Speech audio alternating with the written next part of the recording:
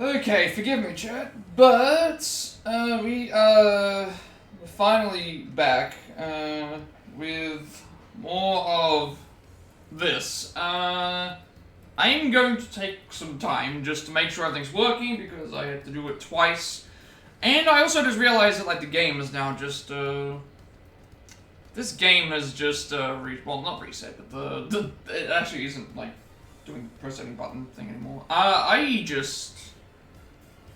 I need to make sure everything's working because this morning has been very hectic, I would say, very annoying, and also I just need to figure out what's going on, and I don't care how long it takes, we're just going to sit through here, and if it takes 20-30 minutes for me to figure it out, I'm going to do it. And as it is, like, I have to make sure everything's working first, so that's the most important thing to me. I don't care about getting into the game, I care about making sure everything's working. And making sure that I've done everything correctly in my specific order.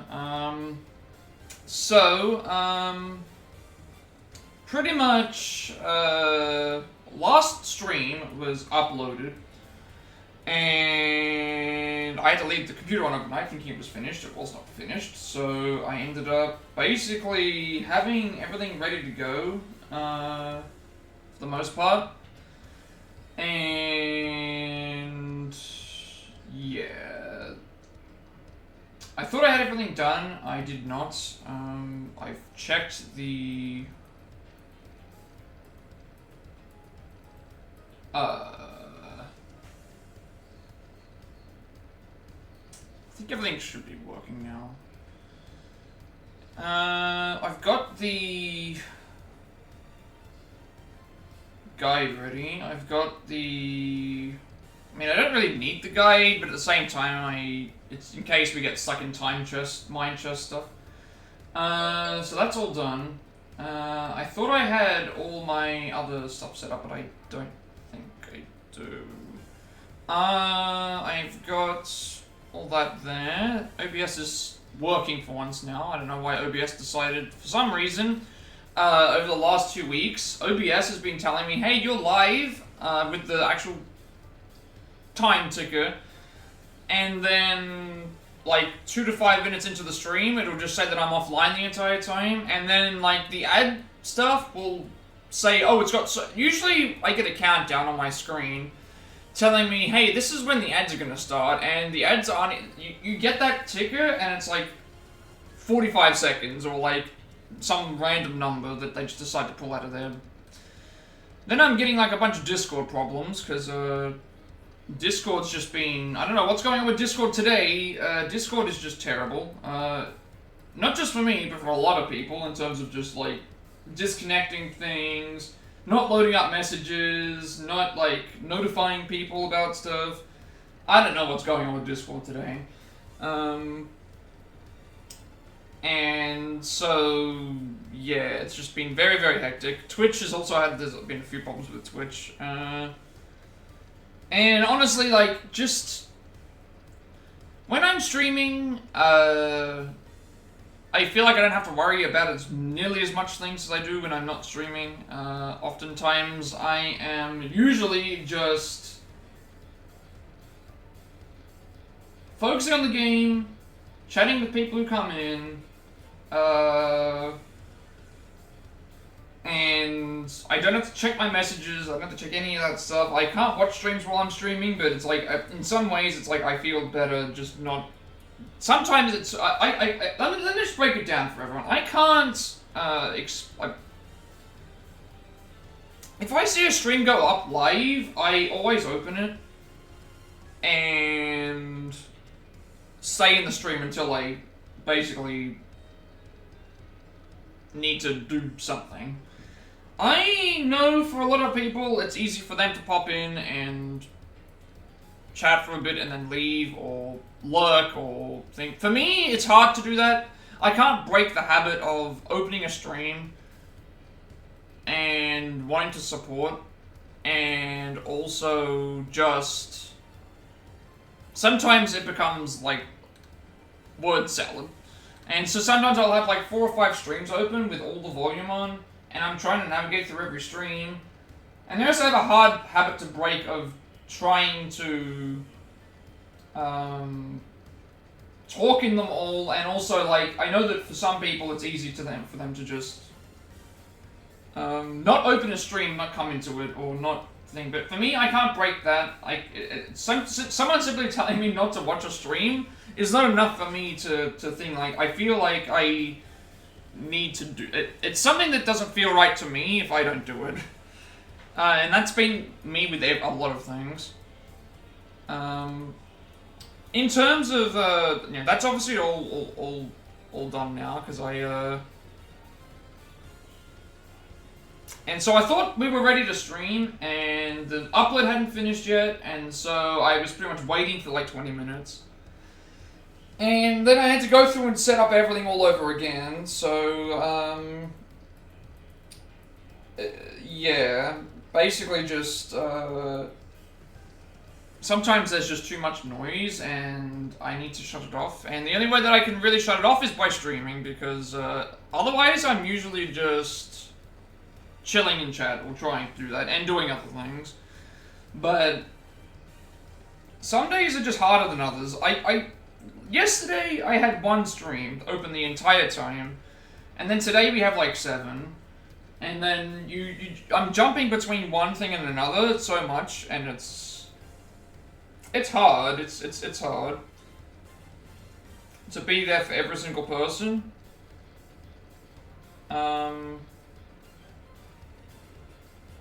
It's just hard. And so once I was getting the second setup ready for this to go, it was just, I had my tablet ready, I had my game that I was making sure to set up, make sure it was okay, I had my YouTube video playing, I had 7 streams going, I had chats that I was doing in those streams going, and then eventually, like, I get the next task done, and then it's like, okay, cool, that's done, now I gotta go do the next thing, and I'm rushing through that part, and then I'm rushing through other things, and then it's just like, I can't explain the feeling of, like, being able to start stream up, because I know that it's easy for a lot of other people to ignore notifications on their phone, and ignore, like, and not be in chat all the time, and not be doing something else. But for me, it's not. I get this feeling of wanting to, I always clear my phone out, because I want to make sure that I don't have any notifications, or I'm forgetting something. And so once it's cleared, it's done. Once I've gone through all Twitch chat and I've said what I need to say, I can move on to the thing until I get a response. That's easy for me to go and do that. Once I've gone through Discord and I've gone and put all my links and I've set all of that up, it's like it's easy for me to go and think. So the minute that I'm able to hit the start stream button, basically, is almost just like a sense of relief, but also like a sense of like me enjoying wanting to stream. But a sense of relief in that I can't, that I don't need to dedicate so much time toward everything else, and can just focus on the one thing.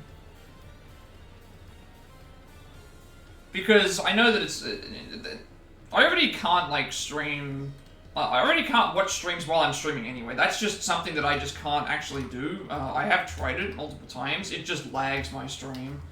And I also would have to have the volume down, and so that's going to also just wreck everything too, because it means that it's not going to really count towards my support, I guess.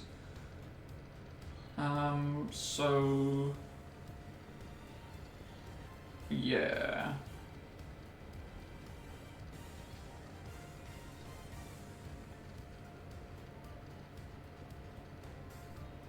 And so, I don't know. I just don't know. I think everything's fine. I think the second time around, everything's been set up, and now we're just sitting here talking for 10 minutes. And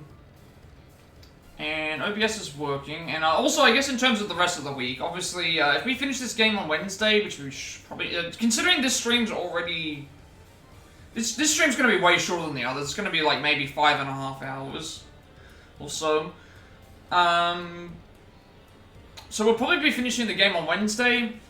If not, it might be dragged to Thursday, and then we'll do Peach, Princess Peach. So yeah, Tuesday to Friday, probably we'll still be able to finish the Platinum for this week. We'll still be able to start on Princess Peach. One of the weekends will be dedicated to Persona 4 strikers with Allison, or Persona 5 strikers with Allison. The other day will be a day off, probably. Actually, I don't know. Allison's got a commitment with friends one of the days, so I might try and do something else. I don't really know at the moment. I haven't really decided. It depends on the day. If Saturday is the day that she's doing something, I will do a break. So I will probably do a break and then do Sunday.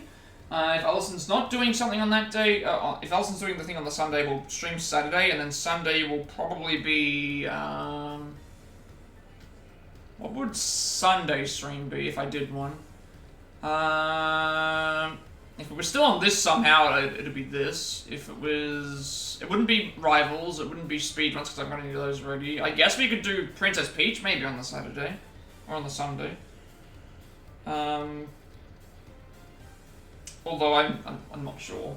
And then Monday will be Rivals, new season, new map, new character. I think that's about it. Obviously, in terms of this stream, though, this actual game, we are currently in Chapter 5. We are currently in Chapter 5. Or Case 5, I should say. And we, let me actually just go through what we've done in last stream. Not a lot happened last stream, but, we're making steady progress. Basically...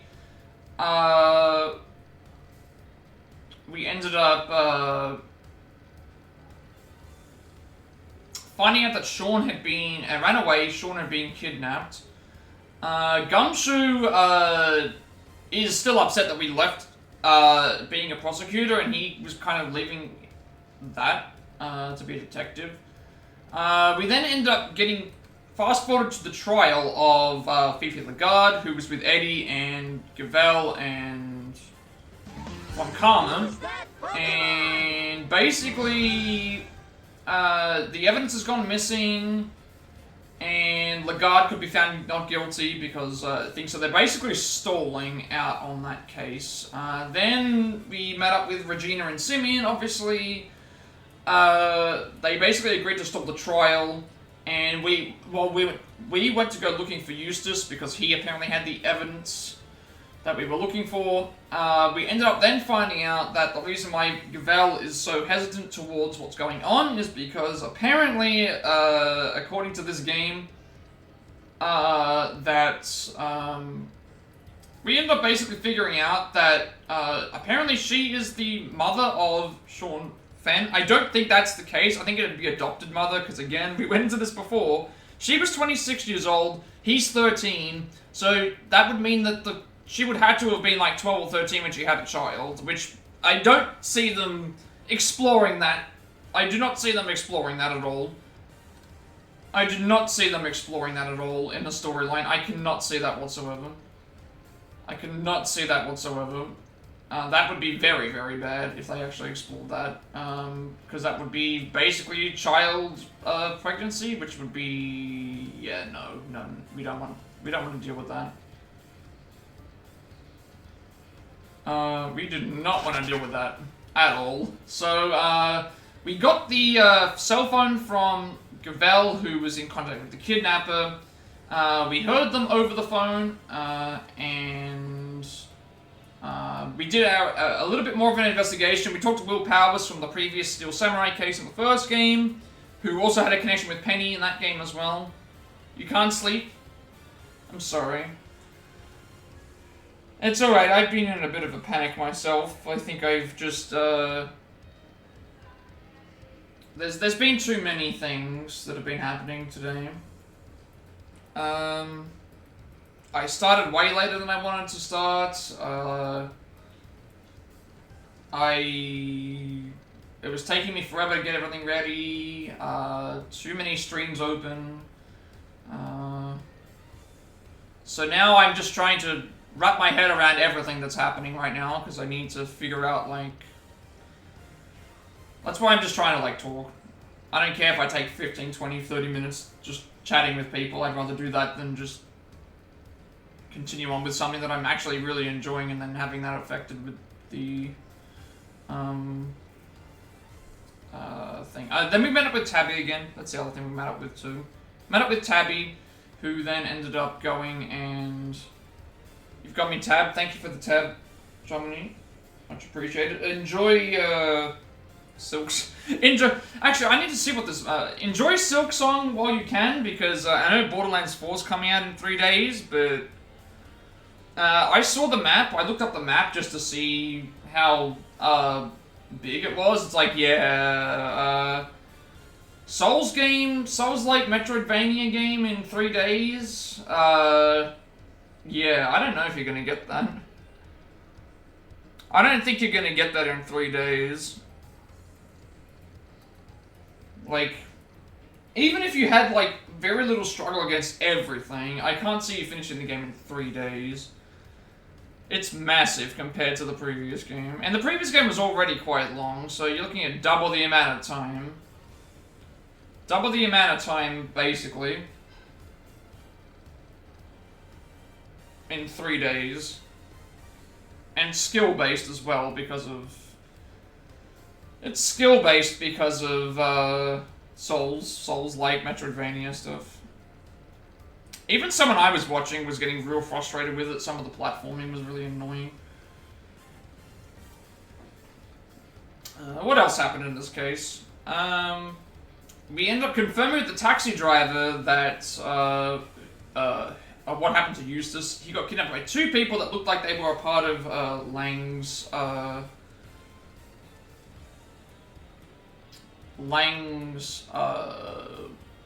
group, I guess. I just realized I forgot to do something as well. I forgot to do that too. I forgot to plug the subathon. I was supposed to do that before. I can do that later. I'll do that after I finish this.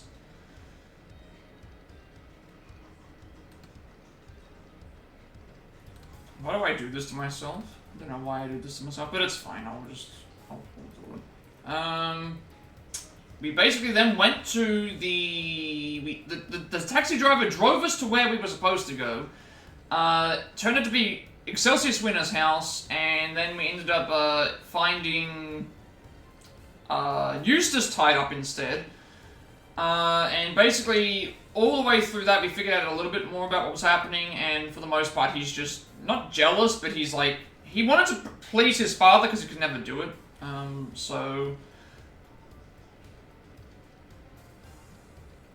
You're going to clean up some DLCs before the beast, probably pause the platinums this, maybe make some progress here and there.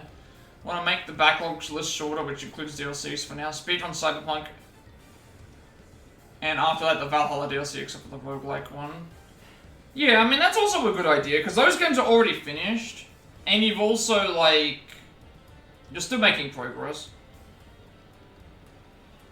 Do what you feel is going to make you the most comfortable. If you enjoy doing DLCs, do the DLCs. If you enjoy doing the... you know, platinum stuff, do that. Do what makes you feel comfortable.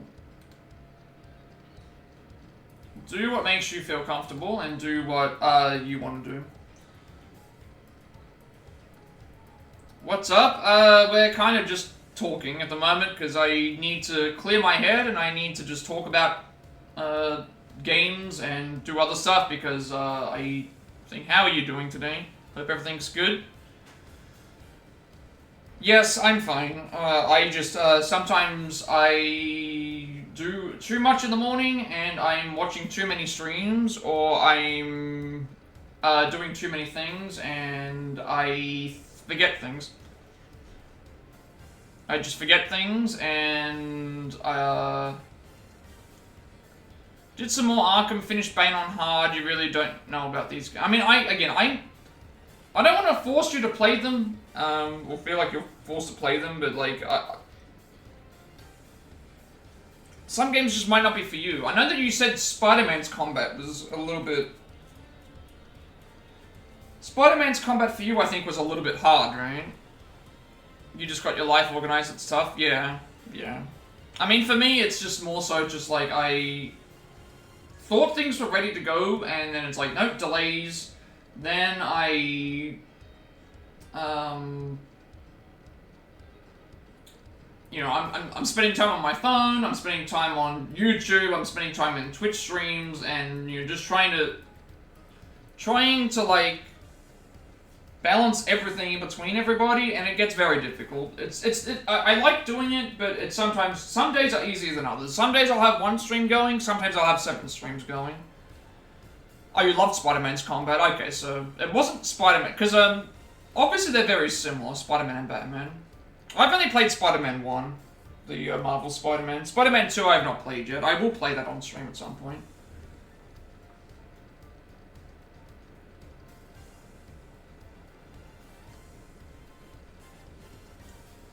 Maybe it's just because I played the Arkham games when when they first came out, so I probably have a love for them as well.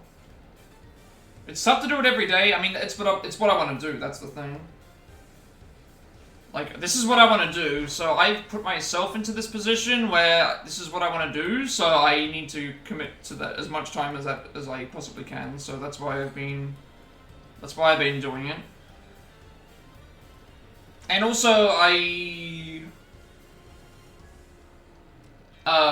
talk to a lot of people, and a lot of people like my streams. A lot of people like my streams, and a lot of people like seeing, you know, and consider me like, they like watching the streams, I guess is the best way to put it. So it's kind of like, I want to be there for that as well. Yeah. It's too hard for you, almost unplayable. I mean, I get it. Like, that's why I was suggesting, like, I know that you didn't like the idea of doing another playthrough, but it might be because you've entered into hard mode at the start. You just started a moving company and stuff to keep up, I get it, yeah. I don't know, I always look at a lot of things. I look at a lot of factors, and I look at, like, what I'm doing, and I look at what other people are doing, and I'm like, I don't know if I'm doing anything incorrectly or if I'm doing anything wrong, but, you know, sometimes it does get you down a bit that you see the effort that you put into something, and then you don't necessarily see it happening the same way for you as it is for others. Maybe you need to switch between Arkham and something else. My only 2 suggestions would be, try something else, or honestly just play through on easy, and just get used to the game on easy, because it's much easier on easy than it is on hard. On hard, you're going to even get notified about the counters. Or just space it out. Space it out might be good. If you only want to do the one playthrough, space it out. Like, honestly, just space it out. There's nothing else that you can, like... I have Arkham Knight on my console. Oh, sorry. I have Arkham Knight, but that's the only game that I have on PS4. And so, the way that I learned how to do Arkham stuff was someone else actually, like, went through step by step of the combat for me. And they said, here's when you want to dodge, here's when you want to counter, here's when you want to do the certain move.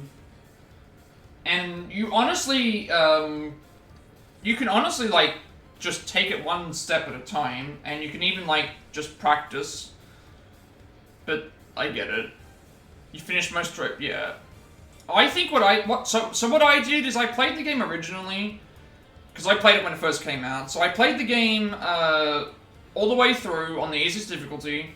I think it was the easiest difficulty. Actually, you know what? Why am I lying? I can just load up the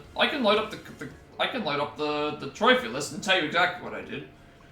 I've got the trophy list right here. Yeah, I think that my content is good. That's why I can continue doing it. If I didn't think it was good, I wouldn't continue streaming. But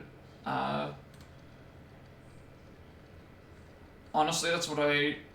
Yeah, doing another playthrough is annoying and frustrating. So if you want to push through, where is Batman Arkham Asylum? What did I do exactly when I played? Everyone plays differently, so I can never. What did I do? Where is it here? Yeah, so you can see here, like 2009, I was finishing the game. Then, like in 2011 or so, I went back and like I did a couple of like extra things. Look at here. So I played the game in 2013, and I How many platinums do I have? 162? 163? So even if you look at this, I didn't get the combo of 40 until I came back to the game. I didn't get the perfect combo until I came back to the game. So when I was first playing, I could not do it. I didn't complete a combat challenge without taking damage without coming back. Like, most of the stuff that I did was after I had come back from it. Even my 100% completion as well. And then here's my speed run. So yeah, I played the game on easy, completed... if I was to come back and play this again, Arkham Asylum, the way I would tackle it is I would do a playthrough on easy, get every collectible, get every other trophy along the way, and then just focus solely on doing hard mode. That way you have all your upgrades, you have no collectibles to worry about, and you have all the extra health, you have all the extra knowledge and wealth of the game that you understand. And yeah, because even I played the game on easy to even get the 100% as well. And it took me a good amount of time just to get... There were some hard parts on hard difficulty, for sure. But they're not impossible. But again, I played the game back in 2009 when it first came out, so... I was a very different player back then. That was like, what, 16 years ago that this game came out at this point? We're coming up on 16 years, so... But the way that I was able to learn the combat was... I went and I practiced. And someone told me that you don't need to be super fast at the start. You just need to get the basics down first. Get a couple of hits... And then just timing the jumps, and then timing the attacks, and then back and forth, and you just take it very slowly. Because the combo generator is very generous. It won't run out immediately, however, it will run out if you get hit, or if you whiff an attack. So if you take it very slow, instead of mashing, you will ever so slowly start grasping it. But if you want to tackle it the way that you're doing it, I think that's fine as well. If you think you can get by hard, I mean, I think that you can get by hard mode. You got through other things on the hardest difficulty before. How many platinums do I have? I have 162. So this is actually supposed to be my 163rd platinum. But yeah, the corruption with the save files, that's added. That's why I always stress to save in multiple slots all the time, just in case something happens.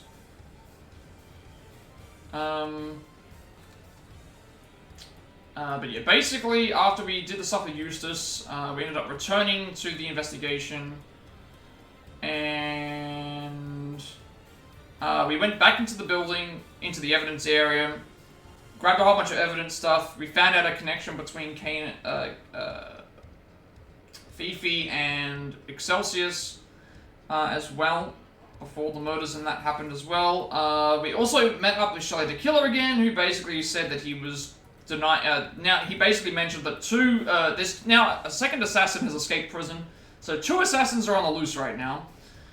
And then we returned to the plaza. The phone rang. The caller was the mastermind, who was also the person in the red raincoat, and basically kidnapped Kay to draw us in. He also mentions that he has Sean, and we also then figured out that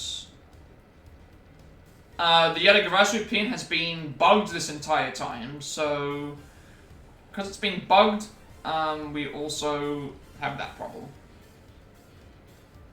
We have that problem as well. So they've been listening in on us for the last 2 cases, and now we are just basically at a point where we're investigating everything else. So that's a basic recap of today's events, or the events as of this moment, I should say, is the best way to put it.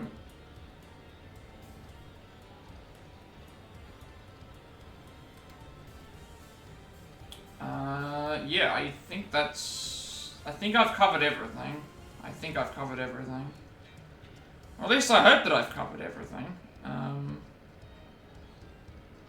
So yeah, 163. This will be the 163rd platinum.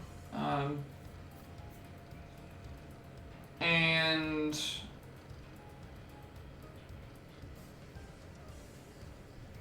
That's the one other thing as well, is that, like... See, Spider-Man's combat's so much faster. Is that why? That might be why. Because let me just put it this way, right? If I played Spider-Man's combat and Batman's combat together, like, one after the other, like, Batman's combat's way slower, so Spider-Man's is way faster. And so maybe that's what it is like... In Spider-Man, you're so used to being able to zip from one person to another, to another, to another really quickly, but Batman doesn't have that same ability as Spider-Man does. And so it is a tough habit to break, to want to try and do the comboing with Batman, like you do with Spider-Man, because it's just... It's more tactical, I guess. And also, like, if you're early on in the game, you don't have as many gadgets with Batman as you do Spider-Man. That might honestly just be what it is. It's just faster pace versus slower pace. Because I think I enjoy Batman's combat more than Spider-Man's combat, just because I felt like I was having an easier time. Spider-Man's combat was like more fluid and like, but sometimes it was difficult to try and figure out like what I was able to do with certain enemies. I lost my combos a lot of times in Spider-Man. Honestly, like, I still like the takedowns and stuff. A raid? Thank you for the raid, Germany. Raiders. Still haven't started my game after half an hour, but still, this is why I'm just ranting and raving and carrying on. Didn't realize you were ending stream so soon. Thank you for the raid. Welcome in, everybody. I do a lot of Switch games, speedruns, reaction videos, Plat and playthroughs. We are just having a chat right now. We're having a chat while we unwind and just do whatever. It's been half an hour already, I can't believe it. I hope that everything went okay with the stream. Unless you're switching games or taking a break, that might be what you're doing.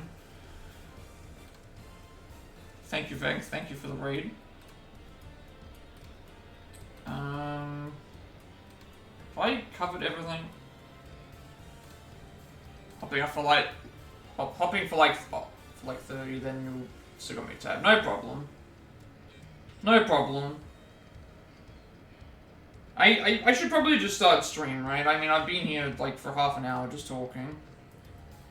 Let's do that. Why not? Alright.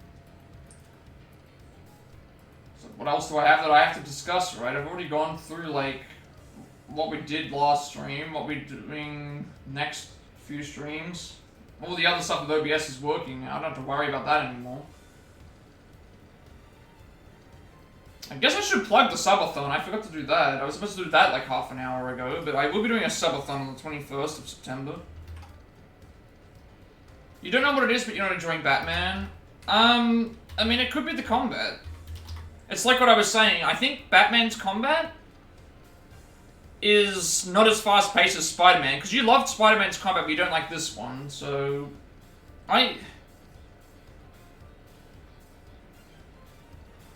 think the Batman games... Spider-Man's my favorite superhero. I really like the Spider-Man game. But I like detective solving. I like It's such a hard decision. I remember when I played Spider-Man 1, I'm like, I don't know which one I like more. Do I like Spider-Man 1 more, or do I like Arkham Batman? Because it's like they're both really good to me. They're both really good games to me. And it's just one of those feelings, you know. I guess it depends on what you don't like about it. Like, if it's just the combat, I can understand. If it's other things, then yeah. Alright, I'm gonna plug the subathon before we get into this, but subathon will be 20th September for most other people. We will be doing Mario Kart 8 Deluxe with the win-loss record with Allison on stream. The plan also, I have mentioned, I said to her last night, I said if she wins the Mario Kart 8 Deluxe win-loss thing, I will extend the Pikachu onesie reward. So, if we make 3 subs, that's the rest of the month. However, if she wins, I will make it the rest of the year. If we manage to get to 30 subs or above, I will wear the Pikachu onesie for the entire year. from September 21st of this year until September 26th of the next year, with some exceptions in case I need to wash it or do whatever, I will wear the Pikachu onesie for an entire year. If we meet the sub requirement. I'm not expecting to, but if we somehow do, I will do so. I've already said that. We shook on it. Allison said she agreed to that. That is what I will do. I'm not looking forward to it, but hey, if people are gonna pay for it, like, that will actually, like, you know, I figured that, like, I would just do that for her, especially since she's a part of this stream, you know? She's an important part of this stream. Even when she's just been chatting or she's doing her own gameplay thing, like, I appreciate how everyone's I appreciate how everybody has interacted with her. I know that it's hard for people that are, you know, it's especially hard for female streamers and females in general to come onto a platform like Twitch and be respected and be accepted by people without someone having a certain feeling about them, and I appreciate how everyone's done that with her. It's the combat, the gameplay's all slow and boring, you barely make progress, it feels unrewarding. Yeah, I mean, it might be because of just playing on hard. Because the Predator rooms for me were always really fun to figure out how to break down each person. I always liked that.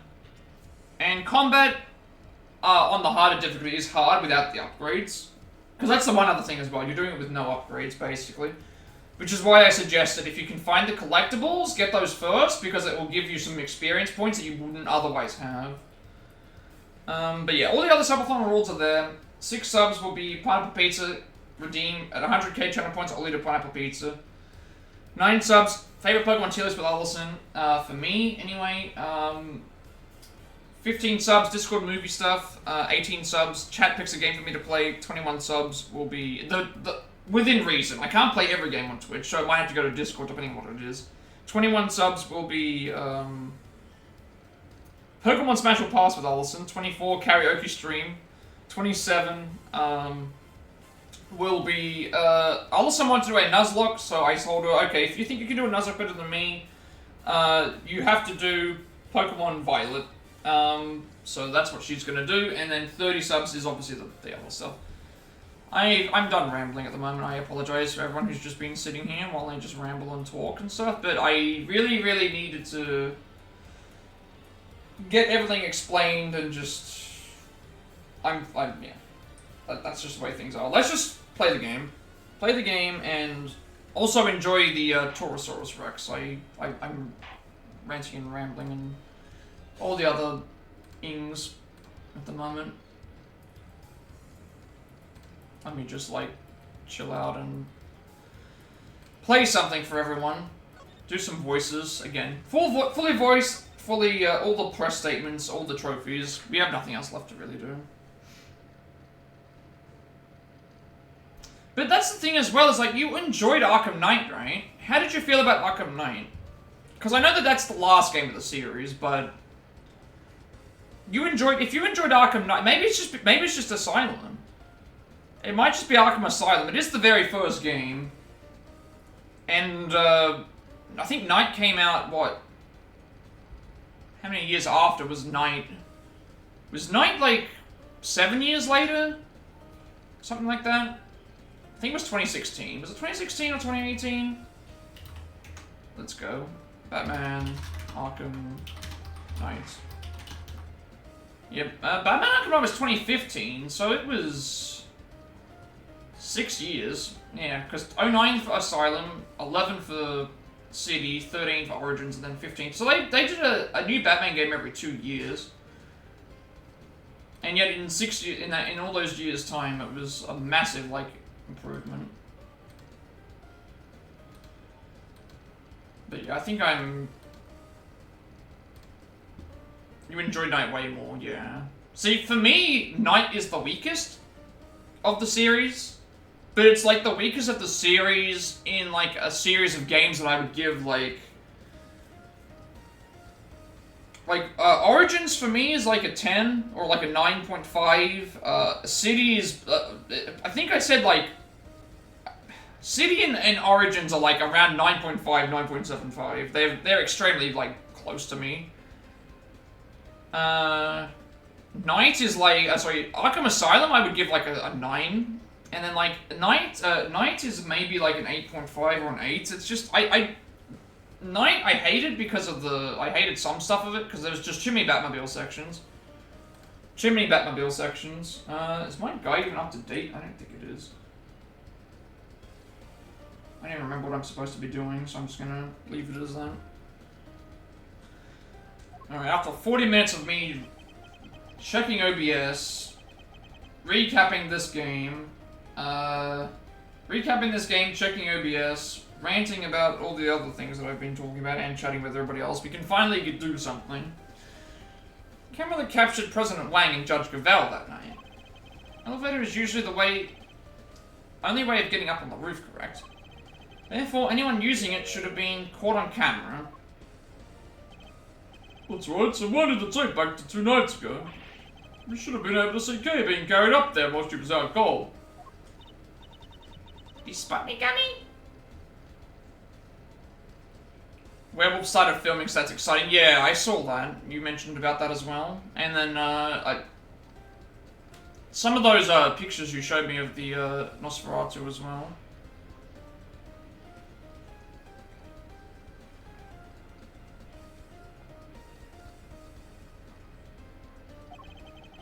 Scroll and fast forward. Everything from 2 days ago to the end. So I'm not really sure what else to say. Like, take a break from it. If you want to continue through hard mode, collect some collectibles to get the experience so you can get better upgrades sooner. Because obviously you're dealing with a playthrough that would have no upgrades at the start versus everything. Or go to easy and just have a little bit of a better time to try and understand the combat, maybe. Because the Predator rooms are hard, absolutely, but I think the reason why I probably had an easier time was because I was going around grabbing everything as much as I possibly could, and that does add up with the XP. And it's mostly just like how people want to play a game. Like, I can never tell someone how to play a game properly. There's no proper way to play a game. If you want to play the game in one way, then there's no right or wrong way to play a game, I would say. Which is what makes them unique, I guess. But lots of movie news, lots of TV show stuff coming out next week. So this week coming up is like big for TV shows, and then the week after that's big for video games, because we got the last week of September is Tokyo Game Show, a State of Play, and the RGG Summit, and then you've got Gen V starting, you've got Terminal List continuing on, and you've got the Beast release. Or in this case, I guess you're waiting to get the Beast now. And nothing. No Sonic K anywhere. Thought it was too good to be true. How did the kidnapper get her up there? People need to look into that a little more detail. Last time on your list? Yes, sir, this is the big one. Third thing I have to tell you is, it's great to be working with you again. Just a very busy September. And then October has, well, and also the end of the month is 2 more games, potentially. Hope you catch this, Purp, if it's the last thing I do. That about wraps it up. Put you through a lot, Detective. That doesn't mean I can start going easy on you. It's the big one, as you put it. Doesn't even have anything to do with the case. I preferred something of practical use. Yeah, I would have started stream a lot sooner, but by the time I actually had everything done, I think it was like 10 o'clock or so that I had everything ready to go, I think. And I had to wait like half an hour. I had to wait like 10 minutes or 20 minutes just for the YouTube upload to finish. Oh, mercy, huh? Guess I shouldn't have expected any less. Thanks, Mr. Edgeworth. Up the search. Boy's been kidnapped. We need your help to find him. You're looking forward to go back to Valhalla after Shadows? Yeah, I still need to go back to Valhalla, but I haven't got the DLCs yet, because I think the DLCs are still super expensive. One good thing, though, I should mention, the DLC for Mirage is out, but it has no trophies, so if you don't want to go back to Mirage and play the DLC, you don't have to. I probably will, just because it's there, but I'm not looking forward to it. But no trophies for the Mirage DLC. In fact, it doesn't even have a download. It's just, doesn't even have a PlayStation Store thing. But I do need to play the Valhalla DLCs. I mean, we will be playing God of War Ragnarok. That's the one thing that, like, we will be playing God of War Ragnarok. I think sometime in this year, if I keep consistent. Yes, his name is Sean Fenn. Wait, Gambit the Horns?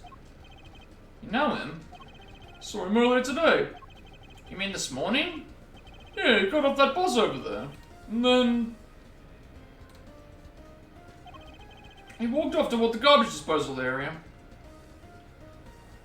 No trophies, which means not playing it. Thank you, Ubisoft, for doing something good this year. I believe... Did the Avatar... I think the Avatar game got trophies, right? Did the Avatar game get trophies?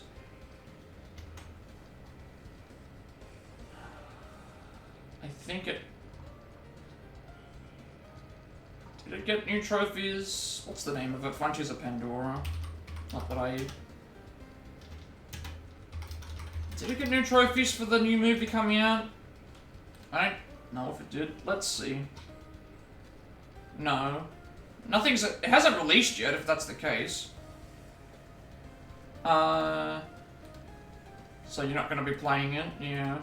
I mean, I'll probably play it, because I've already played, I've already played one of the game. I've already played the game on stream. I didn't like it, but again, I've also heard that the DLC was good, but I'm not in any rush to play it at the moment.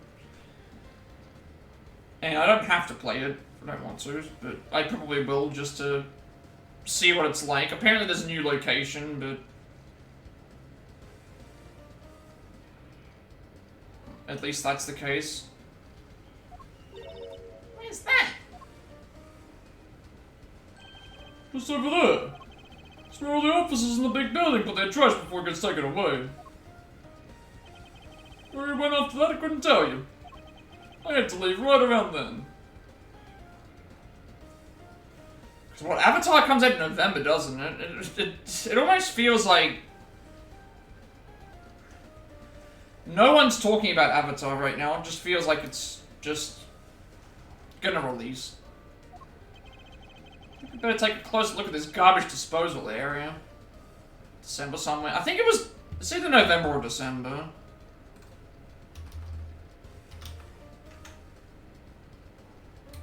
When is Avatar? Oh, I hate these movies.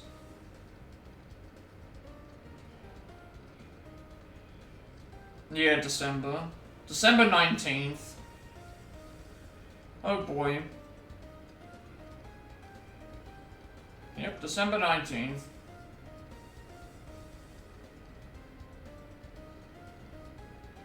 And then Avatar 4 and Avatar 5 are in various stages of completion. Production, and then that's going to be 2029 and 2031. So we're not getting another Avatar movie for another 4 years, apparently. And remember, he wants to make 10 of them, so yeah. Avatar 2 re-releases in 2 weeks. I mean, I don't think I've even seen it, actually, yet. I don't even think I bothered watching it. All I remember seeing was the reviews was just like, you know, you get a whole bunch of cool-looking water scenes, and it's like, it's just a visual movie to me. It's like playing a video game for the graphics, and that's all. It feels just completely pointless to do that. I don't know where I think I've talked to everything here. I'm supposed to investigate first. It's 3.5 hours, and yeah, I didn't like the original. The original movie I didn't like. So I'm avoiding it as well.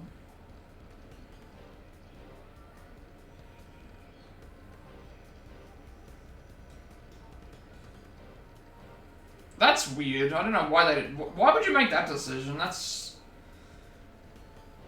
weird. I mean, I guess you could say that it's like, again, it's a fantasy world, so I guess they can say that there's like some other reasoning for it, but it's just like, I don't need to...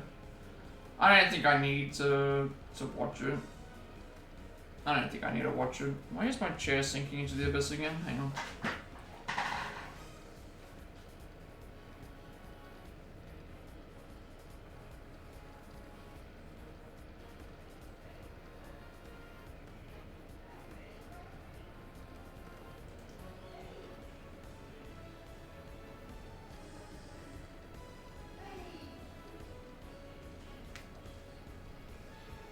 I don't get this guy's reviews. I don't get his reviews. I just decided to check our favorite guy on Critical List. He gave another movie a 50, and then it's like his reaction to like, it's like he gave that a 50. Like, I haven't even seen the movie, but it's just like, I cannot believe that like that, like his reaction. It's just, oh, it's just memes and just like a couple of sentences, and it's like, that movie is a 50? Like,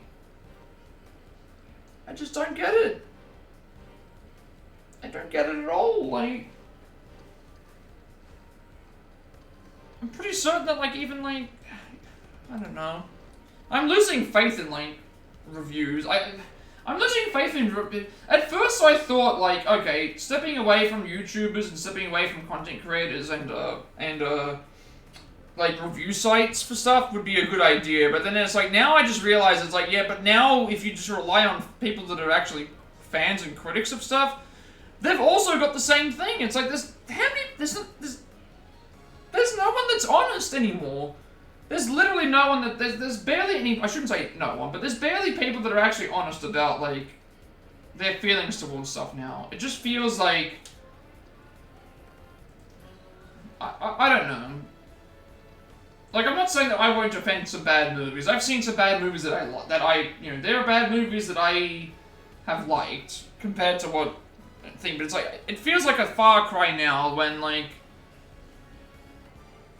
you know, I was the guy who liked Revenge of the Sith. I was the guy that liked Spider-Man 3. I was the guy that liked Kingdom of the Crystal Skull when they first came out.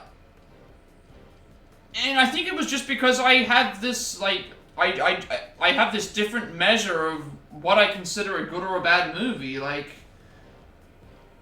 a good movie to me, if I'm entertained by the movie, then it's a good movie. If I'm bored through the movie, then to me it's a bad movie, and it's varying levels of that. And so, if I am scrolling through my phone and I'm bored watching Oppenheimer, it's probably because I was just, it was to me, I consider Oppenheimer like a bad, it's not the worst movie of all time, like, it was just very boring. And so I don't get the same love and appreciation that they gave Oppenheimer when it came out, because it's just like, I could only sit through that movie one time, and I've seen similar movies like that I'm way more engaged in. I don't even remember what I was doing at this point. I think I was supposed to, like... Can I ask you a somewhat pertinent question? Sure, what is it? Are they planning on making more Steel Samurai? Sorry. Does that have something to do with the case? No, I was simply asking out of interest.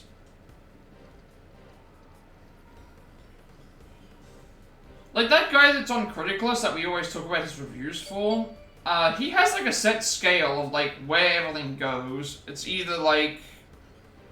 It's not, like...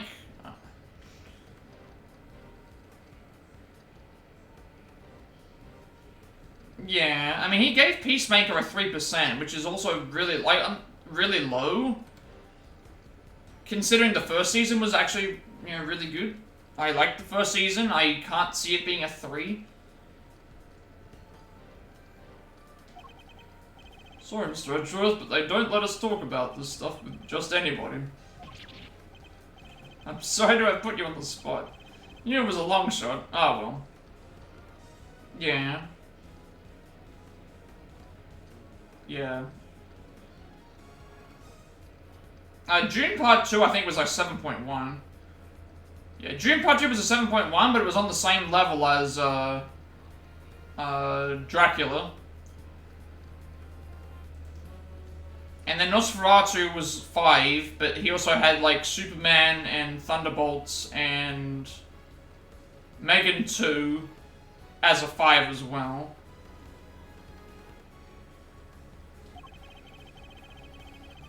And then he had Jurassic World Rebirth at 2.8, but then he had Revenge of the Sith as a 0. Yeah, I think he gave Superman a 5.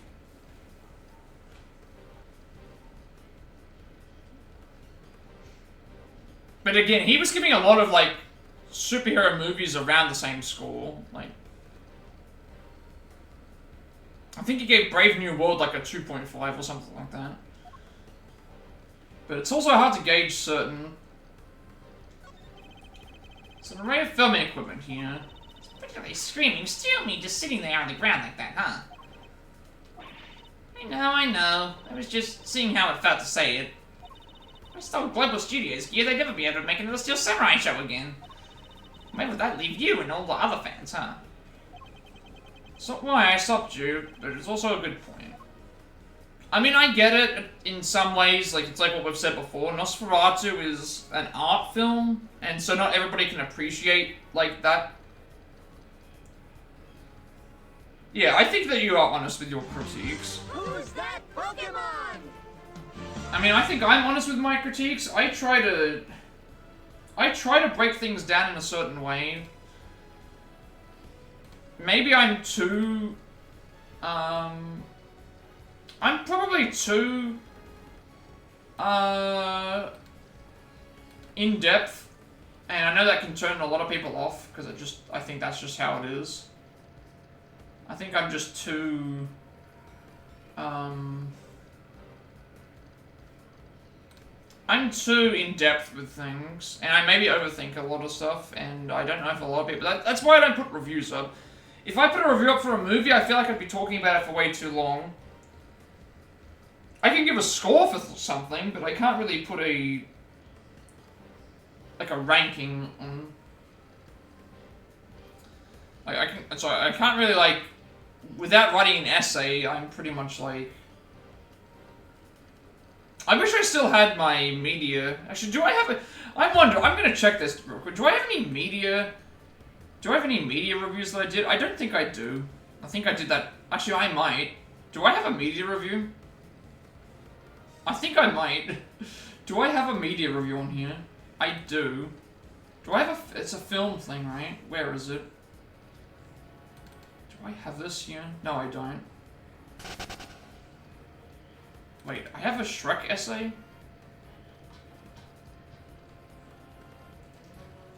What is this?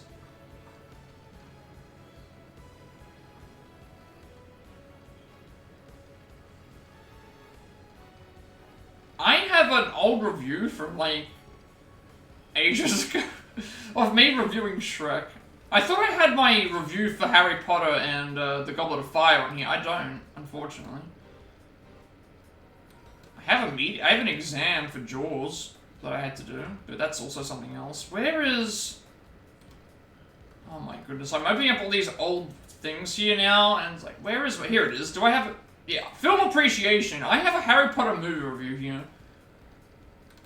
I want to read my Harry Potter movie review, and I'll tell you how... This is how bad... Like, I gave... My Harry Potter... I made this... When was this review made? This review was made in 2008. I reviewed Harry Potter for That will be your love letter to Robert Eggers for when you do Nosferatu might be... I mean, People don't understand how in-depth I write things. I wrote a Harry Potter review for film appreciation class in 2008. And I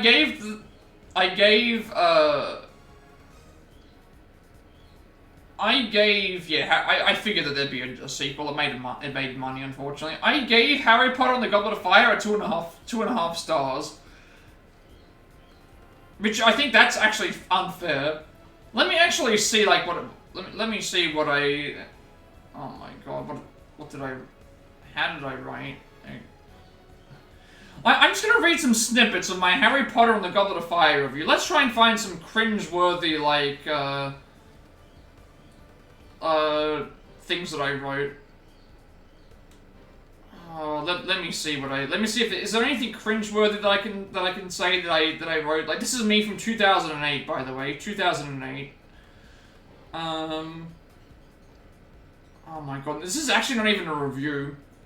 This is not even a review at all. This is a terrible review. It's more so just me doing a synopsis of Harry Potter and the Goblet of Fire. It's not even a review. It is not even a review. It's not even formatted correctly. It is... Oh my goodness, it is... It is awful.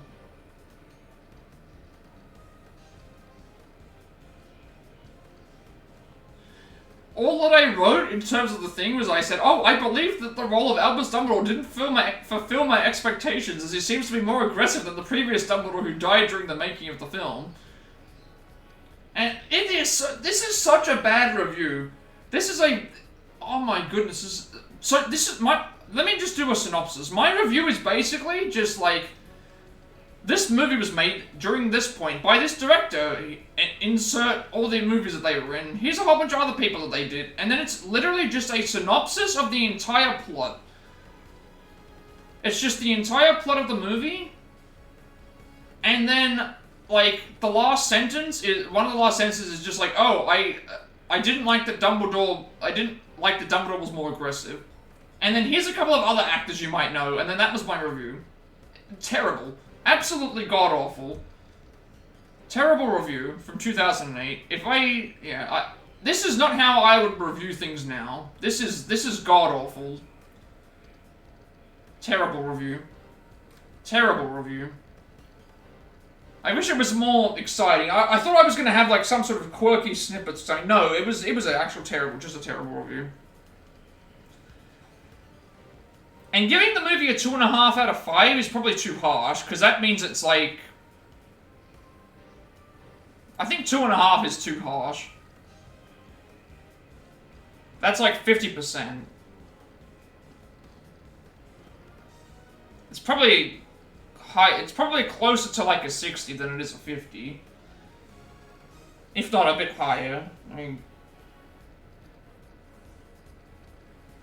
I thought I was going to have some sort of cringy, like, dialogue from 2008 me, but no, it was actually just I just described the entire movie and gave a bit of history about the actors, and then I had one line where I just said, oh, I didn't like Dumbledore's portrayal. That's all that I wrote. Great review there. Great review.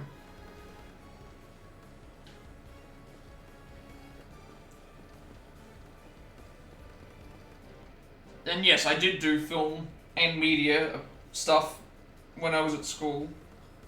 And we actually did have to watch movies. We had to watch Jaws for our exam. I did an essay about Shrek. We had to review a movie. We had to choose to review a movie, and yeah, just... If I posted that up on Criticlist, it would be like... It's not even a review.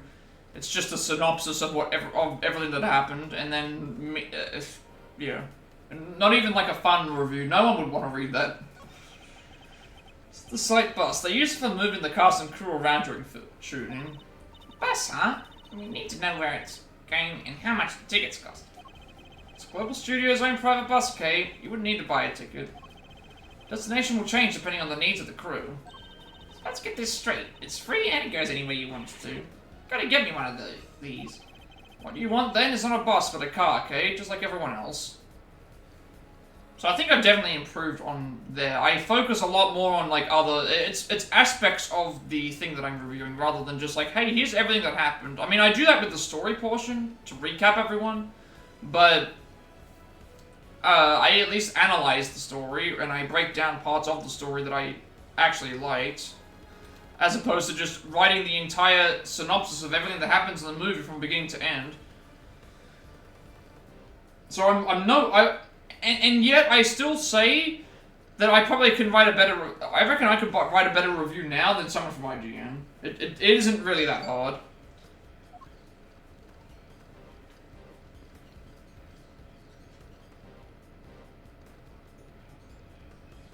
It would be #1 criticless fan with common sense. I mean, the review was awful. It's very much just like what his reviews are, just a shortened version.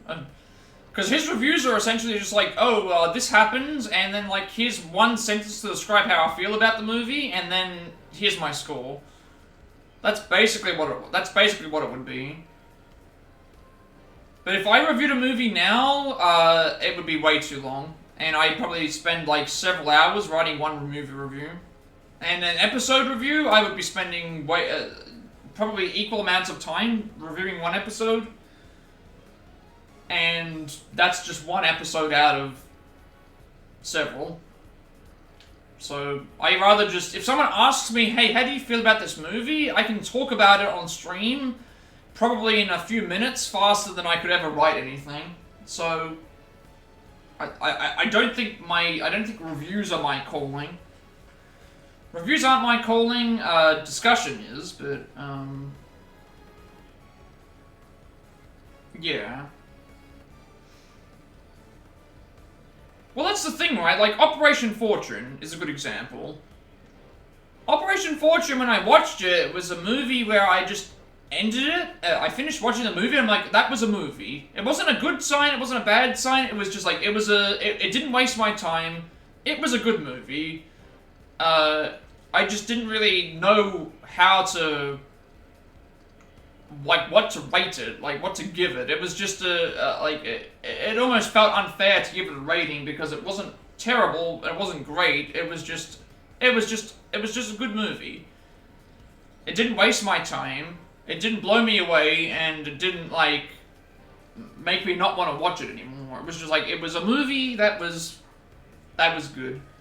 That had some good acting, that had some funny comedy in it, that had some good action, that had a decent story, that had, you know, some twists in here in the end. It was just, that was the movie. The movie was thinking, would I recommend it? You know, I would say, like, you know, if it was, you know, I would say yes. Like, just to, the only reason I would say yes is because I would be like, I would want other people to comment and be like, what did you think of the movie? And then it's like, oh, maybe I can talk about it more. Yeah. See, I didn't really like it. I didn't hate it. I just was like, it was like, it was a good movie. It was just good. Nothing will stop. Yeah. I mean, I get it. Like, I watched Wrath of Man, I think, at least once, so. It's not something I would necessarily go back and watch all the time, but if it was on and I saw it was on, I'd be like, okay, I'll you know, it was a fun movie. It was fun enough to. It's a spy comedy. It's a spy comedy movie, and there's been plenty of bad ones, but it wasn't one of the greatest spy comedies for me, but it was a good one.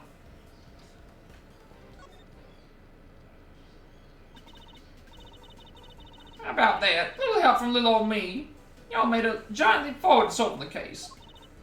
Hey, sir. Sure, if by crashing me ran up going after the completely wrong kidnap victim. Must have barely looked at the photo at all. Nothing will top Cash Truck. I mean, I guess we'll see. There's always a chance. We call it Wrath of Man here. So, was it called Cash Truck for you?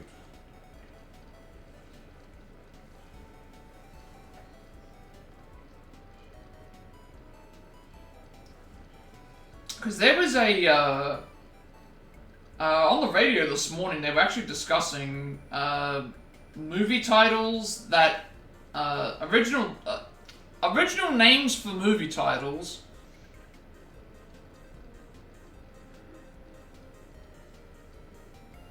You've rewatched it. Wrath of Man is the most rewatched Statham movie for you. The amount of times you've watched that movie is insane. At least watch it 5 times a year. That is amazing. That's a lot of rewatches. Yeah. Yeah, so we called it was Wrath of Man for us. But there was like some interesting ones. Like, I'm not Hancock, the Will Smith movie. The original name for that movie was Tonight He Comes, which is just a really stupid name. And then Edge of Tomorrow, the Tom Cruise movie where he's dying constantly with Emily Blunt. That was originally called All You Need Is Kill. Which sounds so stupid. Sounds like a stupid name for a movie. All You Need Is Kill. Oh, really? Here, I thought I'd given y'all the tip of the century. My bad. It's your fault. It's ours for putting our trust in unreliable sources. What would my most I think my most rewatched Statham film is Expendables 2. Probably Expendables 2.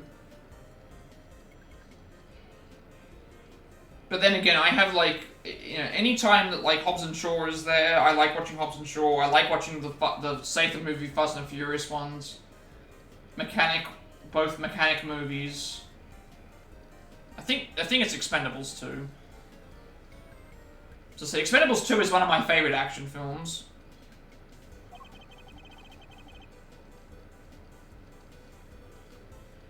When you make a movie, the name will be Don't Forget to Take the Trash. Hey, that ain't nice.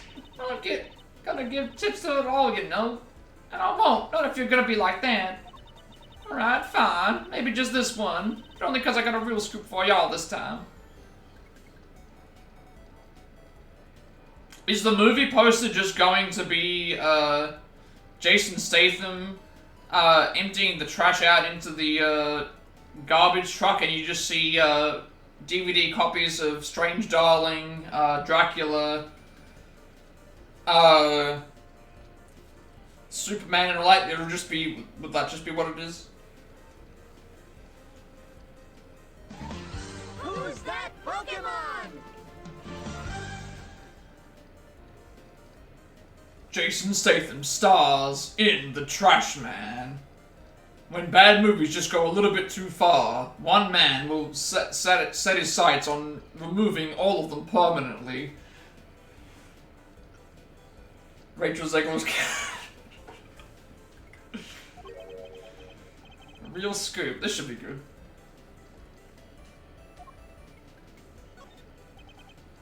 Fine. Not expecting much, but you got my attention. What is this scoop of yours? Proof, that's what. Proof the Taurosaurus really is real.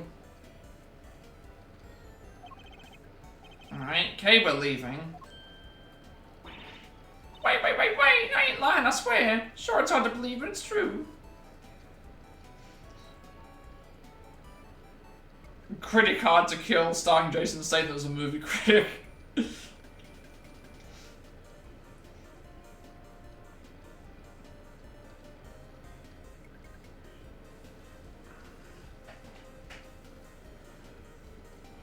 Nah, it should be called Critical Kill. Like, that could work.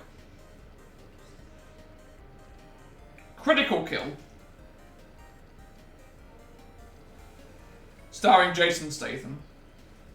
Or Critic Kill, or Critic Kill. I don't know. It should be like this. Like, Critic Kill or something like that.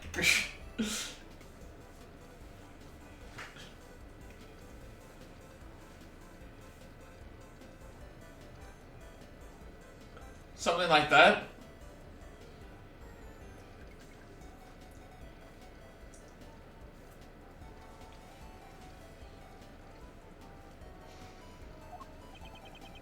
Don't have time for this. We also don't have much else to go on, I suppose. Proof? What kind of proof? Did you capture something on your tape recorder, perhaps?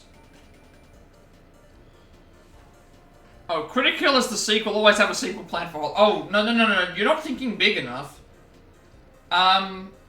Because obviously by the time that, like, you've got to think, like, remember, James Cameron already has 10 Avatar films planned. James Gunn already has a 5-year plan to do all of the movies like the MCU did phases 1 through 3 in 5 years. You've got to think bigger than that. Like, you've got to think bigger than 10 films. You've got to think bigger than 5 years to do the entire MCU. It's got to be bigger than that. You're not thinking on the high enough level. Like, you can't just have one sequel planned. You've got to have an entire multiverse. You've got to have TV show tie-ins. You've got to have video games made, merchandise. You've got to think about all these things. You don't just make one original film, because who wants original films, right? Nobody wants an original film. Why make an original film when you can take something that's popular and then make it for modern audiences? That's why Snow White was so popular. You're good, Ruffles. Sharper than a gosh dang tack. Capture the sound of that big old beastie breathing fire is what I captured. So there's something a little better than that. Hey, don't make that face, dang it. Ain't lying, just listen for yourself and tell me it ain't true. Alright, ready, it's fire breathing time, dag Gambit.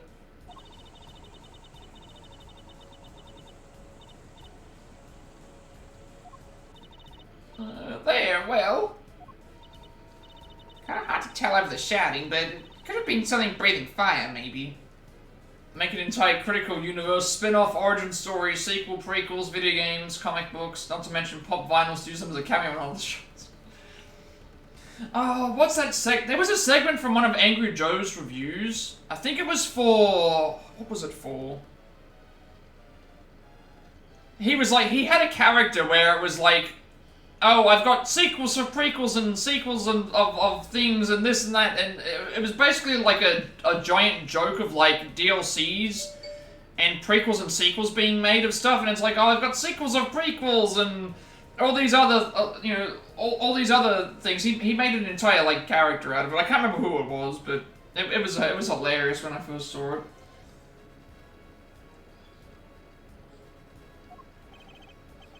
Tell me, Miss Lloyd, did you see this fire breathing something with your own eyes? Well, not exactly with my eyes as such. Being as how I wasn't precisely close by when it happened. And so I said, everything's always about, like...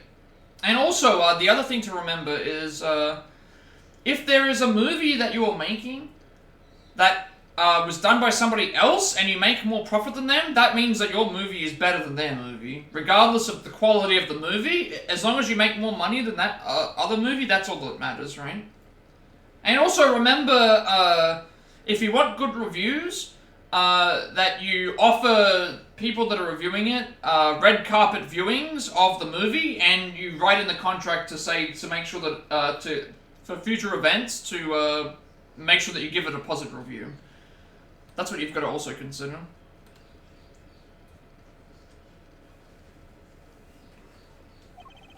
Surely the real Torosaurus will be pretty hard to miss, no matter how far you're standing. Well, see, I was far away, but also recording via what you might call non-standard means. Yeah, I still don't get that. I still don't get that. You have Superman be the very first movie, and then you follow that up by straight up just saying, Peacemaker is what sets up the next Superman film, as well as all the other films, and also, is essential watching, basically, to, like, with The Flash, it makes sense. With The Flash, it makes sense. Flashpoint triggers, all these other things happening, but, I don't see how Peacemaker doing what he's doing is going to somehow affect every single other movie. It's not the same thing. It's not like Thanos blipping everyone. It's not like Loki doing stuff with the timeline. It's not like, you know, I don't know. Do you want to explain what you mean by that? I dug myself a hole here, huh? Yeah, the massive cameo is apparently teased the big blue beetle, which also makes no sense because they haven't mentioned anything about those characters being thing. Changing the ending to Peacemaker Season 1 to have the different characters. Again, another problem, like, with that, is that they made Peacemaker Season 1 with the intention of it being part of the previous DCU, and now they've had to change it. Still no Wonder Woman casting, by the way. Still nothing for that, despite the movie coming out next year. The Clayface movie being pushed forward 4 months.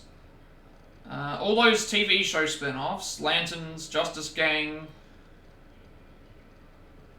Yeah, then wanting Henry Cavill to come back, not as Superman, but as somebody else. Not knowing that he was fired. There's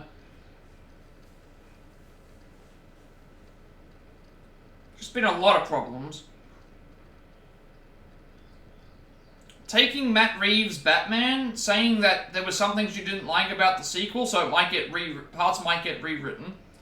Wanting him to be a part of the DCU, and then also making your own version of the Batman, and then probably making that one be the canon of the thing. So we have to accept that the canon for the Batman James Gunn version is going to be the one that they want to go with. And then also not renewing Penguin. That's the other thing as well.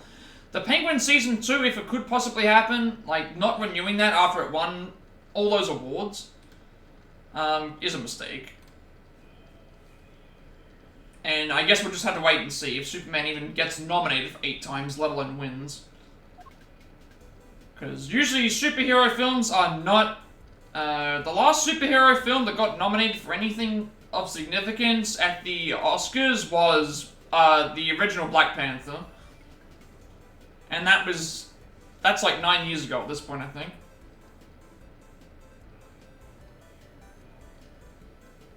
And then also they've announced that they're going to make... there's going to be 4 Superman movies. So yeah, Mike could have rigged up a little wireless intercept, hoping to do a little scoop detecting. It's so sad. Poor insect. Not an insect, Kay. An intercept. She was listening out for radio signals. Would have allowed her to listen in on any nearby transmissions. Yeah, it sounds confusing because it is. It just straight up is. Even the MCU, like... The MCU still had a plan, but the MCU is still also a little bit confusing, but not like this. Because I think they at least spaced out the announcements. That's the big issue. That's the big issue, is they haven't spaced out the announcements, and also they haven't had to reset their actual universe.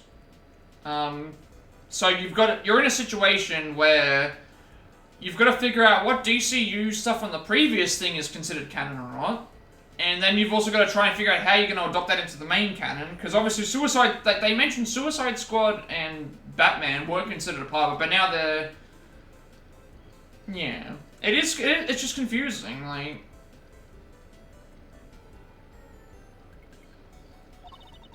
I mean, the chief had been down here at the big building sniffing around these past couple of days. And that's the other thing as well. Remember, he said, we have that clip. Batman is a psychopath.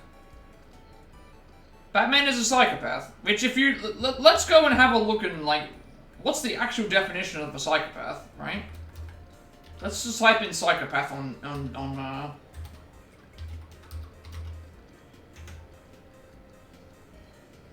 Okay. A psychopath is an individual with a distinct personality characterized by a severe lack of empathy and remorse, manipulative tendencies, impulsivity, and antisocial behavior, often leading to criminal acts. Parts true, parts not completely.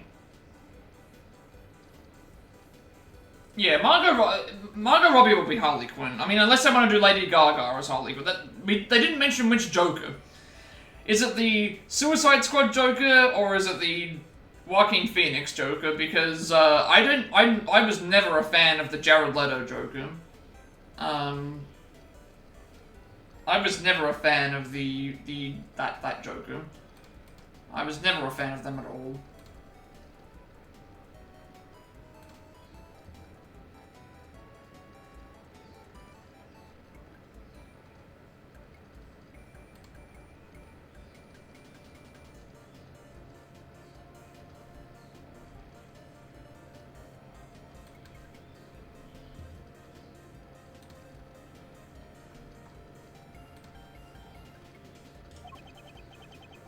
To Miss Hart's tip about the underground auction issue.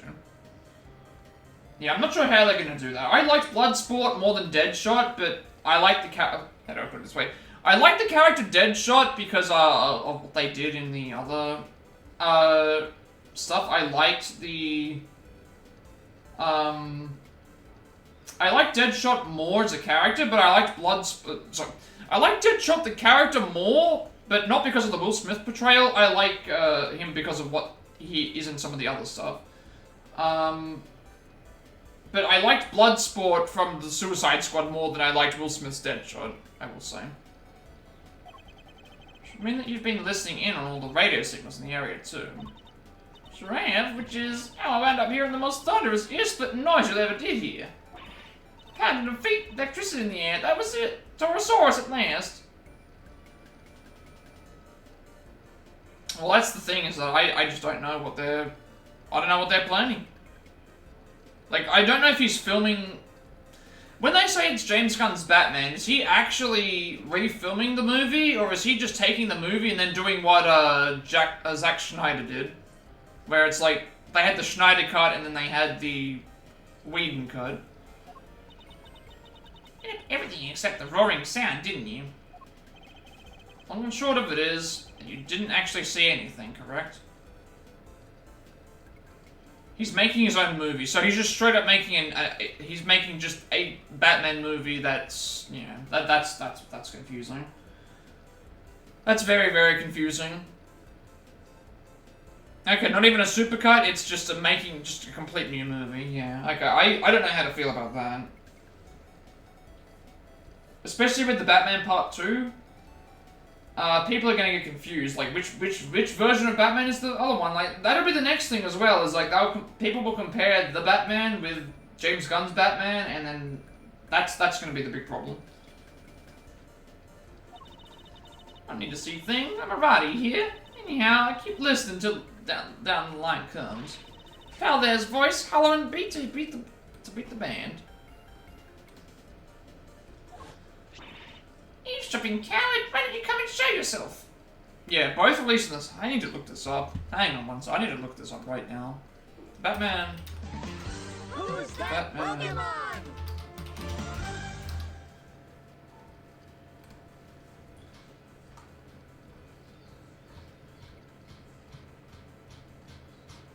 What would be good? Where is this?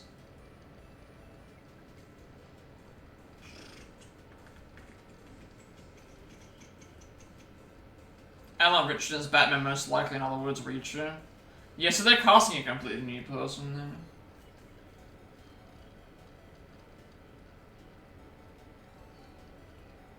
Well, Penguin's gonna be back in it.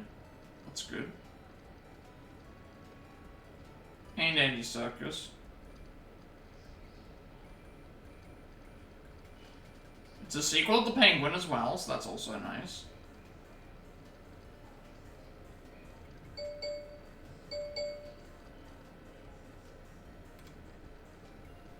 He is producing Clayface. Matt Reeves is producing Clayface. Which is a good sign.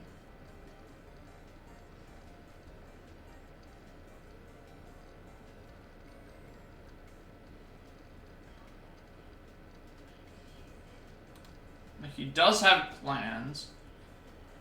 There are potential, like, upcoming projects.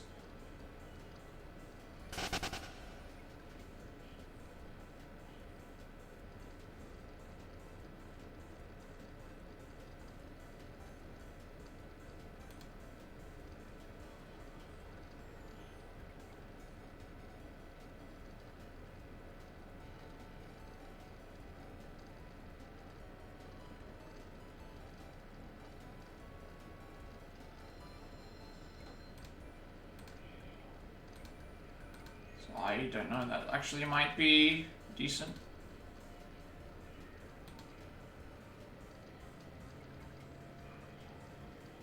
Yeah, Clayface is September next year.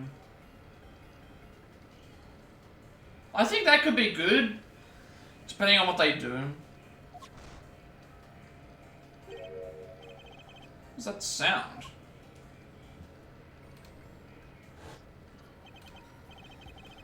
Apologies for that. It could be good. Like, I know they want to do Swamp Thing, but I get this bad feeling with Clayface is that it's gonna be like I feel like it's gonna be like the Substance or like Together. Is it called Woman of Tomorrow? Is that what it's called? That's what makes me wonder. Is that what it's called? That's the only thing I can think of what it is called.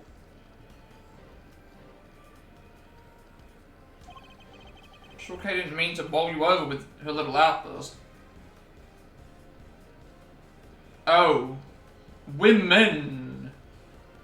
Not woman. Women. So that means that there's gonna be that means it could be Supergirl, Hawkgirl, and Batgirl, maybe. It could very well be like the Marvels, maybe. Sure was as shocking as it was because you didn't hear it directly. It came through your headphones while you were listening to the signal from the bug, didn't it? Are you saying she planned it? Hey, come on now, ain't into no bugging. Just a little lighthearted setting is all. Oh, you meant woman. So I was correct, it was called Woman of Tomorrow. I thought you meant, women. When I saw that, I thought it meant that there was going to be a Marvels-type movie.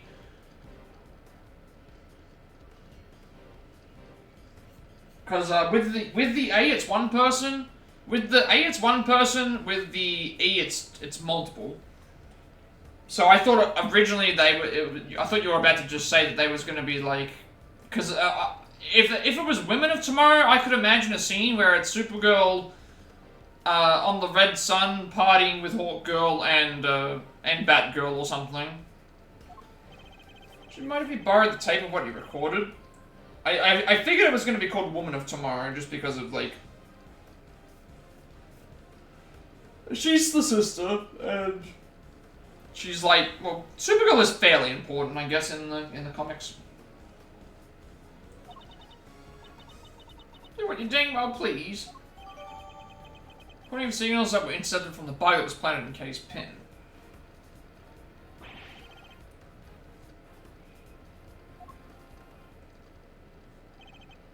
It's the same, Miss Barry. How's the search going? Did you find him? Yeah, poor Sean. You can expect a women team up. James Gunn can't produce single character focused movies. Yeah, that was what I thought. I thought for a second when I saw the thing it said Women of Tomorrow, and so I figured that would mean they were gonna do some sort of like like a Marvels thing. Because obviously Marvels was Captain Marvel, Miss Marvel, and Monica Rambeau. I can't remember what her character is. What her superhero character's name is. Nothing. Just a slip of the tongue. Guess they still don't know about the kidnapping. Did manage to find Eustace, yes? Did? That's great. Thanks so much. And maybe they won't arrest me again.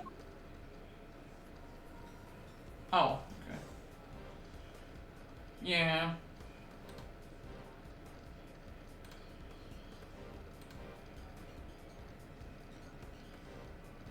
That was the other problem as well. It was like, he felt like the least important because of the other characters doing stuff. Like Superman felt like that was how it felt like with Superman.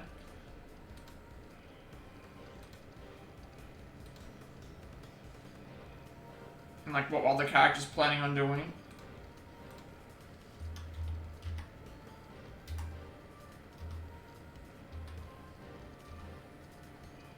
So yeah, it's not the best comic movie ever made. It's not even the best DC movie. And look, when people watch those movies, like, they don't compare everything, like... The DC animated movie department is arguably better than the movie department, like, ever has. Like, the animated movies for DC, some of those are fantastic. And not a lot of people even watch them.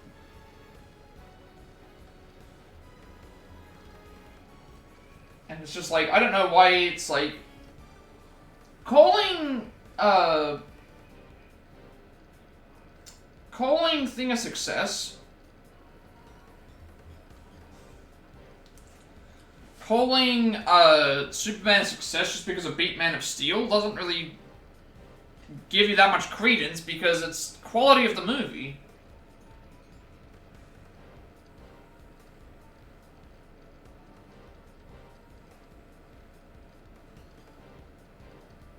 It's almost like they're just looking for reassurance, whereas the movie, if the movie was like so good it would speak for itself kind of thing. Like that's the one thing that I always notice when it comes to social media stuff is like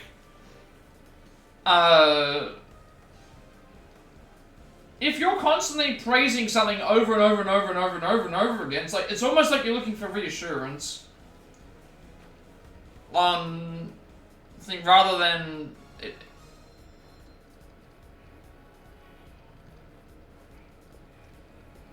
And it's okay to be a fan, but at the same time, like, you have to also be honest about the... Oh, we can actually go through that area now.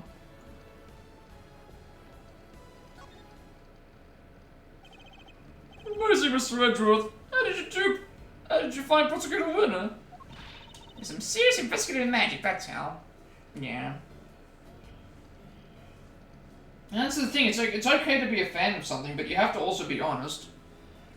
There's two variations of that. Like, even with your reviews, like, Sinners, you were really, really heavily, like, promoting Sinners as how good of it was, but it was delivering on almost every single person that was, you know, talking about it kind of thing, so... And then, like, something like Nobody 2, where you had a lot of, I guess you would say, bias or, like, fandom towards it, but you also were honest with your opinion of... Really? We're doing this again now? We're doing this again now? I just like that it took 15 minutes to make that account, just to follow. But thank you. Thank you for that. Thank you for the follow.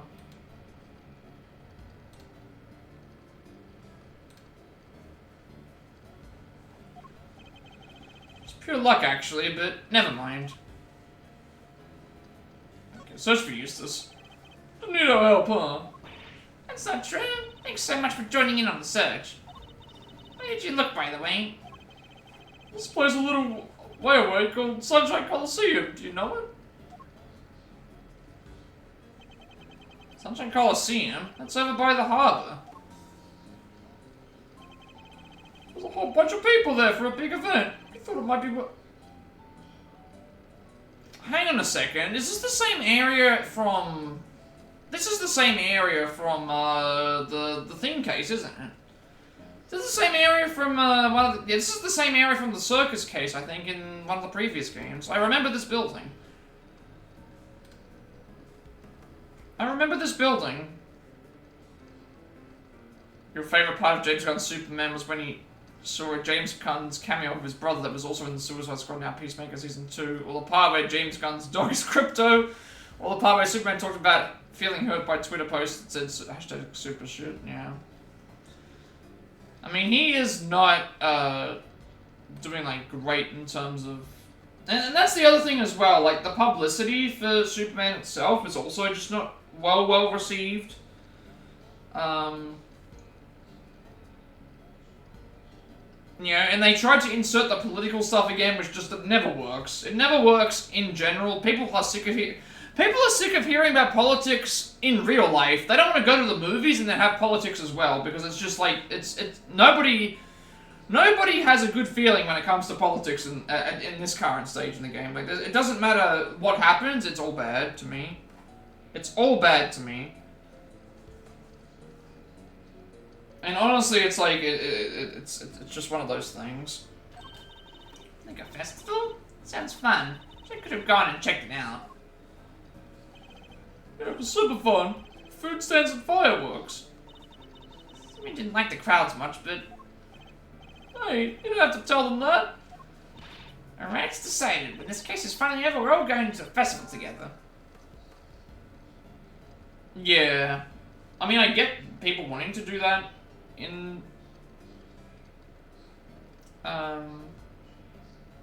things, but still, it's... Or like that fight where they said, like, oh, where you showed me the thing with the fight, and it's like, it was not really a fight, he was kind of just fleeing and then...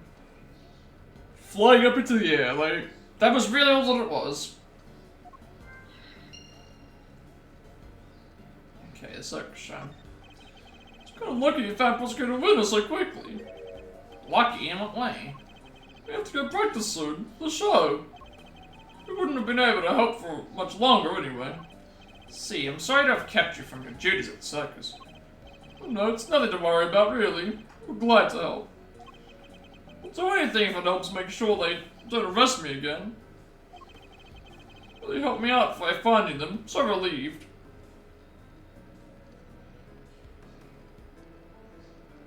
Yeah, or the scene where,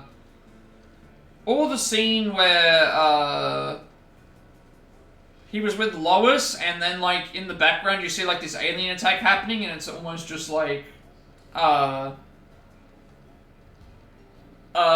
know, it's an inconvenience. Of course, just because they found him, that doesn't mean that they'll find Wilton Lagarde guilty. And, like, in terms of character development, like, I know people don't like Man of Steel.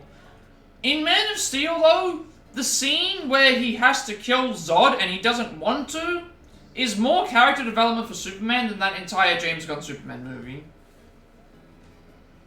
Like, he doesn't want to... Superman does not want to kill, but if he does, it's because he has to. Not because he wants to. And then look at what happened to lead up to that in the first place. I believe someone measured that, like, the amount of damage that was done in that movie would be, like, umpteen it'd be so much money for Man of Steel if that actually occurred. I think it was like the biggest measurable, like... I think it was like the biggest measurable amount of cost for of how much it would, you know, outside of like a nuke or like a thing like that. It was a...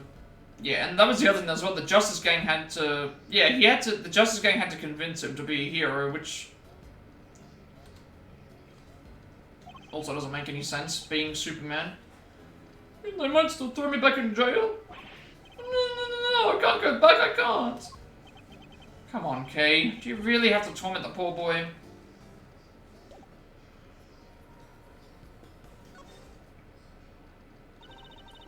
You know, my friends went out looking. You beat us to it. No fair. Her friends? I guess she means the animals. The Big Berry Circus. Today's the first public performance of your new show, correct? Yep, sure is. We practiced so hard on this one. We? So Mr. Same will be performing too. Of course, he practiced harder than anybody. Even if he did spend the whole time saying, no.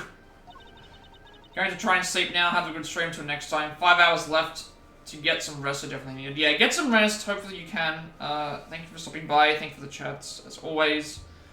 And we'll see you when I next see you. And hopefully all is well. So I know that this is like super late. And like today's stream was super late as well, so yeah.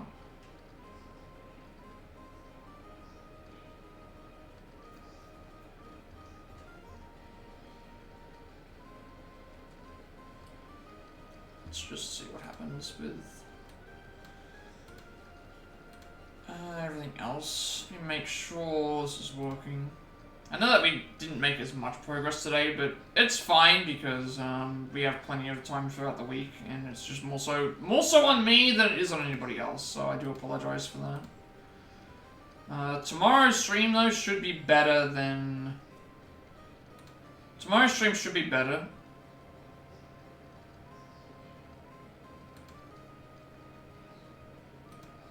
So my stream should definitely be better, because this stream will be shorter itself, so we won't have a delay having to wait for stuff. Come and see him perform, okay? It means so much to him.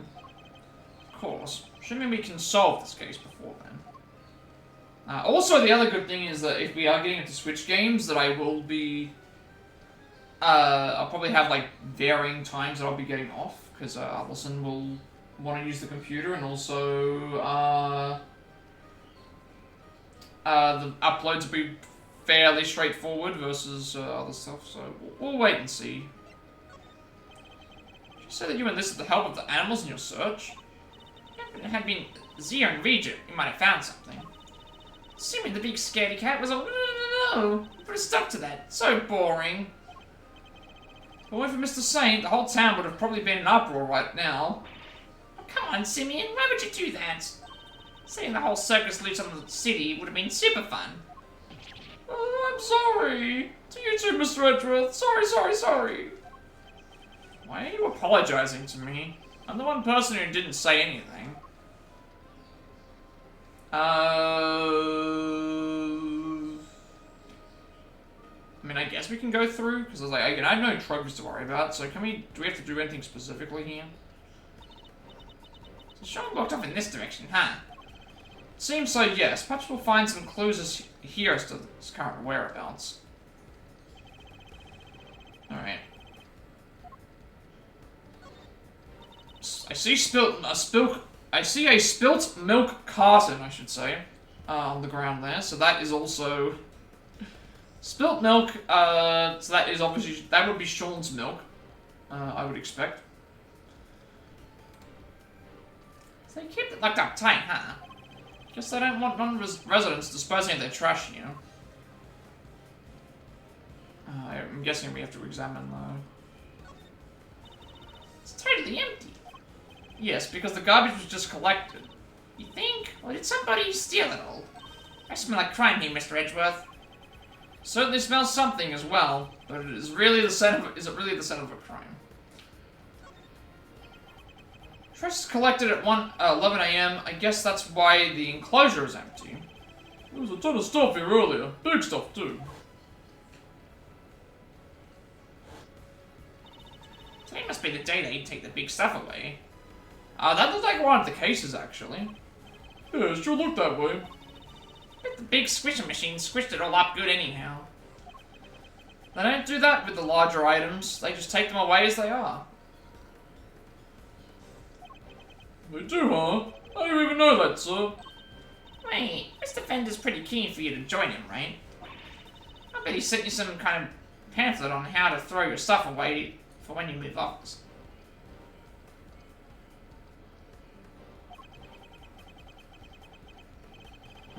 Particularly insightful sometimes, okay? But only sometimes.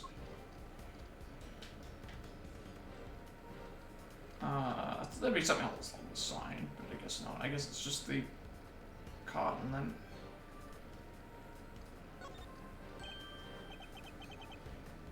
It's milk carton.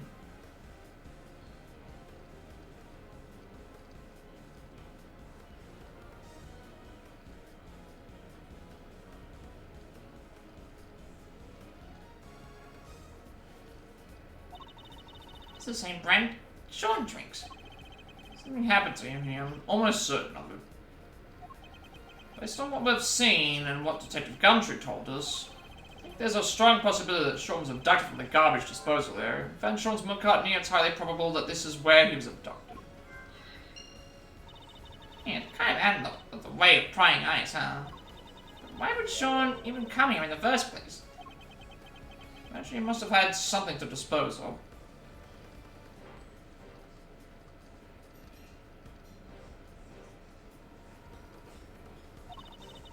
The truck's already come and gone. Guess we'll never know what that something was now. I think that's everything, right? We've already explored everything here. There's nothing else. I guess now we put the logic together. I don't think we have much else to try. I guess we'll just see if there's any other parts that. I think the only other thing now is just because I already talked to you, haven't we?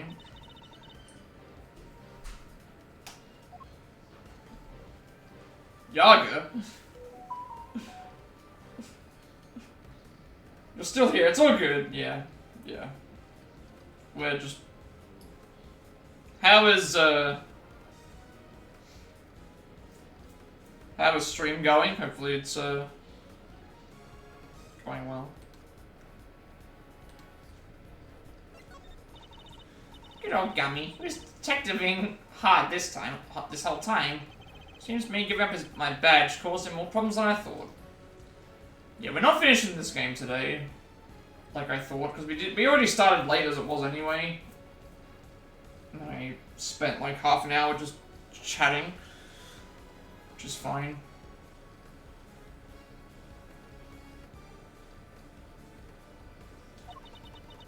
He had a ton on his plate already. Still found time to worry about me. He's the best. Oh, this weird thing happened to me yesterday in Rivals. I got the usual message saying, like, estimated time unknown for a game, and it loaded up in 30 minutes and gave me a game. And then I queued up again, and it gave me an estimated time of 9.5 minutes, and then it didn't give me a game for 45-50 minutes until I finished stream. I don't know what is going on with Marvel Rivals. It's Bizarro World. Why would it give me an estimated time and then take 45 minutes for me to get into a game? I do not understand. I do not understand. It's usually the opposite, when you don't see a time. My thing just went out. Usually when you don't see a time, it means that you're not getting a game. But this time it gave me an actual time and then decided, hey, you're not getting a game today. You're not getting a game the rest of the stream. Damn it, I need to put this back on. So I want to replace these headphones, because, I mean, I don't know if they still sell wired headphones anymore. And they still work, it's just for some reason, every now and then it'll shut my... It'll turn my sound... It'll, show that my sound... It'll turn the sound off. Not off, but it'll be like as if I've unplugged it. And so you'll hear the music thing, but... I don't know what's going on. I don't know what is going on with this, headphone jack.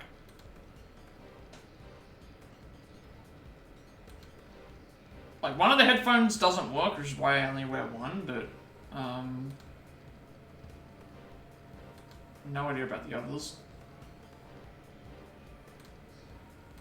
No idea about the, what's going on. It could be the cord, but at the same time, like, it doesn't, like, inconsistently turn off and on again, so... You're the best too, Mr. Edgeworth. I'd be right here if it wasn't for you. Just merely doing my duty. Don't give me that. I know you were worried about me. Anyway, Gummy was looking around here, right? Maybe he found something. You might even know something that could help us find Sean. You're right, let's see what he has to say. Do we have to present something to someone? Because we've already gone and... We've got logic as well that we have to do, but... Do we have to talk to... How far am I in this? We've already gone and done that. Yeah, so we've got to do some... This is where we do the logic connections. Yep, logic connections, and then... Because we have no more trophies to grab. So why am I getting, like, RuneScape commercials? That's strange.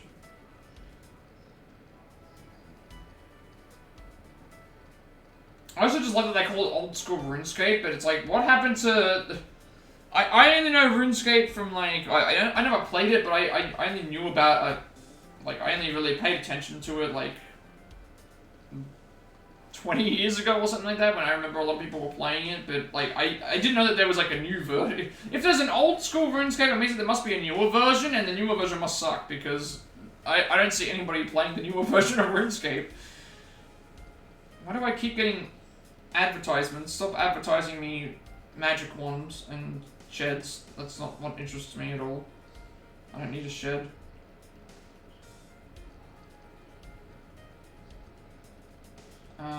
Festival with exploding sound, and then Yeah, garbage.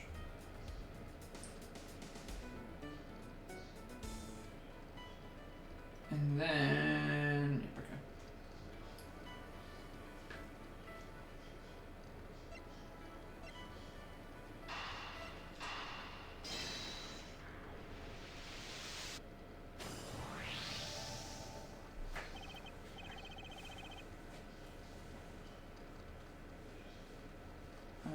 Mr. Saint, you mentioned fireworks before.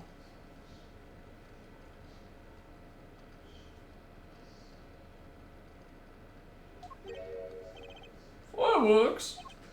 Yes, the event at the Colosseum, were they setting them off even during daylight hours? Yeah, a bunch went off while we were there. What are you thinking, Mr. Edgeworth?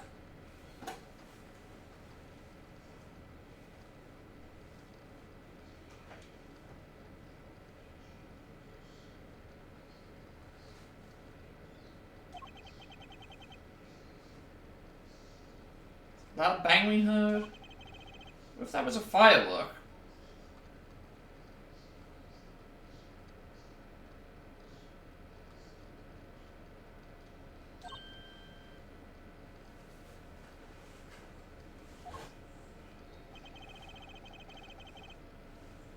I don't think for 1 second you'll get away with this.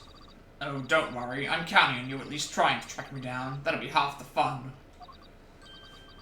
Not that I rate your chances of bringing me to Justice Park particularly highly. Oh, that was the bang. Right. Okay, so they were at the circus, maybe?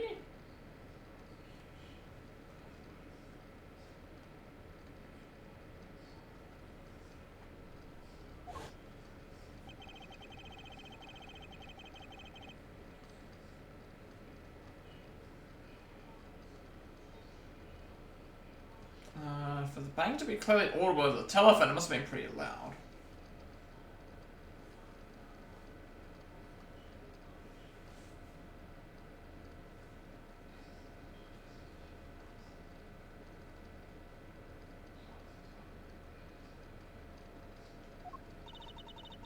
It's fireworks from the Colosseum, so the kidnapper was near there, right?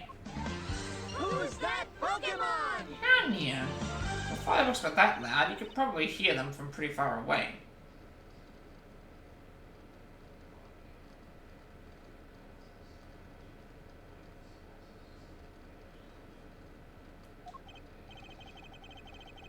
Yes, the area we'd need to search would be too broad to even consider doing it ourselves.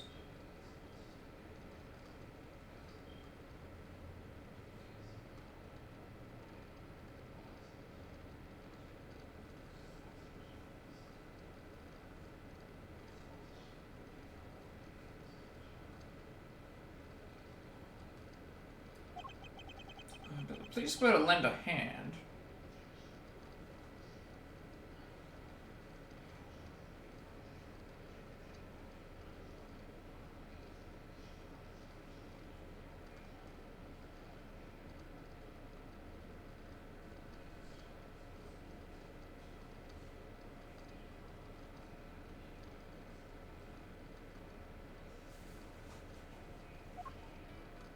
And then we want...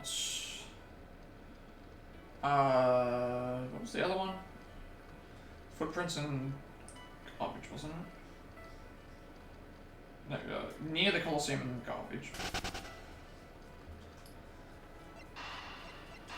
So we don't have any connection with the other thing yet. So this should push us to the next part, I think. Oh, wait, what? Did I do that too early? Near the Colosseum. Connect? What?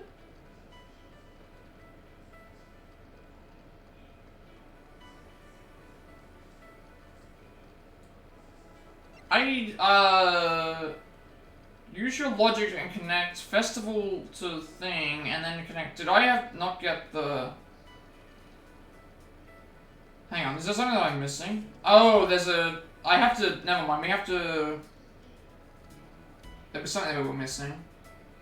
This one right here we were missing. So we connect garbage disposal with vehicle activity. And then... Is this right? Yeah, we connect garbage disposal area with vehicle activity, and then we present the lock, and then we do the one that we were supposed to do, so... Yeah, never mind, I got that completely wrong. Why do I keep getting ads? Stop giving me ads. Connect these two together, which then allows us to go and get the other one. So I guess we have to be specific about what we selected. Two vehicles came through here this morning, the taxi and the blue truck.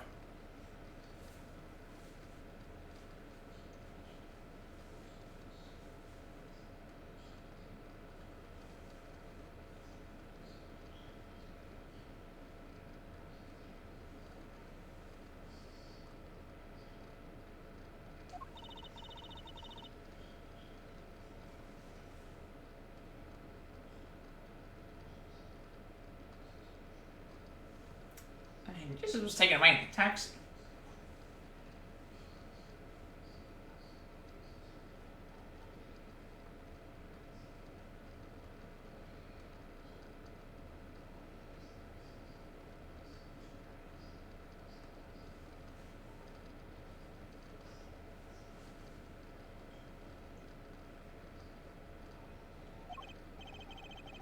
Well, it seems that Sean was likely abducted from the garbage disposal area. The garbage was collected at 11 AM. Oh, I get it. Now we know what kind of truck it was. Indeed, it must have been the garbage truck.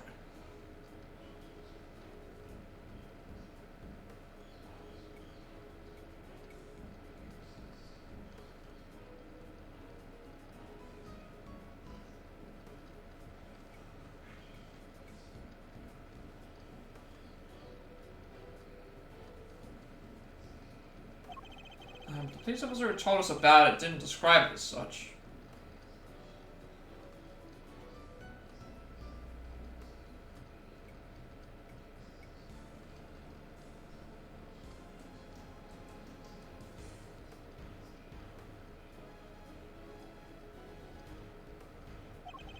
He didn't mention the fact that it was blue.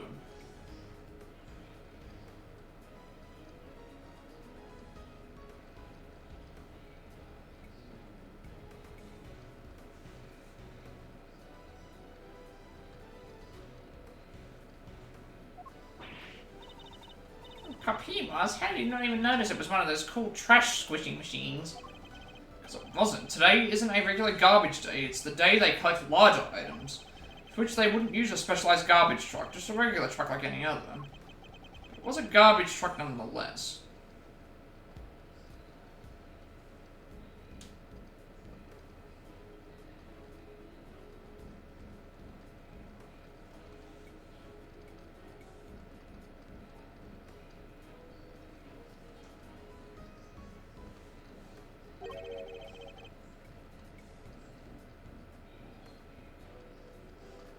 Where did garbage trucks go? Well, it's the dump, right? Wait a second. You're saying the kidnapper disguised themselves as a trash collector? Then the truck would probably have been fake too, right? So maybe it didn't go to the dump. No, I'm reasonably sure the garbage truck was real. Yeah? How do you figure that? Now look, the garbage disposal area should tell us. Okay, so now we... What tells us that the garbage truck must have been real? The fact that the... Take that! Garbage disposal area is kept locked. Yeah, certainly a real garbage collector and a real garbage truck could have opened it.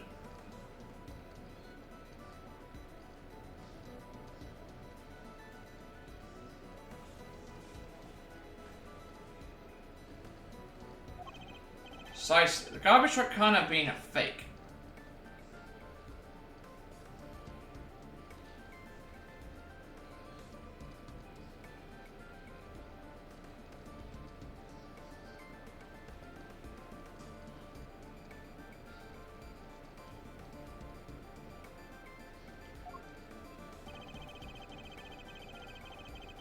Perhaps whoever abducted Sean put them in a large cardboard box that they prepared for the job.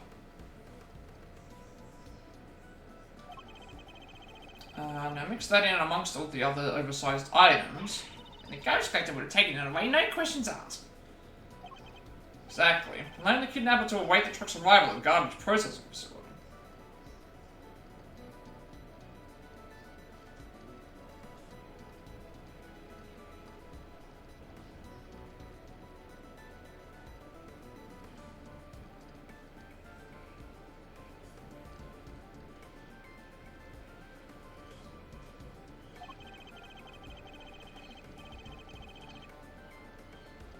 They could then claim to have thrown the box away by mistake and collected it without incident.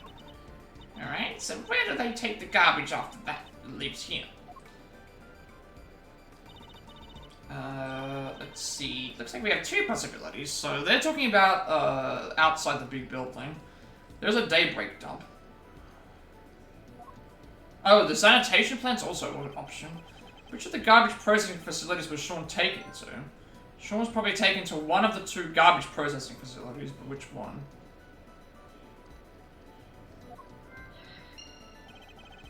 We found anything that might serve as a clue. So I guess now we do the garbage facilities near the Coliseum. This should be enough to get us into the next pod, I think.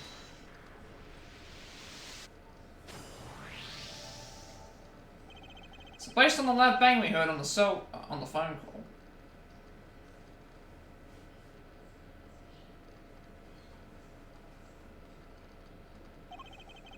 You know, the kidnapper was somewhere in the vicinity of Sunshine Coliseum.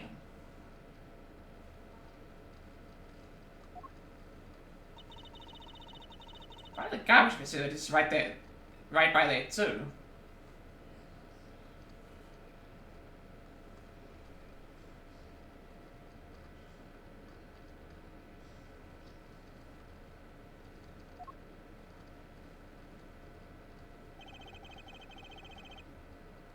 I think it's likely that's where Sean was taken.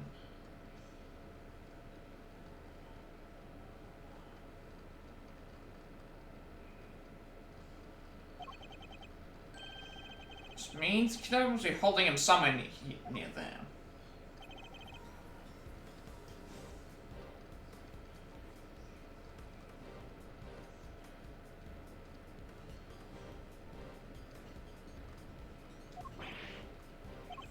Could I ask you when you're meant to search the area around the garbage facility?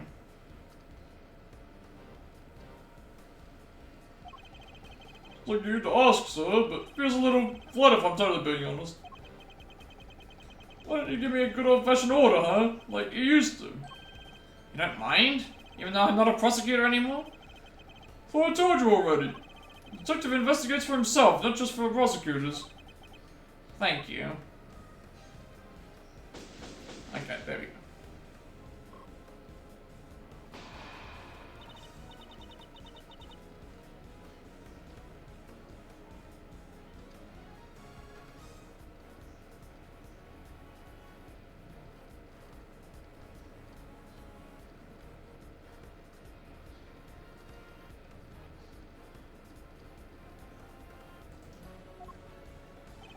Oh, that's right, because they've stopped the trial, so... Remember, they said, like, they only give us, like, 2 hours. You're right, we need to hurry. I doubt Judge Cavell and the others can hold out much longer.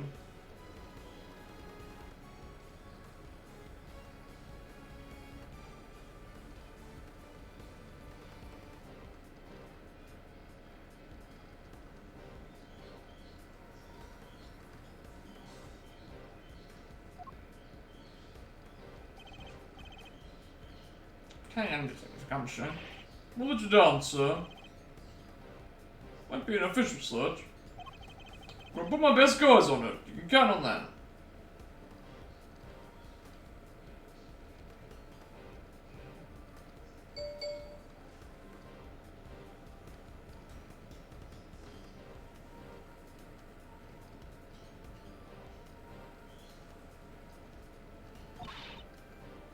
Come in too, Gummy. I was like, to Sean from the jaws of danger, and that's what I'm going to do. Back to the courthouse. Who knows? I may be able to drag proceedings out just a little longer. Alright, with me, everybody. Even in the depths of night. It's already striking 2. There isn't a moment to lose. Yes, sir.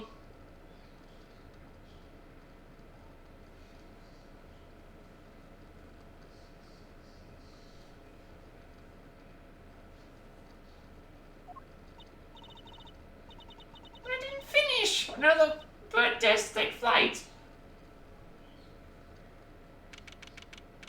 Alright, April 6th, 2:16 p.m. District Court, courtroom number 3. And here he is, the man himself, Excelsius. Well, well, if it isn't our old friend, ex-prosecutor Edgeworth. Hello, dear boy. Excelsius, winner. The accused will turn and face the prosecution. I'm not done with you yet. I already told you, Francisca, it doesn't make sense. Why would I help her? I feel for her, of course. A woman in her prime sent to prison. It's enough to make a grown man cry. But to suppress evidence in order to keep her out of a jail cell? No, that's preposterous.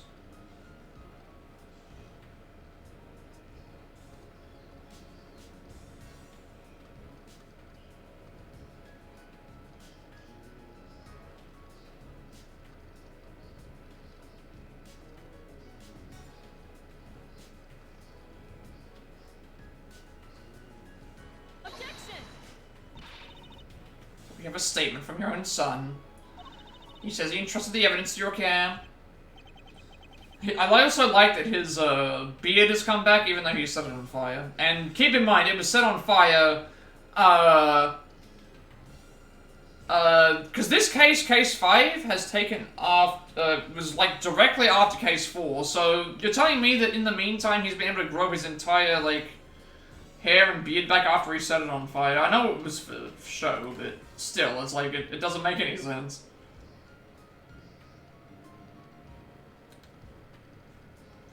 Afraid I don't know what he's talking about. Why he'd say such a thing. I don't know what's gotten into him lately.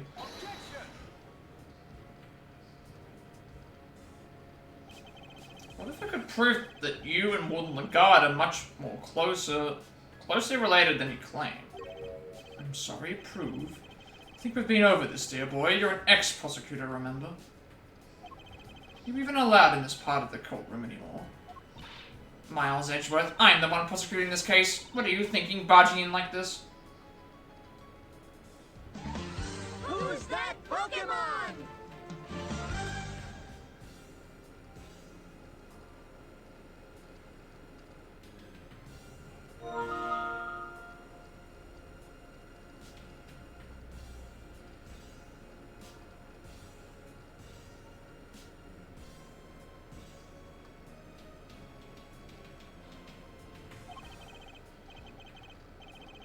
Sorry, Francisco, but it's important. May I speak on behalf of the prosecution just briefly?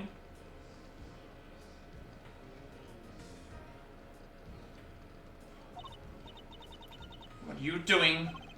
Judge Gravel? Come before the court with important new evidence. I ask that you allow me to present it.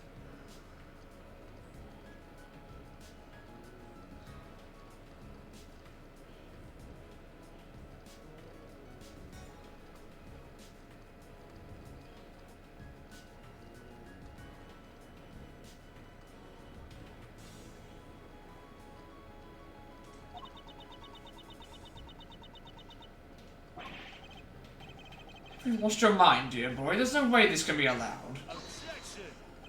And the defense hopes you'll let it. Gee, just saying. What's the thinking over on the prosecutor's side there, Fandango? Fine, the prosecution has no objections. Objection! Your objections are neither here nor there. This isn't a democracy, it's a courtroom. And this is flagrant contempt. Isn't that right, Verity?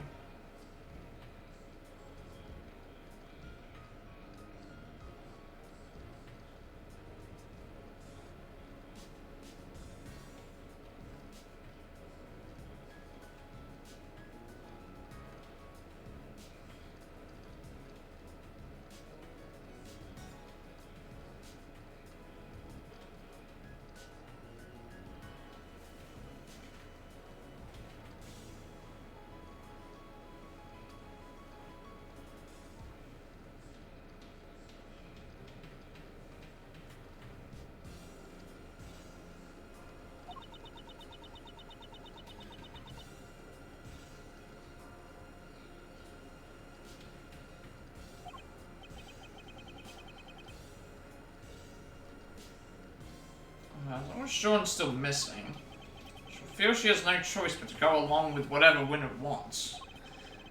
If only there was some way of telling her he might be found at this moment.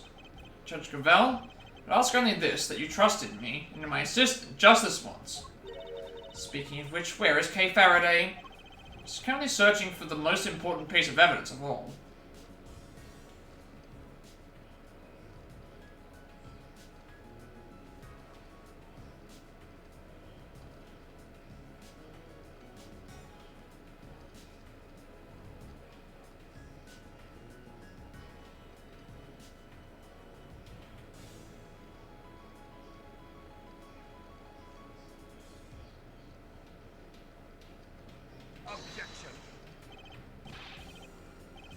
Since there's no more evidence to be found, you're stalling for time.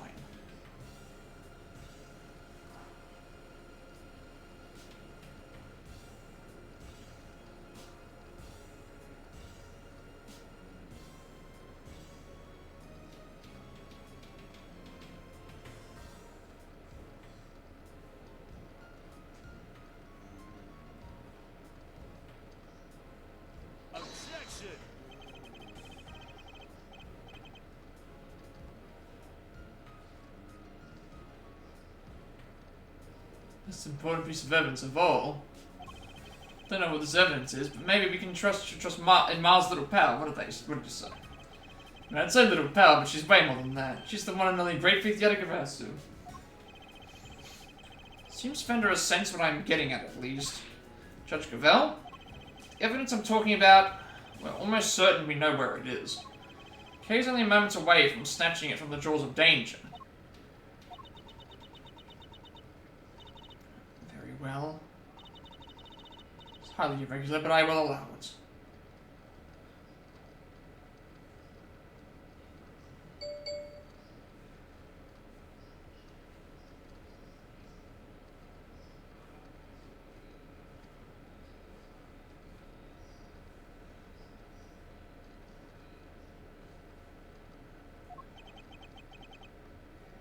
I feel we're gone completely mad. Yeah, that's the other thing as well, is like he's, how do you put it? He's like already super, like, that's what I said. That Warden Lagarde and Chairman Winner are far better acquainted than he claims. Let me present it to you. It proves the link between Excelsius Winner and Fifi Lagarde. We have the letter thingy. Where is it? This one here. Report from Warden Lagarde to Chairman Winner about the thing. We have this. I think we're nearing the end of this part, aren't we? Maybe? I think we are. That's all fine.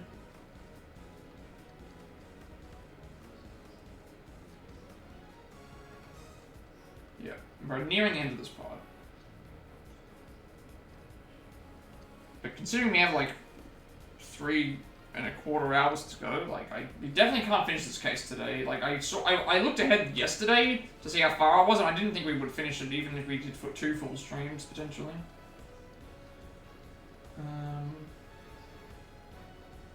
Because these last cases, usually the last case in the game is like longer than every other case in the game, and like case 2 and 3 at least took us 3 to 4 streams, even when we were doing like, even when the shortest stream was like 5 hours or something, so yeah. It's gonna take us a while. This document is a report regarding the interrogation of a certain someone. Yeah, who might that be? Late Mr. Bronco Knight.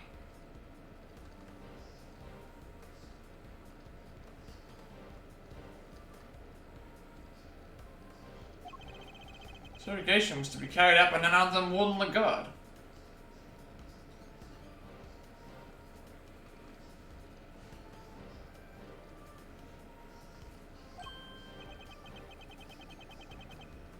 Wait, is that where is that the interrogation where... Yes, when Knight was killed. Also, the other thing that makes this case bigger is that every single case prior to this has all been connected to this one, so... we're in the situation where everything is connected. And it's like we're gonna have to go through every single case and do something. This document shows one of the guard planning the interrogation in which Mr. Knight was killed.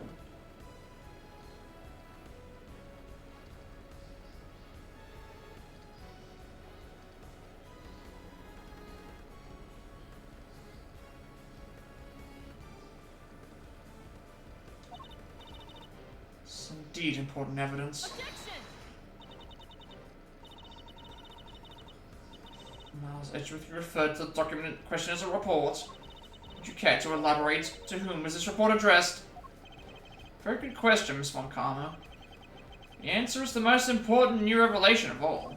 We recovered this document from a safe in the storeroom on the 51st floor of the big building. The storeroom where the lots for this underground auction were kept. It is. An auction, if you recall, that was presided over by one Excelsius winner. And that is whom the report in question was addressed.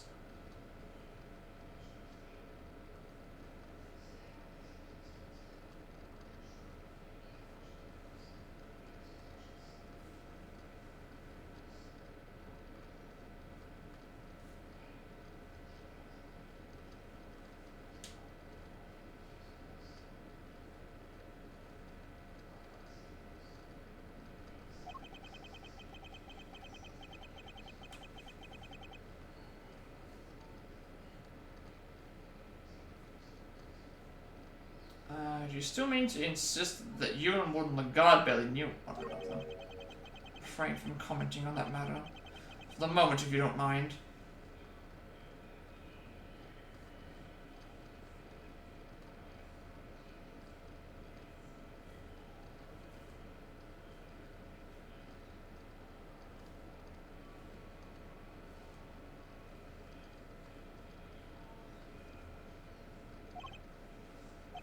I don't believe it's been conclusively proven that I was the auctioneer yet, has it?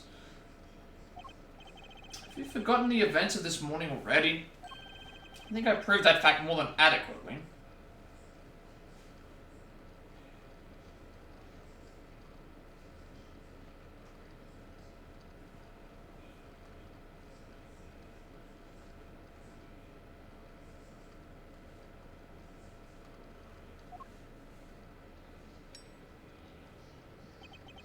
I'll admit defeat in that particular arena, yes, but that was not the courtroom.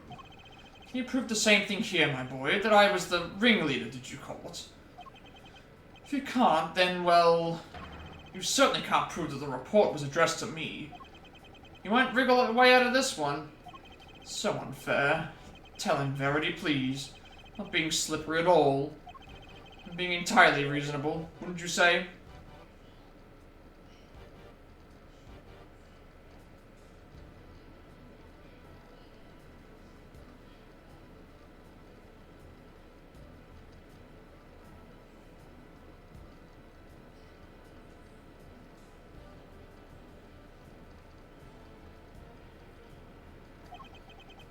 Unlike you when you permitted Mr. Edgeworth this bizarre interlude, it was most unlike you.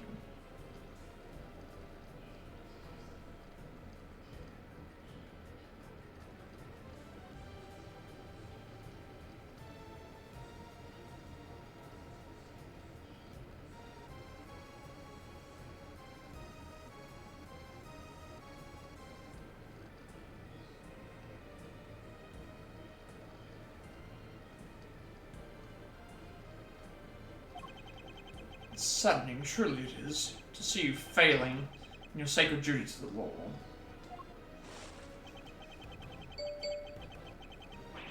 Almost saddening enough to make me want to take drastic measures.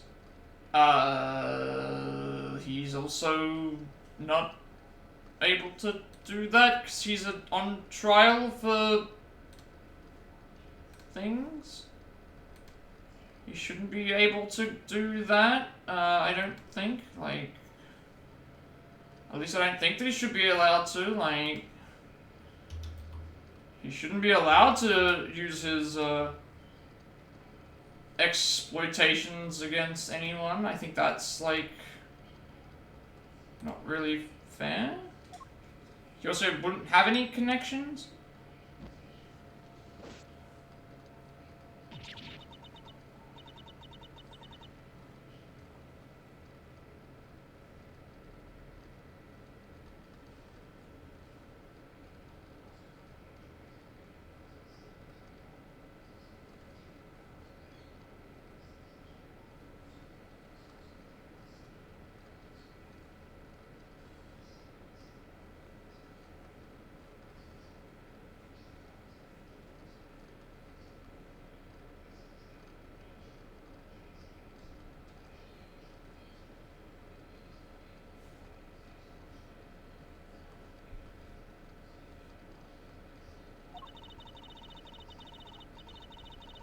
Until that fact has been adequately proven in the courtroom, it cannot be truly considered a fact.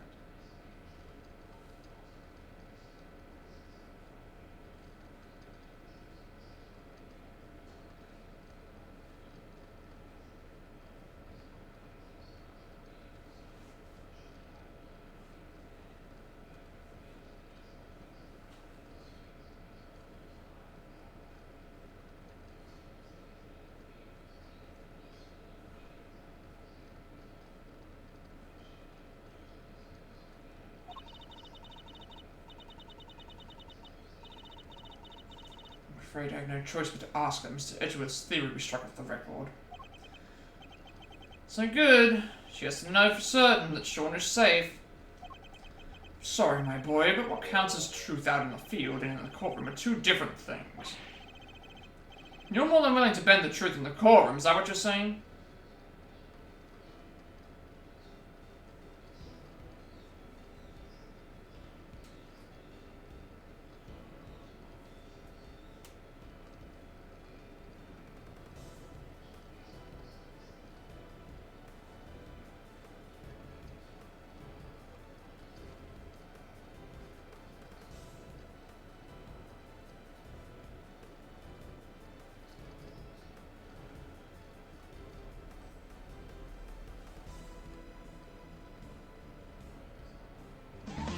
Who's that You're a Pokemon? scurrilous soul. I'll do no such thing.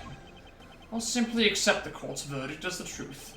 Should it choose to acquit me, as should you. I mean, I don't think he can, because we arrested him, so wouldn't he lose all of his statures and stuff? I can't find that missing evidence, we're in trouble here. Although I guess he was never actually found guilty, so... But then still, they would have removed his powers, I think. I feel like they would have removed his powers, right? They had to. What other choice did they have? Well, Verity, I think we've had all that we need to. Don't you?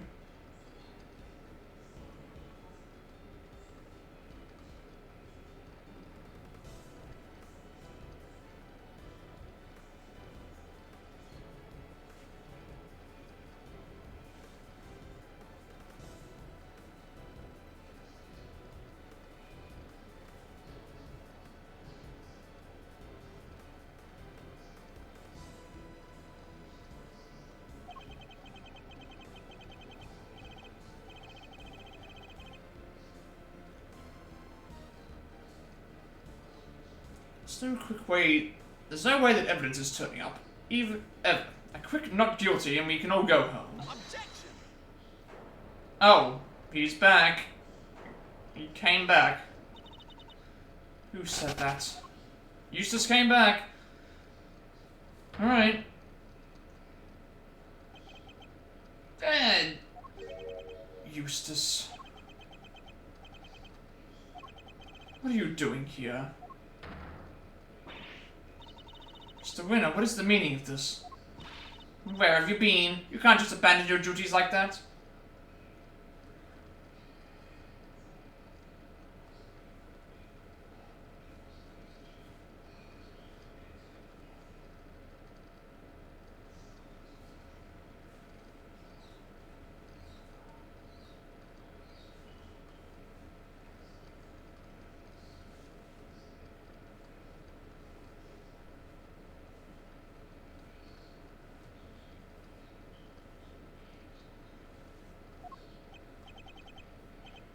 I'm sorry, You're unfit to be a prosecutor. You're a complete and utter disgrace.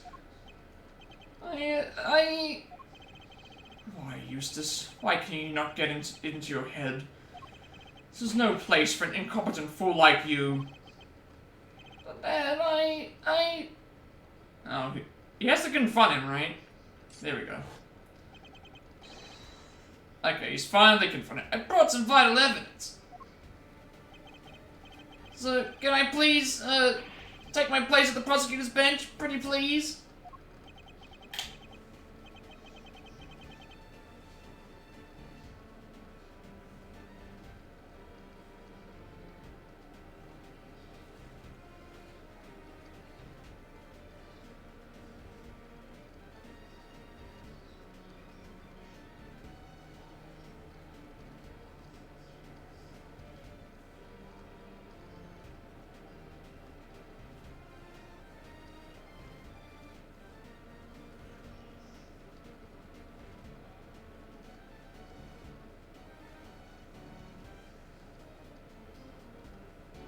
Objection.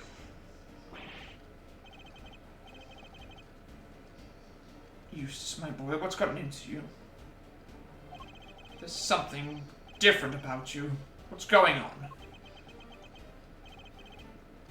Dad, Come on, my boy, spit it out. What is it?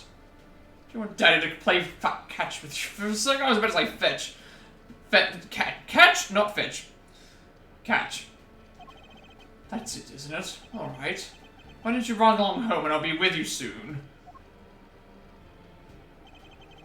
Get back on the stand right now! What's gotten into you, child? You're shaking like a leaf. Objection.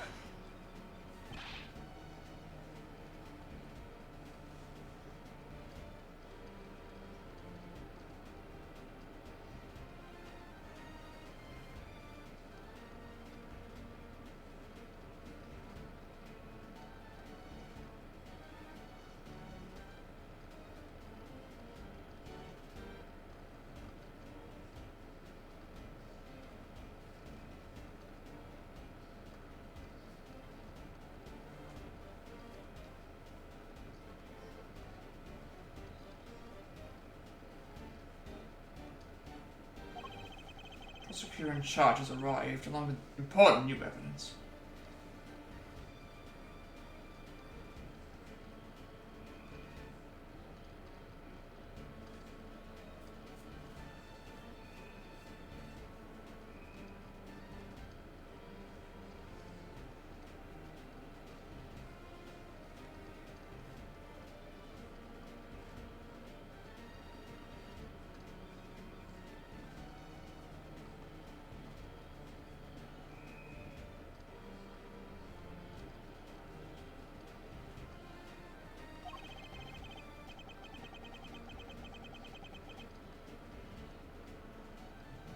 Let's try this far from over. Surely you can't call an end to proceedings just yet.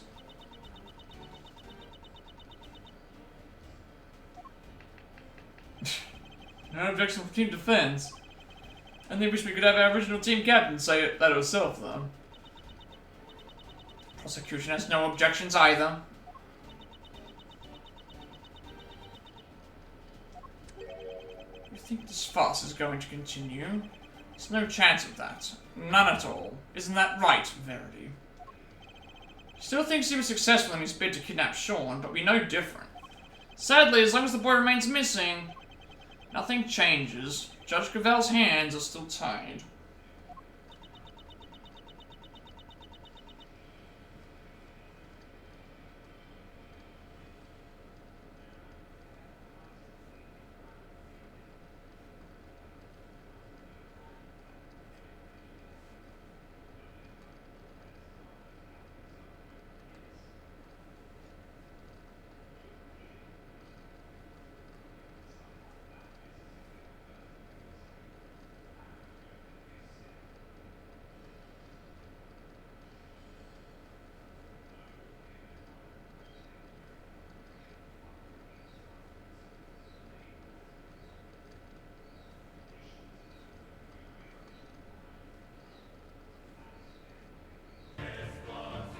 Oh, and a raid.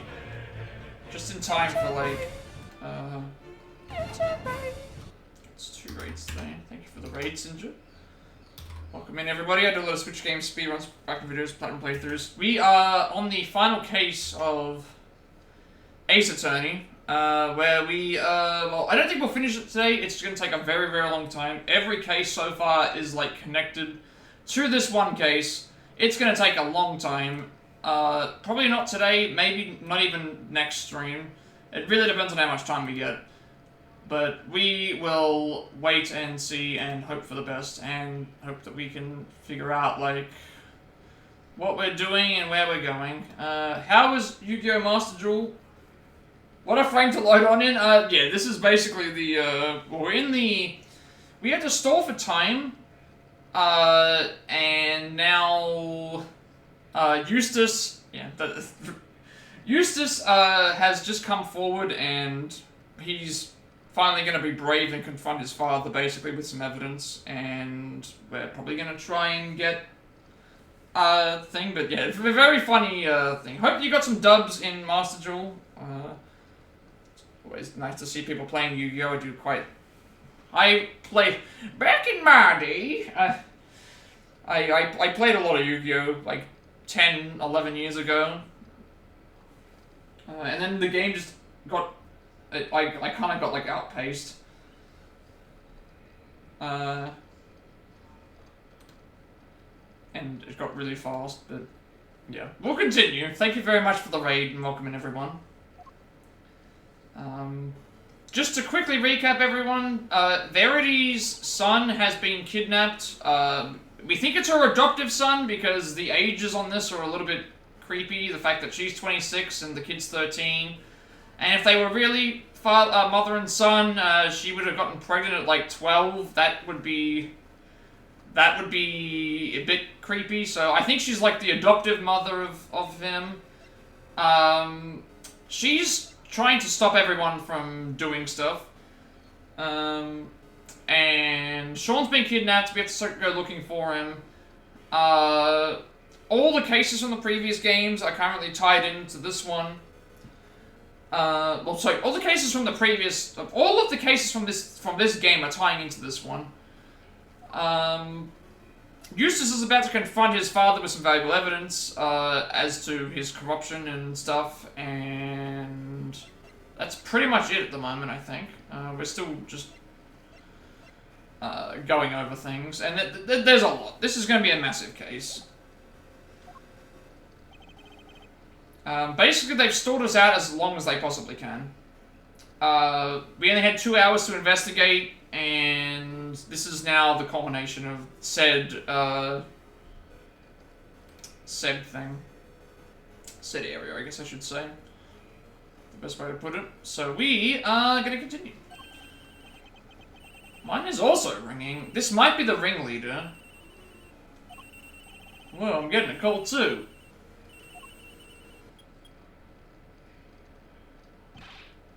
Mr. Roachworth! Mr. Fender! Who is called? Oh. Oh, we found him! Oh, never mind. Okay. Gavel can now testify. We found him. Okay. Never mind. We're gonna be able to convict now. So what was happening was, it seemed like Gavel was being coerced into doing what was asked because her son, adoptive son, I guess, was kidnapped. We just found him, so everybody came in just in time for the raid. We're gonna be able to potentially prosecute one of the main villains and figure out who this mastermind is, because we still don't know who it is. They found him, so detective, you did it. The most important piece of evidence of all, huh? That's some stellar work, your great faithness. Thanks, we just thought you should know right away. See you all soon. Alright, we can now properly convict, like, this guy. Oh, never mind. Are we gonna get a phone call from the kidnapper as well? Judge Cavell, it's for you. Alright, time to put on our ringleader voice, or mastermind voice. What's he got to say? Yeah, Ace Attorney is great. I love the Ace Attorney games. This is, I'm gonna put this out here right now. This is my favorite Ace Attorney game. No cases have been bad. no cases at all in this game have been bad. There is no bad case. No bad case at all. I think it's my favorite Ace Attorney, and the best one. Absolutely. I think without a shadow of a doubt. Like, every other game that I've played, I can think of other problems occurring. This one, no. This one, absolutely no. I don't think there's any problems with it. In terms of the actual cases themselves. Like, maybe there's some slight things you could maybe say with gameplay and things, but I think, this is my favorite Ace Attorney game in terms of, like, a story and a case-by-case consistency. Like, I don't think any other Ace Attorney title has had, a great case for every single one. Even the tutorial case, is arguably, like, the best tutorial, or at least number 2. So glad you're safe. Be sure to thank everybody properly. You'll do that for me, won't you? Alright, be careful. I'll see you back at home. It's a fantastic game. And unfortunately, it's the last one, because, unless we get an announcement from, Tokyo Game Show or Capcom this year, hopefully we get a new Ace Attorney announcement. Hopefully we get the crossover the crossover port, maybe. I think that's more likely, the crossover port. Especially since Layton comes out next year. I would love to play the Layton Phoenix Wright crossover. That's definitely on the to-do list. If they do make an official port. I want to play the official version. I don't want to play a bootleg version of it. I'd rather just... So now we can finally do the proceedings properly. Feel a certain freedom returning to my hammer arm. No, how? Is this some idiotic joke? It is no such thing. The witness will return to the stand, and Mr. Winner will step up to the prosecutor's bench. Yes, ma'am.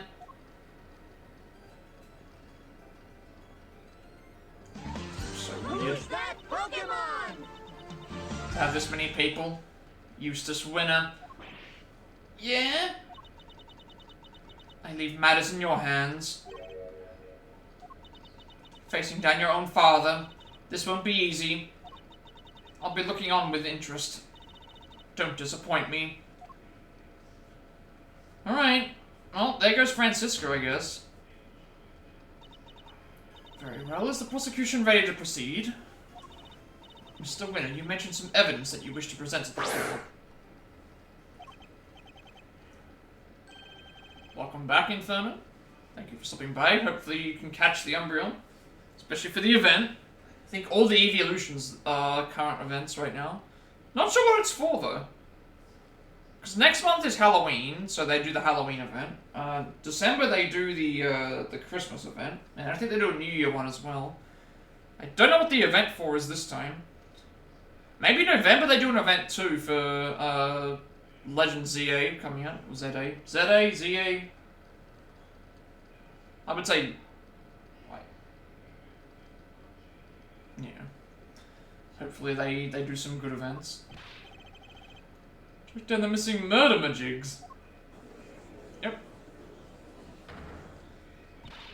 Well, Mr. Winner, did you? About that. Rats on the catch. Searched everywhere, but I was too late. Too late? How so? I remembered something. I saw Dad in the garage this morning. He was carrying something wrapped in newspaper. Where are you going, Dad? Ah, Eustace, I was, just on my way to throw out some trash. Oh. That bell. That bell. In this game, the bell, represents, how do I put it this way? In the second case, where are you? This guy right here, the This guy here is a blind assassin, and so the way he would find and kill his victims, he would use bells. Also, in the second case, the weapon that killed the victim, being Bronco Knight, was one of his chisels that had the belt on it. Sorry, not one of the chisels, one of his weapons. We just heard the bell just now, and one of the pieces of evidence went missing, so I'm assuming that means that the thing that was missing was what he was hiding in the newspaper. I guess we'll find out, but I did hear that bell. That bell is significant. It does have a reason for being wrong, so I'm now very, very curious as to what is going to happen now.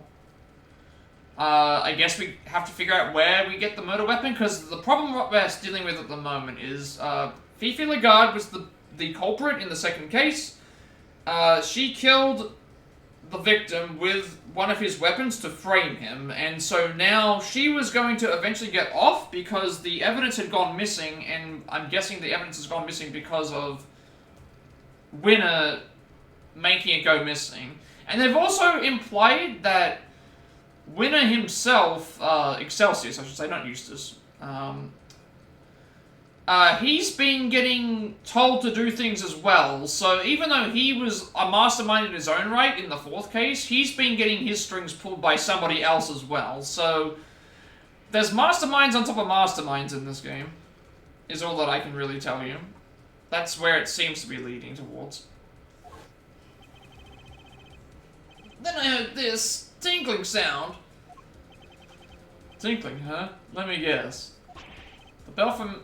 Yeah, layers on layers. That's basically what this entire case is. Layers on layers, cases on cases. The true mastermind's pulling the strings of the mastermind who was pulling the strings of multiple other people. This is why I like these games. You get to the final case and you're like, who could the ringleader be? And usually it's obvious. Usually the person who's pulling the strings is the head of the law department or the head of the court system. In this game, we took down that person in the fourth case, and we're currently trying to take them down in the fifth one as well, but they're also being pulled by someone, so there's a higher up. You mean to tell the court that you believe the witness disposed of the evidence? Layers upon layers, it's like an onion. This game is like an onion. I tried my best, but it was too late. I'm sorry. Said you looked everywhere. Everywhere where? Literally everywhere. I even went to the dump. Got down on my hands and knees and dug through the garbage. Figured that stuff had to be in there somewhere. Wait, that's Eustace. Hey, what are you doing here? Yep, he's just crying. Rude, he totally ignored me. So that's what he was doing. And he even went so far as to search the dump. But, all I found was this. And this is a little pungent for one thing. Yeah, and you're a little on the ripe side yourself, kiddo. I can smell you from here. What did you expect? And the knife? It's probably somewhere in among all that trash. There was too much to go through on my own. Very well. The court will accept the item you were presented into evidence. You really have outdone yourself, Eustace. You never failed to disappoint, dear boy. You dug through rotting garbage with your bare hands, and that's all you have to show for it? You drive me to tears. Really you do. Might be a little soon to turn on the waterworks just yet, Dad. Let's take a closer look first. If you wish to waste your time, be my guest. Hey, Eustace, Miles, do this devastatingly handsome old defense attorney a favor. Did we get the evidence in our possession? No. Hit this guy full in the face with the truth. Seems Fender's on board. Good. Then let's see if we can't find an opening. Mr. Winner, could you show me the piece of evidence you found? Sure. Alright. Let's examine the evidence. Sure. Let's open it up, shall we? We can only hope there's something of value inside. Could this be the bell that was on Mr. Canis' chisel? Perhaps there's some trace evidence that can prove that one way or the other. It's no good. Look at it. It's spotless. Well, Mr. Winner, do tell. Was there anything interesting inside your little scrap of paper? Of course there wasn't. Why would there be? Why was it even accepted into evidence? Can we examine it further? No.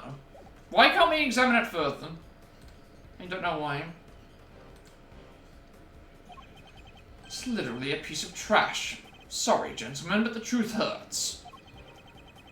Were used as evidence for nothing? It's true the bell may not be of much use to us as evidence. Nonetheless... Come on, Edgeworth. We can't give up yet. As calm and collected as ever, I see. Miles, unlike my poor idiot son there. Are we to assume that the prosecution has nothing more to say on the matter? Very well. Objection! Not so fast, Cavell. We're not done yet. There's one thing we still haven't looked at properly.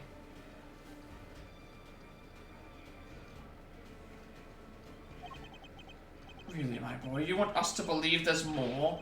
Desperation's never a good look, you know. Seems Eustace isn't quite ready to give up just yet. For once, I think we're thinking the same thing.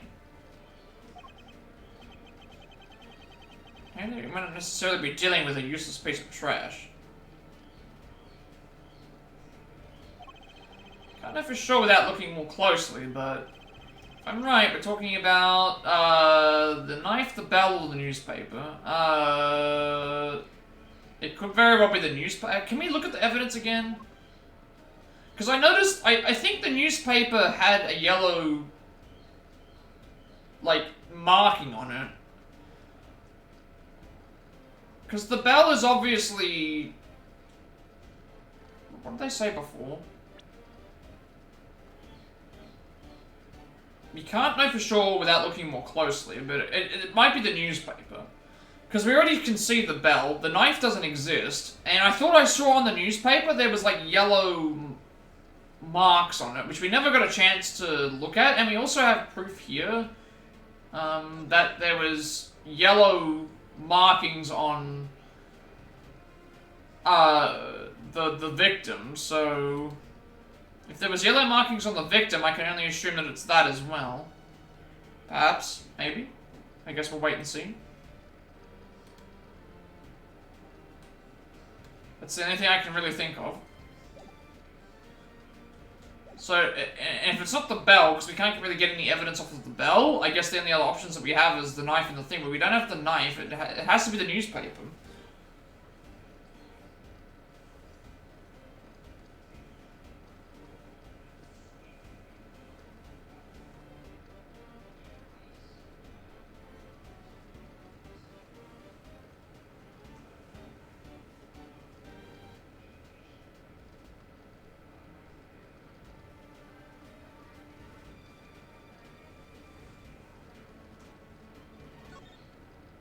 Do I click the newspaper? Yeah, I do. Talking about the piece of newspaper the bell was wrapped in. Seems to be really worth thinking the same thing. Oh, it's beautiful, really it is. Tear-jerkingly so.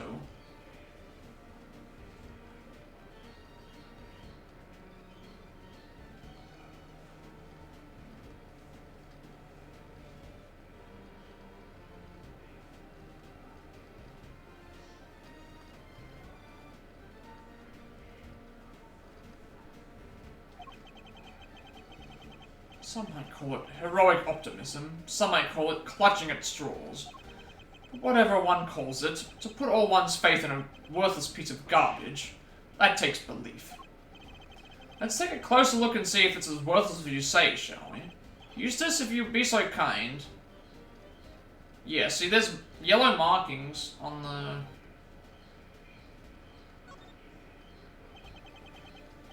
Here's bell. As we've established, it doesn't have a whole lot to tell us. Never mind the bell, look at the paper it's wrapped in. Very well. Yeah, see, there's yellow markings that are on it, so I guess... Yeah, this exists. Can I examine this, please? Okay, no, that's... Oh, I didn't expect this. I didn't expect this. So those are the gloves. Because those are the motorcycle gloves that he had. Okay, so that was what it was for. Are these finger marks? And look, it's covered in some sort of oil. I was thinking it was the yellow, yeah, the yellow, marking. Judge Gavel, I'd like to have this examined for the fingerprints.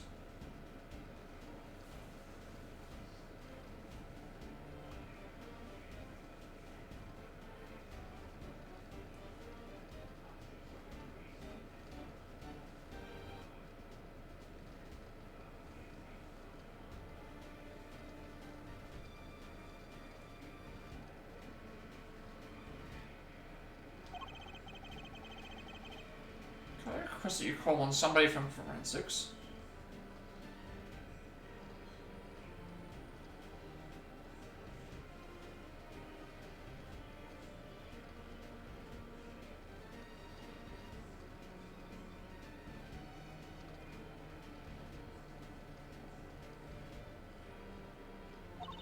Very well. Summon a technician right away. Yeah, I think there's something up. Absolutely, there's something up. Well, the results, Your Honor. It's been confirmed that these are finger marks.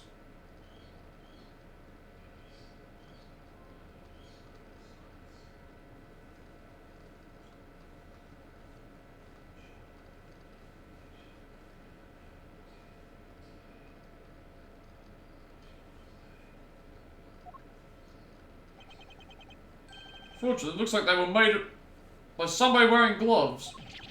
Yep, but we know whose gloves those are because it spells death out in on the gloves. Who's that Oh dear, well that doesn't give you very much in the way of evidence, does it? But I suppose it makes sense if you think about it. After all, this was important evidence. What kind of idiot would handle something like that without gloves on? Oh, that's right. The kind that would flail about desperately like you, my boy. Well, way to talk to your kid, Super Dad. I'm merely calling a spade, or in this case an idiot. Real winners know how to keep their emotions out of things.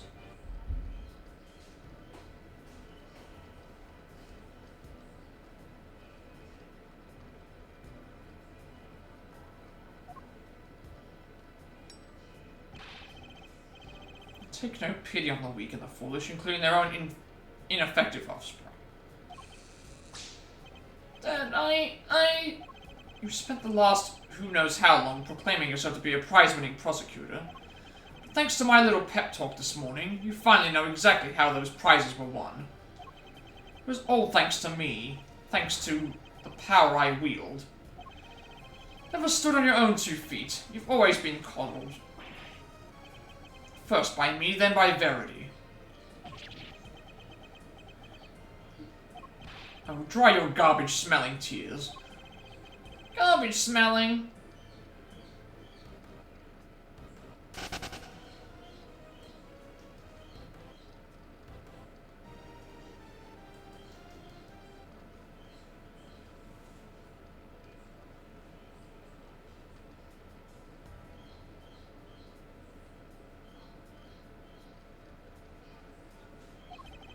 Not that it's a stench that doesn't suit you.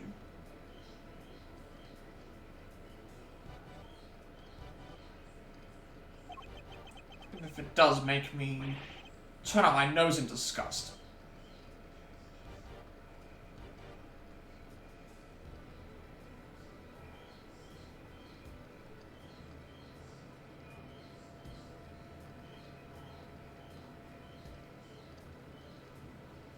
Objection! No, you're wrong. I am, my boy. Wrong about what? I'm not the one that smells. You are. What did you say? Yeah, you smell. You don't even realize it. You couldn't hide it even if you wanted to. Edgeworth, take a sniff. Right there where the finger marks are. You want me to smell it? Is that oil? Yeah, but I know where it came from. Wait, I know it's from somewhere too. It smells of engine oil in here. Guess Winter Senior must be something of a motorhead. That is true. And we also know that we have the gloves. I don't know if I can show the gloves. Do we have the gloves on evidence? We do. The gloves, obviously, we have it on evidence here that you can see. These were also covered in oil, and we found them in the thing as well, so...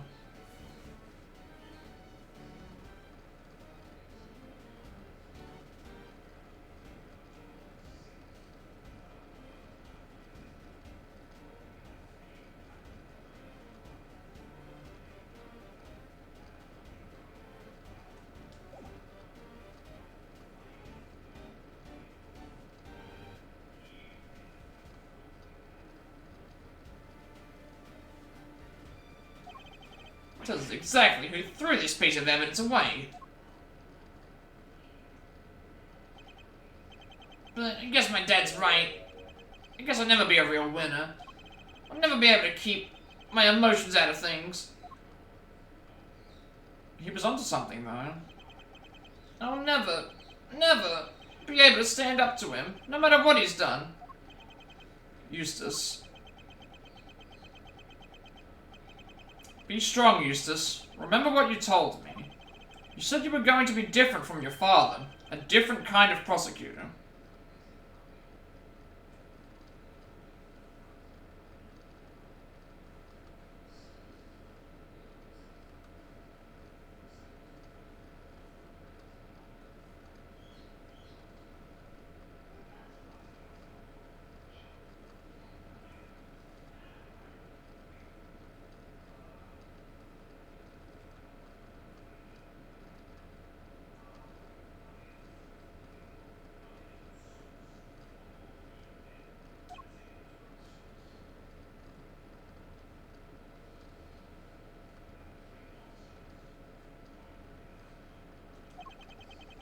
You are a prosecutor. You both are. That's why we're standing here in this courtroom. Prosecutor's highest responsibility is to the truth. To see that comes to light no matter what.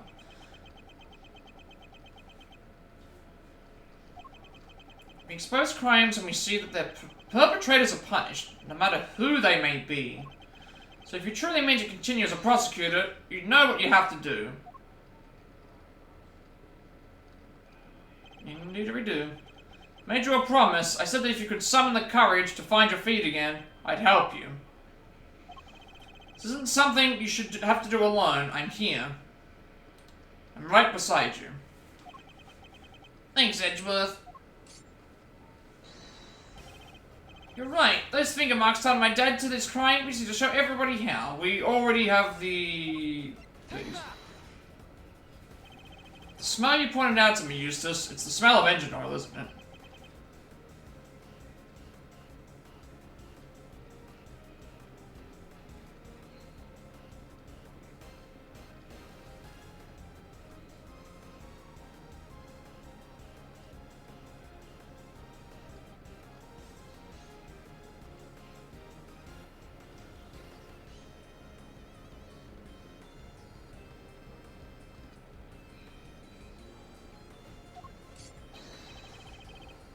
Give them a both smelled it before in the same place. Chairman Winner's garage.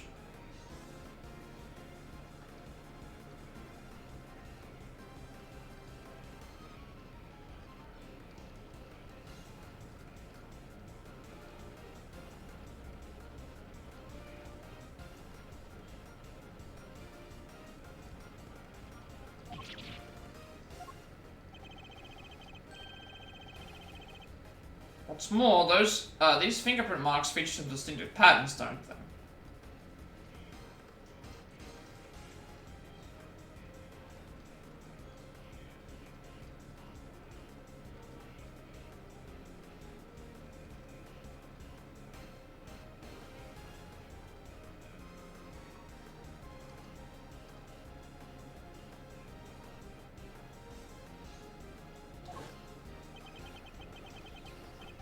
Outlines of the letters D, E, A, T, and H. The same letters that appear on the fingers of these gloves. Objection.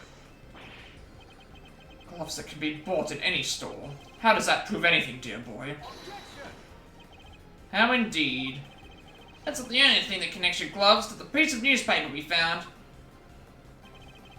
Let's look again at the scrap of paper the bell was wrapped in. Compare it to the gloves we found in Chairman Winter's garage. There's a feature that undeniably connects the two. Is it the lettering, or is it the... They already mentioned the lettering, right?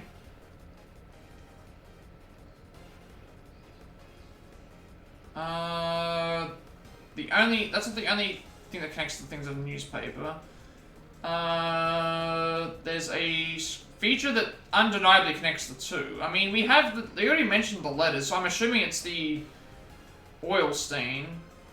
It's either the oil stain or the letters. Take that. Okay, it's the letters. Okay, so we had to connect the letters then. That was my mistake. So I guess we just pointed at the letters then? God, I don't see anything else that suggests otherwise. It has to be the letters. Okay, that's what the... Oh, right, no, he's using the argument that anybody could have bought the gloves, I guess. I think that's what he was saying, right? So I guess that's the only thing that it is like the... You just put the... No, not those either. What's the other thing that is about it then? What's unique about the gloves thing? Like, am I not clicking on the right thing exactly? Is that what it is? The blood? Is that blood on the thing? I don't know if it's blood. It's not the lettering. It's not the... What is it that's... It could be this. That's the only other thing I can think of. Is that... Or is that part of the design? Because I highlighted the oil stain. I highlighted the... This? Could it be this? The A? Because, like, I'm looking at all the other letters, and it's like, this one has, like, a partial thing on it, but the other ones don't. Maybe it's the A itself. Because I can't check the evidence. Okay, it was the A. So all the other letters had, like, had their full writing, but the A was missing part of its, design. So has that, like, rubbed off on the... Look at the letter A on the thing. Half of it is missing, exactly as it is in the print on the... Oh, that's what makes it distinct. I didn't pay attention to that. Right, now that makes sense. That now makes a hell of a lot of sense.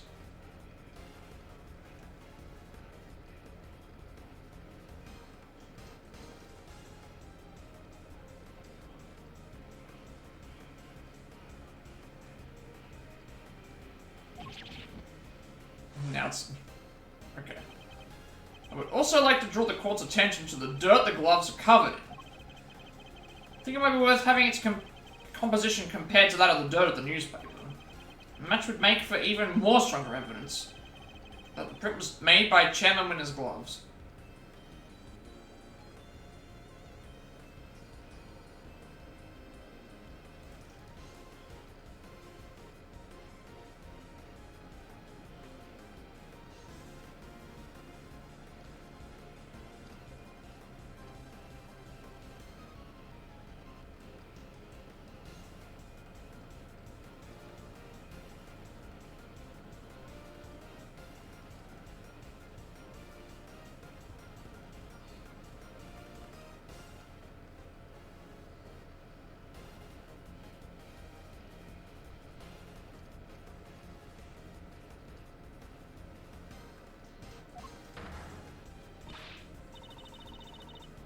Have the dirt on these two pieces of evidence compared right away.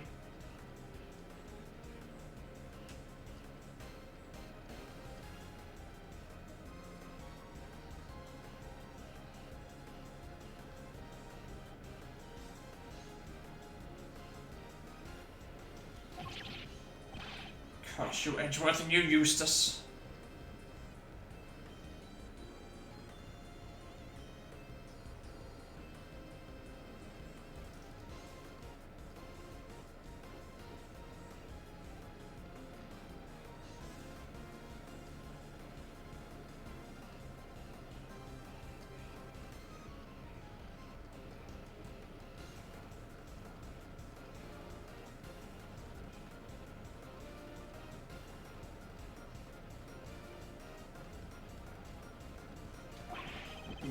think you are. You're nothing but mere prosecutors. Sorry, Dad, I think it's time you admitted defeat. You suppressed vital evidence, and we just proved that in a court of law. You did it to try and protect the defendant. Do you think you're going to be able to make it that stick? You think they'll send me to prison? Me? You think you'll be the one to finally take me down? You're a fool, child, a fool. Objection! Just give it up, Dad. Admit what you did. Objection! You think you'll stand a chance with me around? You won't last 5 minutes.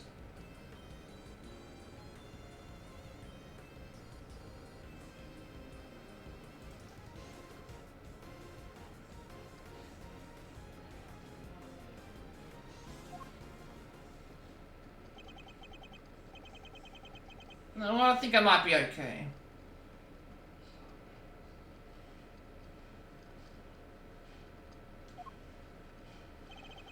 All I ever wanted was to become a prosecutor, to make you proud. But after your men kidnapped me, and I was lying there in the dark all on my own, I got to thinking. Think about how powerless I was in all this because of you. I almost gave up. I almost lost sight of the truth. But then... Edgeworth appeared out of nowhere and showed me a way forward. I don't need your approval anymore. I don't need you. After all, I found that evidence on my own, didn't I? My men kidnapped you? What are you talking about? Objection! Guess the courtroom is as good a place as any to tell you the truth, Dad. Be careful what you say to me, boy. You may live to regret it. You're a fool, Eustace, and you always will be. I know you've hated me for as long as I can remember. Well, I want you to know that despite all it all, I always looked up to you as my dad.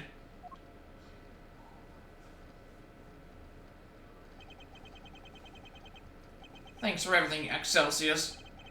And goodbye. When did you... You need me, dang it. You can't possibly survive without... He's gonna set himself on fire again.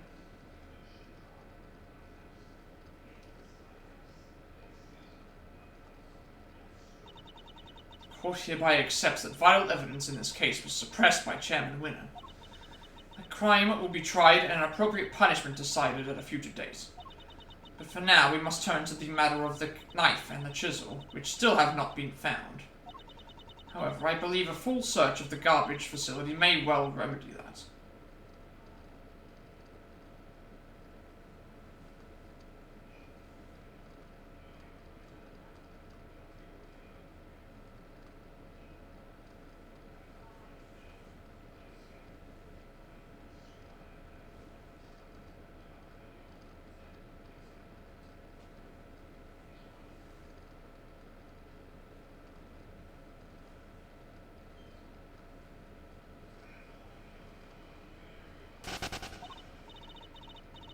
Going to dig through all that trash for the knife, darling.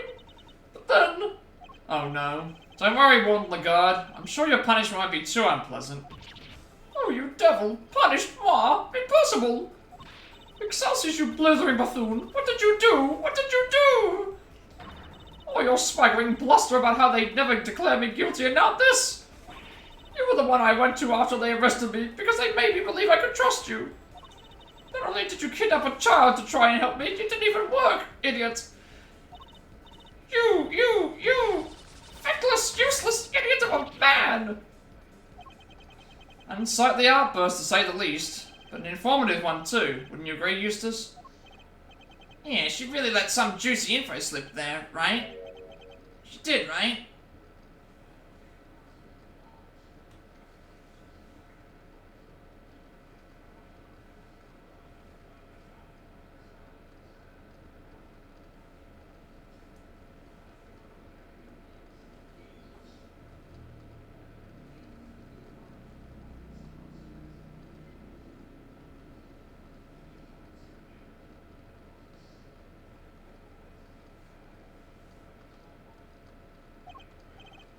Yes, you did.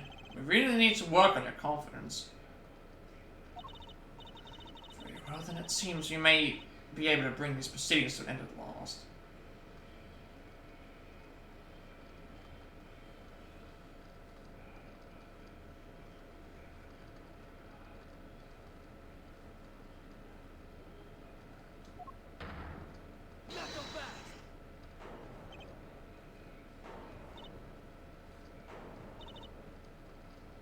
Who's that? Oh. Lang is here now. How did he get in here? Alright. Sorry, Judge Gravel. Your happy ending will have to wait. Like she says, the end of the trial is not necessarily the end of the matter. Who are you? Just a lowly lone wolf investigator by the name of Shilong Lang. You have some sort of objection to these proceedings, I take it?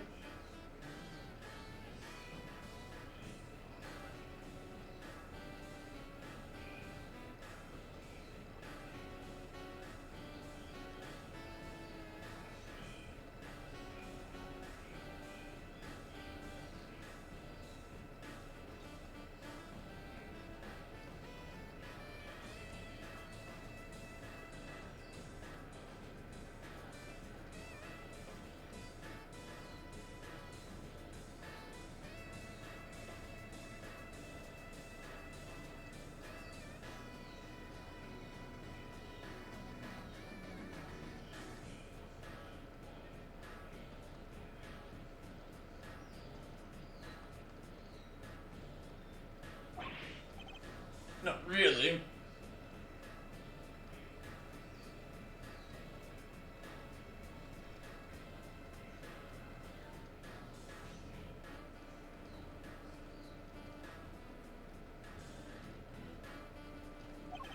Your suspect over there is guilty for sure.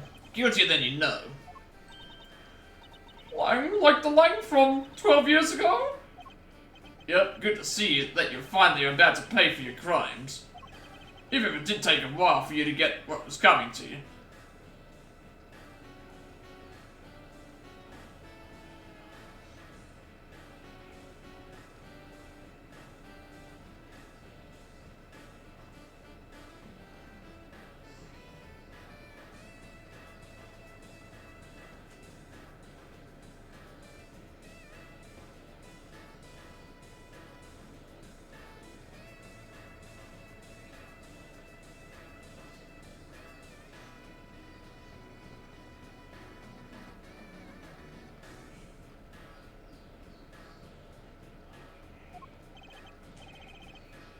Agent Lang, explain yourself.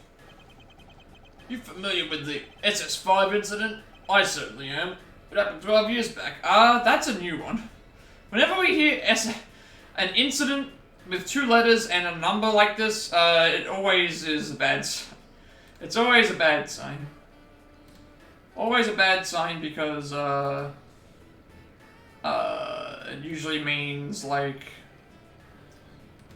some sort of, like, wait, 12 years? DL6, IS7. This is SS5. A lot happened, okay? That was all 12 years ago or more.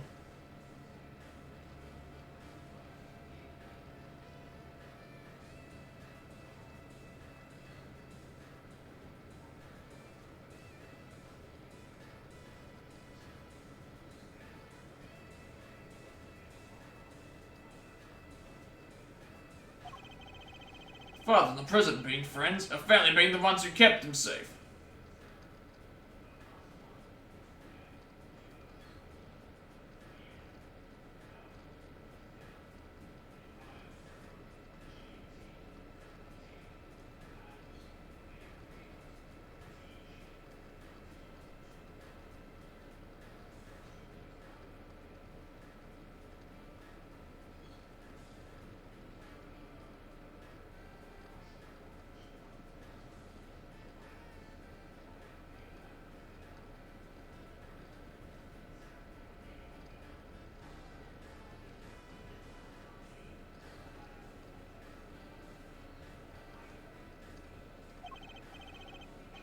He just changed one day. It's like he became a different person.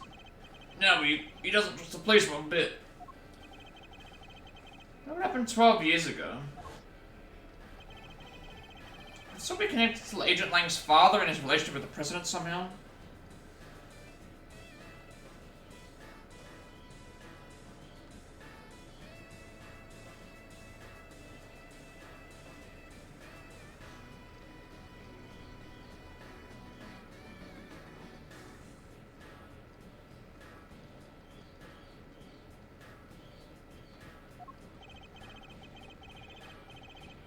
Figure the Guardian Excelsius with him, in the flesh. I've waited a long time for this day.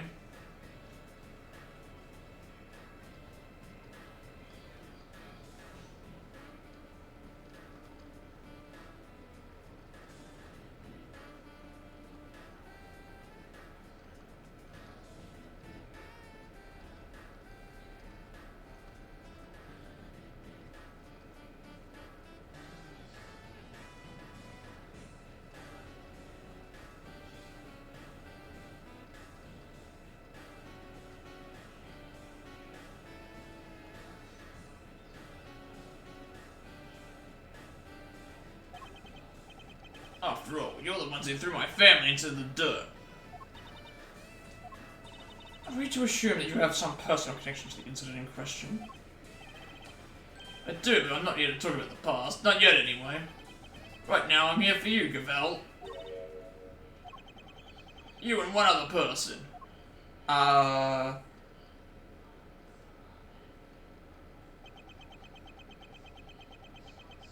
Okay.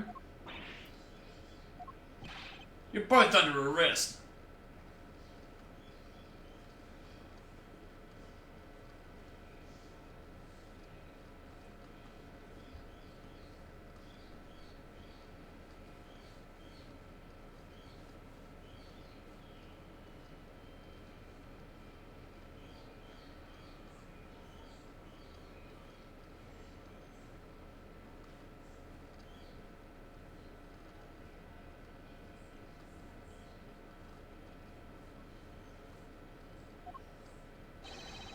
On suspicion of having conspired to murder Dijon Wang, president of Shangfa. Where's your evidence, Agent Lang? Oh, are they gonna say that, like, he, like, lured them there or something? All in good time, Mr. Prosecutor. We haven't even started our investigation yet. I wanted my suspects on the scene with me while I looked over everything again.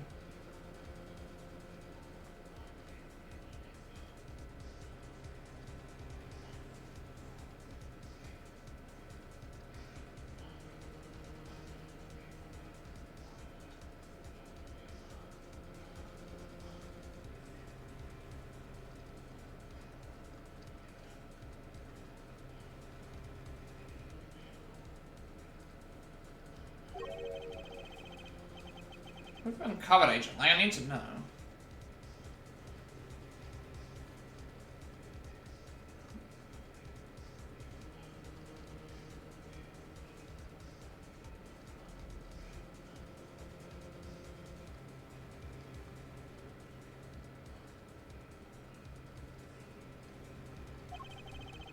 You got a problem? You're more than welcome to take a look. Believe me, I will.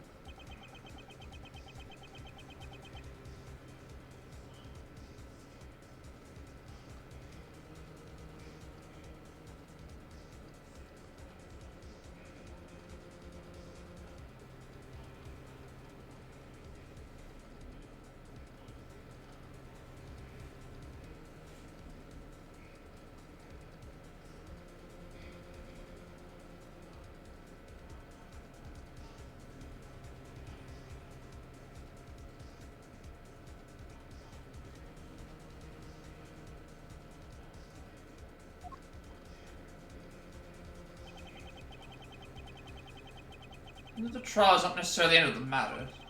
It's never come anywhere close to solving this mystery of the President's murder. Yeah, we only solved, like...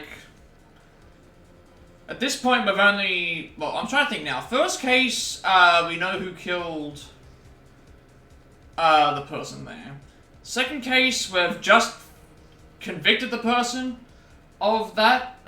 Third case was... the confectionery, which we figured that one out because that one was in the past and the future.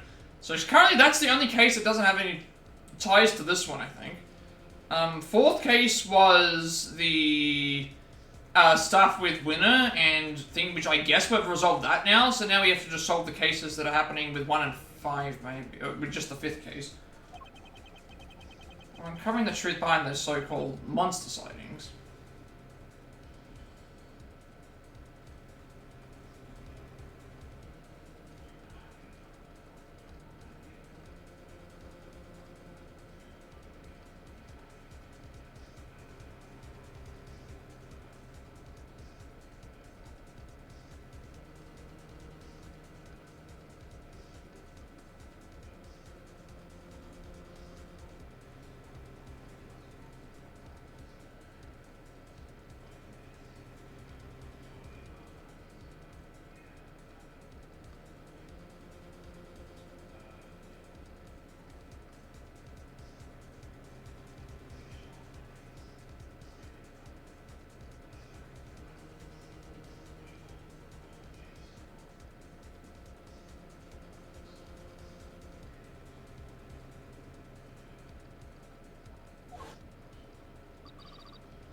Don't worry, I'm counting on you at least trying to track me down. That'll be half the fun.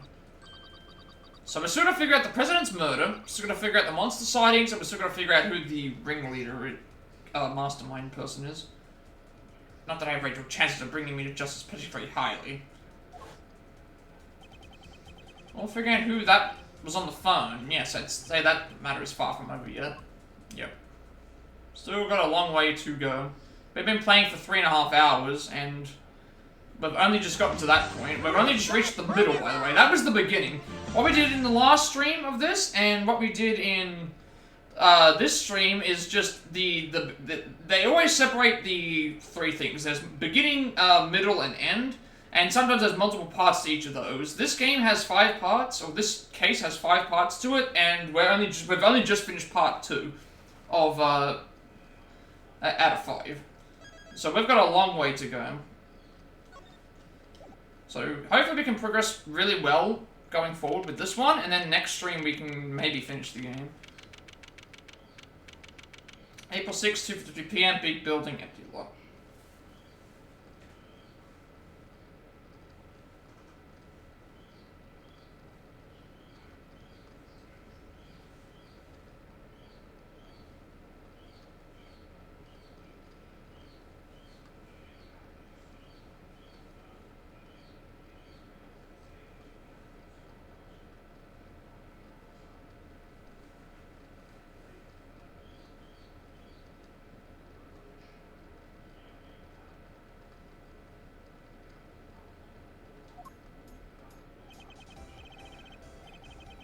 Maybe calm down a little?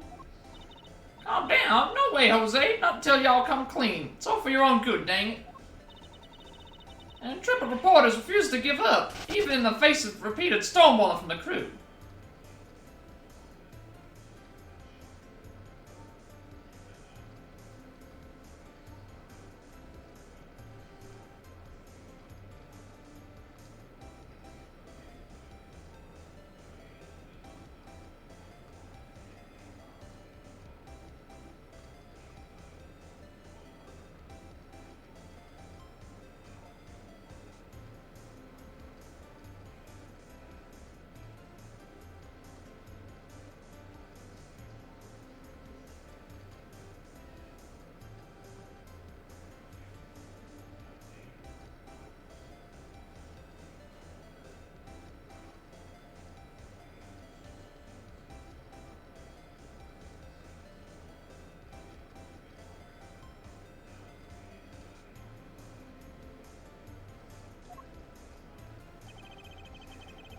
If you're losing to stop harassing these people, or I'll have to just ask you to... You cops sure got a lot of nerve. You're all the ones who let Taurosaurus run wild. And to hide the fact that they bred this menace themselves, staff cling desperately to their story. Look, we're really not breeding anything. It's the whole movie said. Says the gal who told me she has done seen Gordy with her own danged eyes. Sure, I saw something, but that doesn't mean we're keeping monsters here.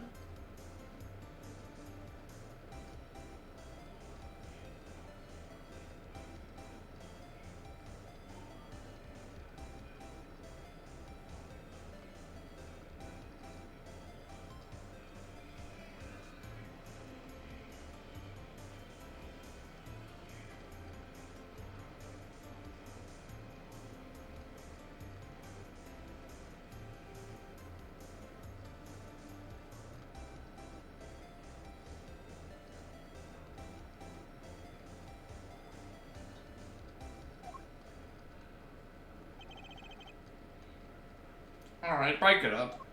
No, thanks, she. Okay. Stretchworth. And Sean.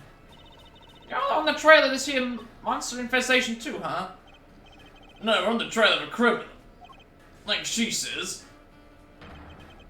The darkness of a criminal's heart can sometimes be compared to a monster. That is to say, a killer is no different from a monster, really.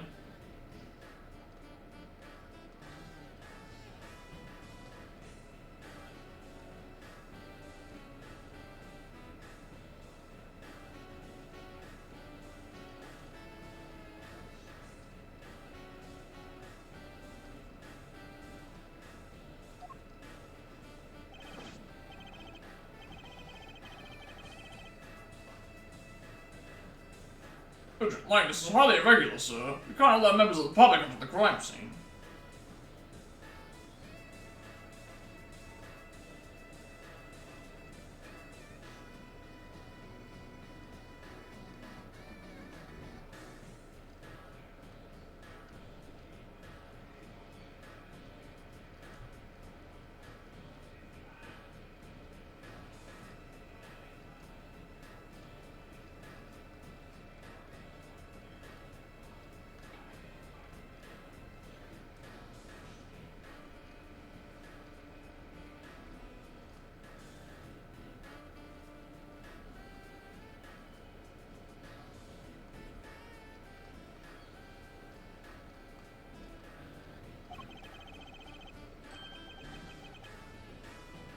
These people are important witnesses and you just need to be here.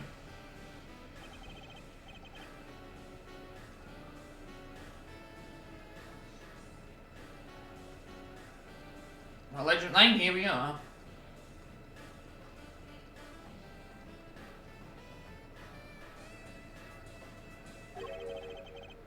Where do you intend to begin? Let's start by summing up the facts. President Ring's body was discovered here this morning.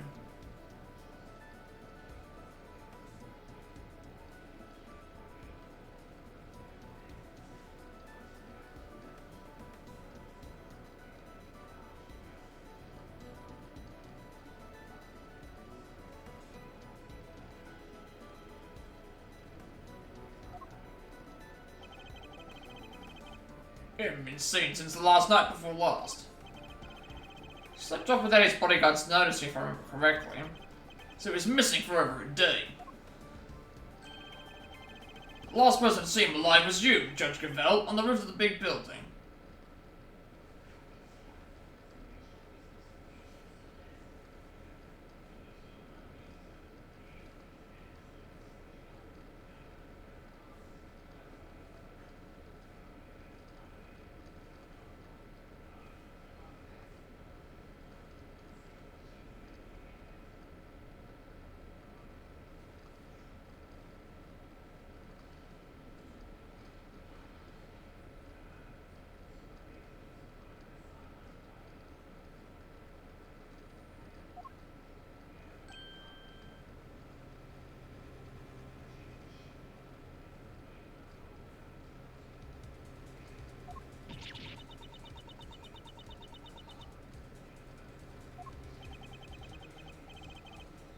Where did the two of you arrange to meet? Sorry, but I can't say. Not even to defend yourself from an accusation of murder? Well, then why can't you tell us? Please, Judge Cavell, we're trying to help you.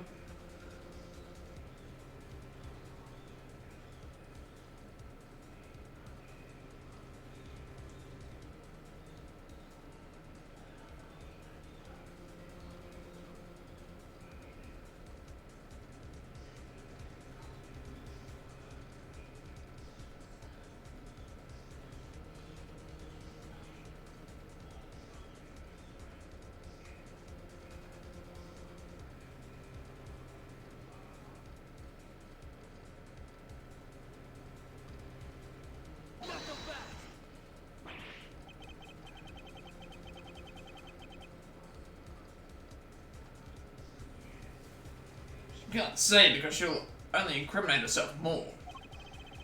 You had something to do with the president's murder, and I'm going to prove it.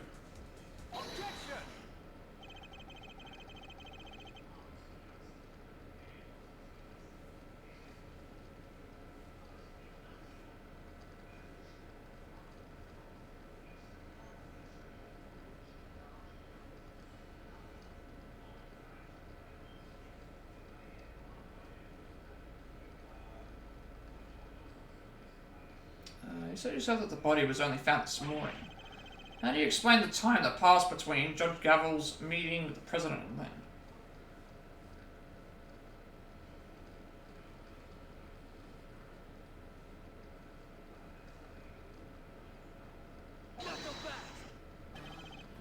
That's exactly what I'm hoping we were about to find out.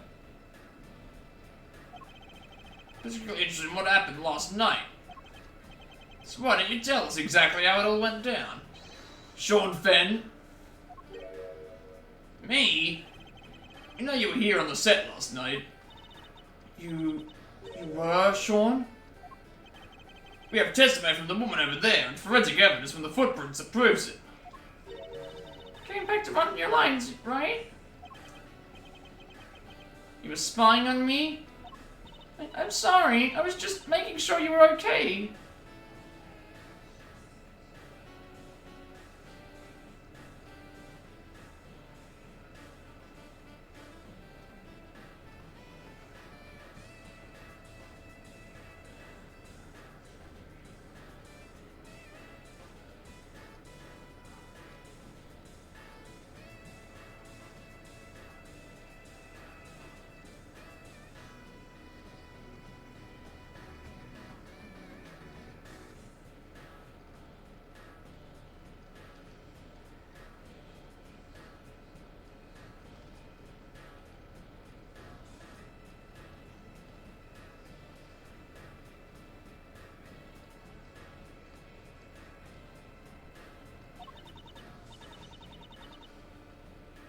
It was late, I was worried about you. I don't have to tell you, I don't need you to worry about me. Sean, that's no way to talk to an adult. She was trying to look out for you, I apologize this instant.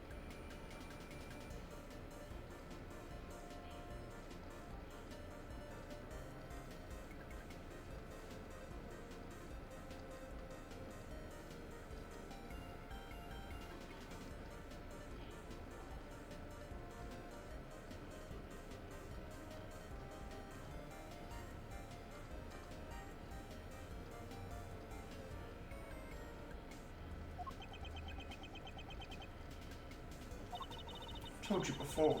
Don't have you speaking to people that way.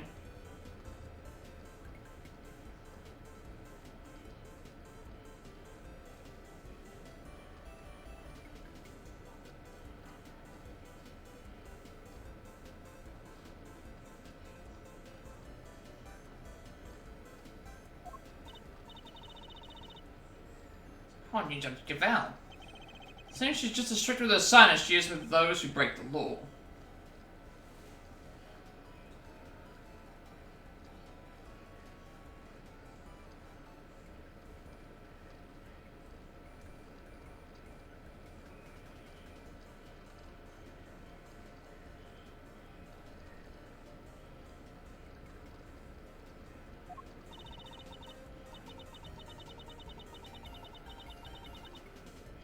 Listening to me? If I've told you once, I've told you 1,000 times. You must...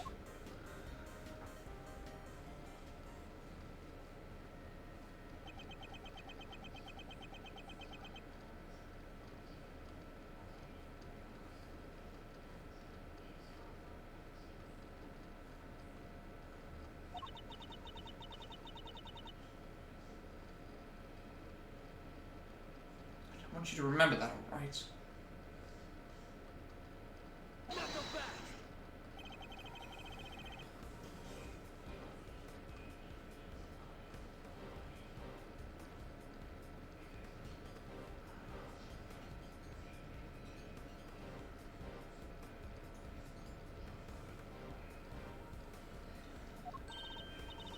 Of course. Forgive me. I think I've ever seen her so passionate about anything. I guess Judge Gavel, the mother, will take a little getting used to. We don't understand that you're accusing Sean of being involved somehow, Agent Lane. Just want the truth. Need to know why the president was killed. And by who? I don't care what it takes. I'm gonna find out. Guess it makes sense for him to be so determined. The president was practically family to him.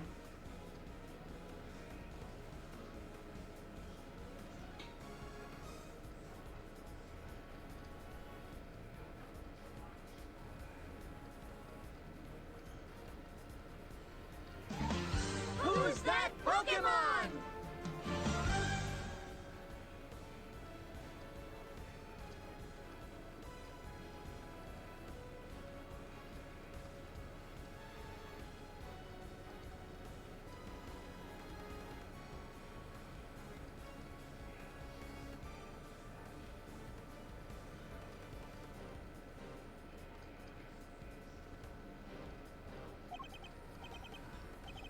Alright, sure, perhaps you could tell us what happened last night. Fine by me. Got nothing to hide. Oh. Should do one of these now. Alright. Had a bad day yesterday. Messed up a couple of tanks. We were scheduled to shoot the same scene again today. So I thought I'd put in some extra practice. That's what I did. It's that simple.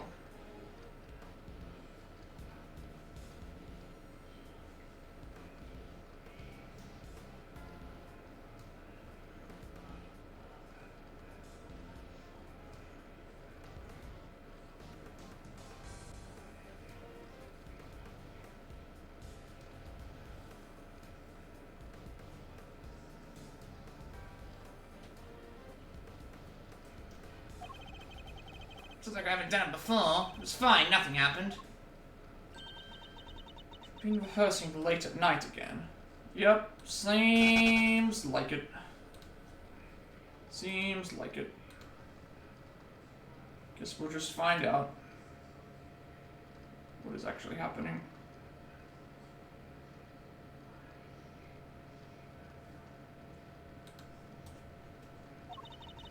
I called you yesterday evening, Sean. You said you're at the hotel.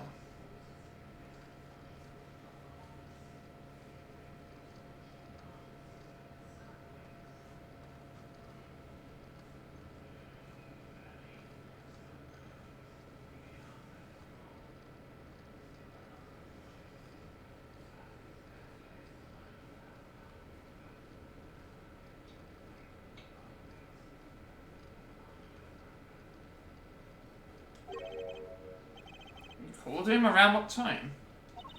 Must have been 11 PM or thereabouts.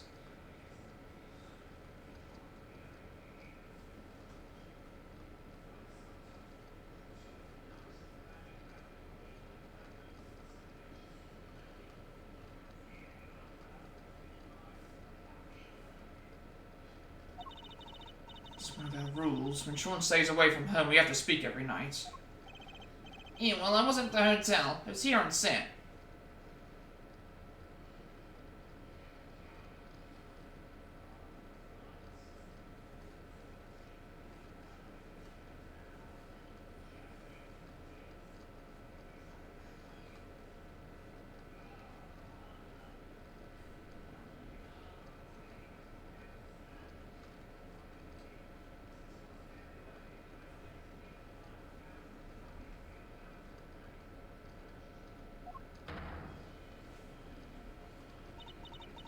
You lied to me.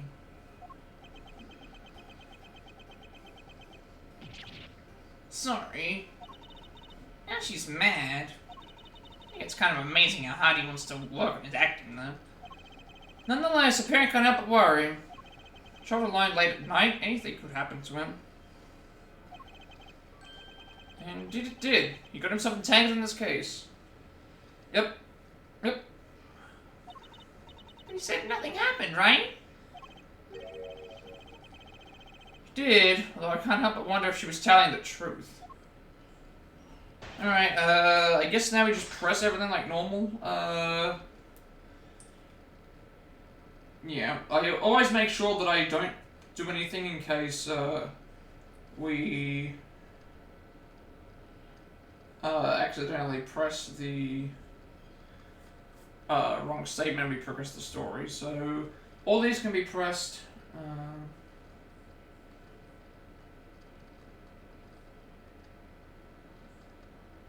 And Let's send them another set of statements. Okay. So all these ones can be pressed. Hold it. Bad day? Could you elaborate a little? Would I have to spell it out for you? It's just bad, okay? What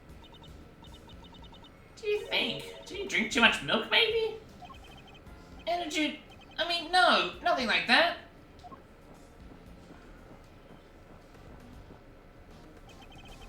So it might be more accurate to say that his stomach had a bad day. Milk was supposed to be good for your digestion. Shut up, we're done talking about that. Point is, I mess up those takes. Hold it. So you wanted to rehearse your lines in preparation for the reshoots. Yeah, it caused enough trouble for everybody messing things up the first time around. I wasn't meant to do that again. I'm a pro. One can only admire his dedication and his sense of responsibility to his co-workers. He takes his work so seriously. It's an inspiration to everybody. Even if takes he said he messed up, it wasn't like there was actually a problem. Just wanted to make them as good as they could be. He always says that even a tiny little bit better is. Why do you always have to say stuff people don't need to hear? Sorry, Sean. He could maybe work on his people skills a little more.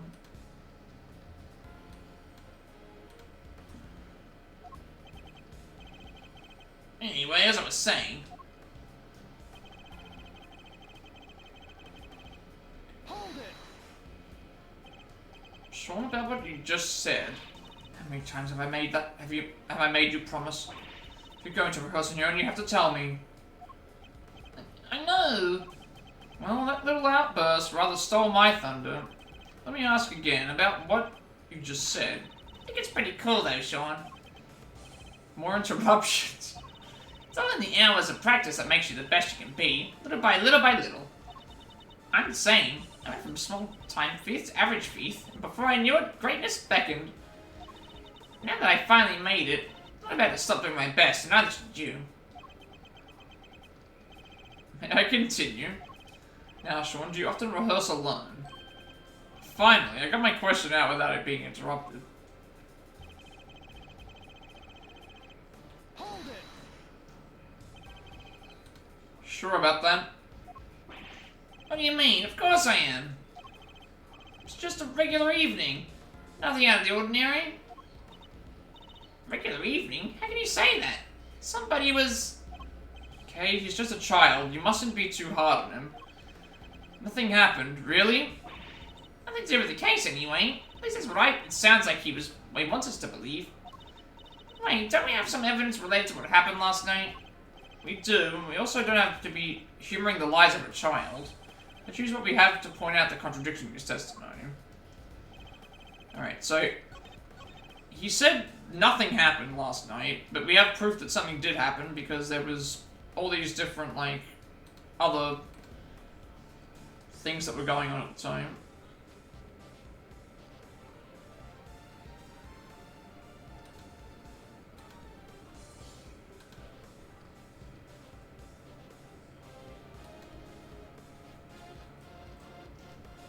I mean, we have a multitude of evidence to say, like, things that ended up happening.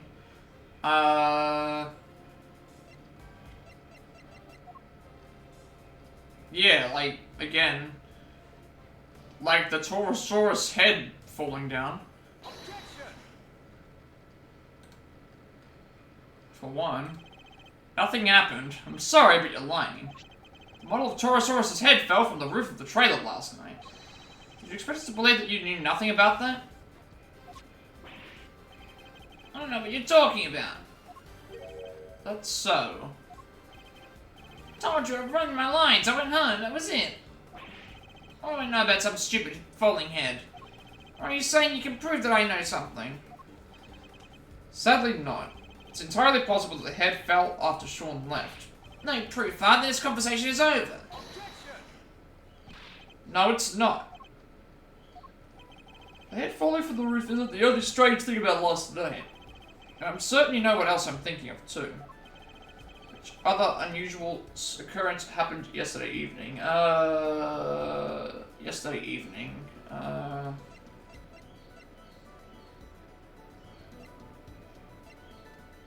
Someone would have cut the chains, would have been another option.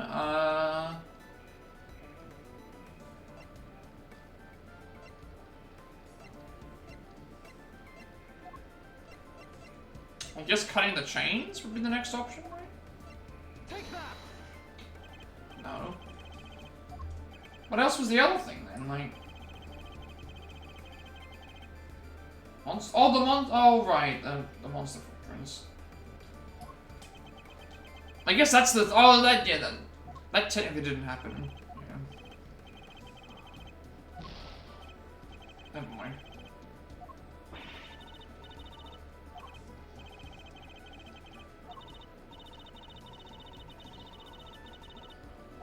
I wasn't thinking about that. I think I was looking at the clue.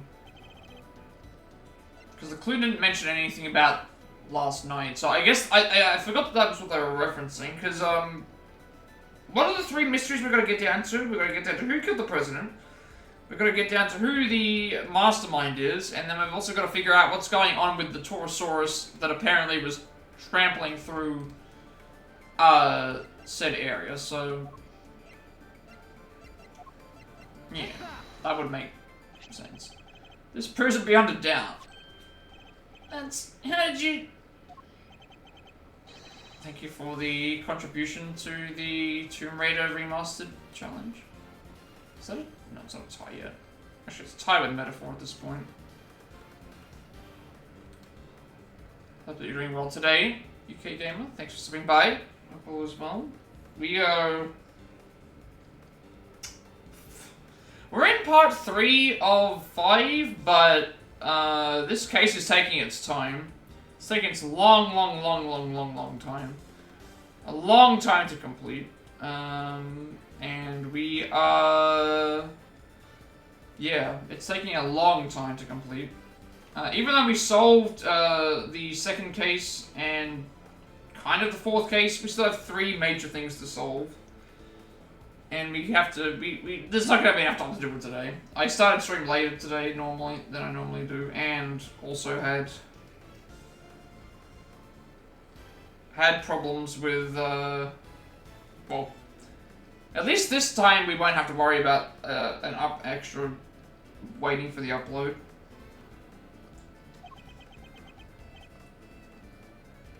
So we've got 3 things to uncover at the moment. Who the mastermind is, who killed the president, and how the Torosaurus Rex footprints and stuff came to be, I guess. Video footage from last night?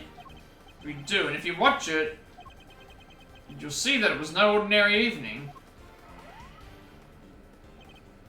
There's a footprint there already. There is. I'm not sure what an everyday... I'm not sure that's an everyday sight, even on a film set. Why would you keep this from me? No reason? Why, that stuff might not work on your mummy, kid, but it's not gonna work on me. Yeah, I have no clue what's going on. I was hoping we would finish this by Wednesday, or by tomorrow, but I don't think we're finishing it tomorrow. Considering we've spent 4 hours at this point, and we're not even at the middle portion of this part, so it's like... It might be Thursday. And we're not getting any trophies, so there's higher chance that stuff's just gonna upload immediately. Why did you hide the tape? You have to tell us.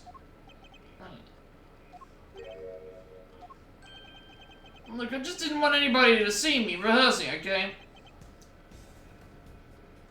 Yeah, thank you for the...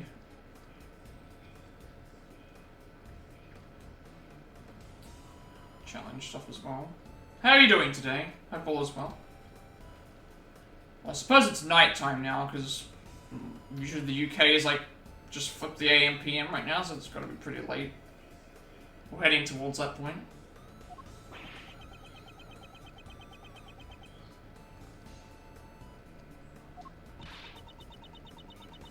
doing good. Happy to be streaming today after taking time to.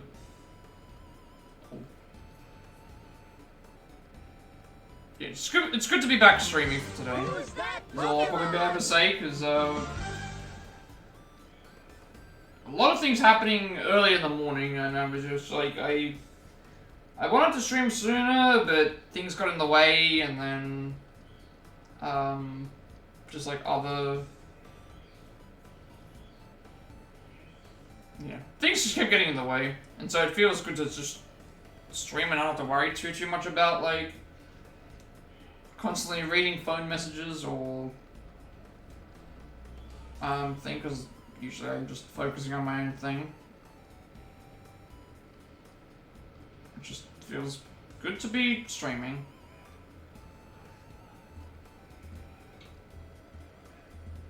And also we played Rivals yesterday, and Rivals was fun. Didn't get my rank up, unfortunately, and also had some like really bad people in the games, but I enjoyed playing because at least we made some progress, and we didn't really have any like waiting. Well, we had a weird waiting time segment. I had to wait 30 minutes for a game when it told me that it was usually unknown, which is usually it never happens, and then I ended up waiting like 45 minutes for another game, but it told me that there was a 9.5 minute wait, so I'm just like, I don't know what's going on with Marvel Rivals. It just went backwards that day. I think I just need to move past this week and just focus on getting this platinum, focus on getting other things finished, and then go from there. So you're embarrassed, is that it? Yeah, what's so weird about that? That's why you didn't hand over vital evidence. How could you? Oh, give me a break. You know about it now, don't you? Sure, the footprint was there, but I just ran my lines and went home. That was it. I do feel a little bit tired, but I want to go until my usual finish time. And then we can we should be able to get this video uploaded, and it'll be done by the time we, I won't have to wait, twice, I don't think. Nothing about the giant monster footprint struck you was weird. It's a giant monster footprint! Instead of a giant monster movie. There isn't all kinds of other weird stuff around here. Oh, bar for a second. Chief, there's something hinky about this kid. Sure as I'm standing up right here. Dan Skippy there is. He's hiding a scoop under them there horns. Well, my name ain't Lottaheart. No, shut up, both of you. I'm done talking. Hold it right there. What is it, Agent Lang? So it's just as I thought. Thanks, Mr. Prosecutor. This footage of yours backs up my theory nicely. There was something else in that tape? Yep, look closely. See the costume up in the top left? Yeah, the Torosaurus suit. Oh yeah, I see it. Something's different. Do you see it? Sure, he's just kinda hanging out and looking a little saggy. Oh, and the zip on his back is done up tight. Is there a difference in the photos? I don't remember there being a difference in the photos. Where is the... there should be a picture here. Where's the picture of the...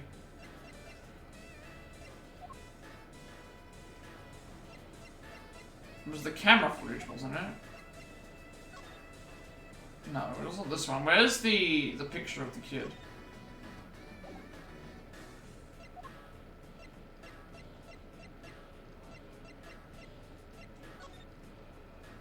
Wasn't that? There was a picture that we had with the kid, and it was here. Because I'm looking here and like the two. There's nothing different about the. If I swap between these two things, the only thing different is the kid's not here. So I thought there was a difference between the two costumes. There is not. Unless they mean it's different from to now. Maybe it got changed today then, if that's the case.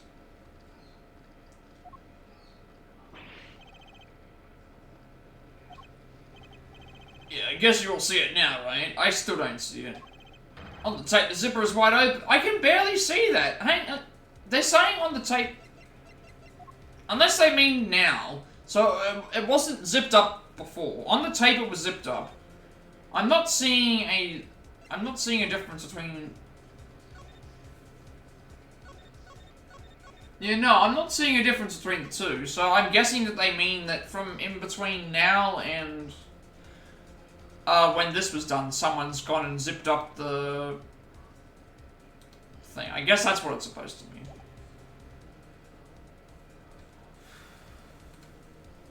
Bring on the warmer weather, please.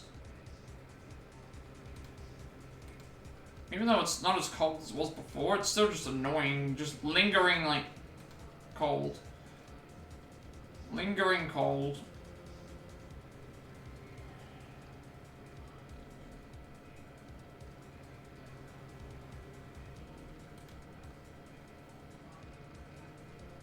And even though it's already like 10 days almost into spring weather, it still hasn't started transitioning, and so I would like it if it would do that. Please. Please let it transition. I think we need this, especially since like the summer's now here. It's weird. The winters annoy me more than the summer. I don't know why. It's either I've gotten used to it, or it's just like it's got to do with all the global warming or cooling stuff. Maybe that's the reason why it's cold. Maybe that's the reason why it's colder. Why? Because somebody's inside the suit. That's why. Mr. Powers, that zipper. What can you tell us about it? Well, we always close it up tight when the suit isn't in use. That's right, Mr. Prosecutor. And do you remember something else I said not so long ago? Let me refresh your memory. What if your friend Cavell pushed the president off of the big building the night before last? Then came down here to the movie set and hit the body somewhere. I do feel very tired. I don't want to stop streaming though. I want to keep going. The more of this we get finished, the less of it we have to do the next time.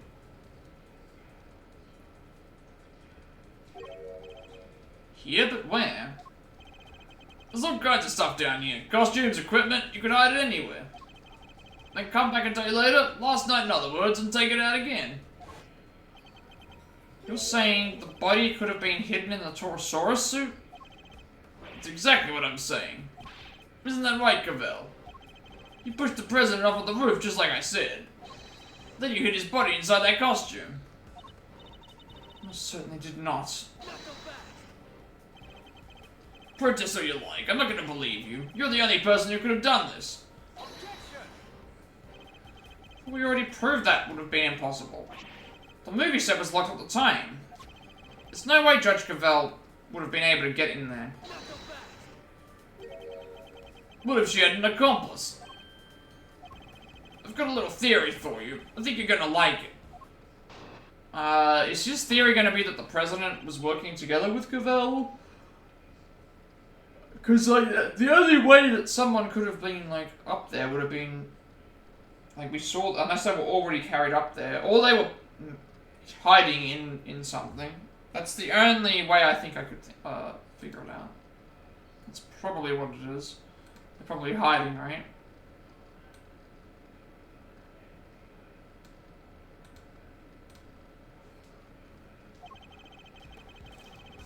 What if Sean was waiting down here when Cavell pushed the president off of the roof? If the two of them were working together, the problem with the lock goes away. Then they work to hide the body together too. By dragging it over to the Torosaurus suit and stuffing it inside. Think the murder was really that carefully planned? It was the assassination of a world leader.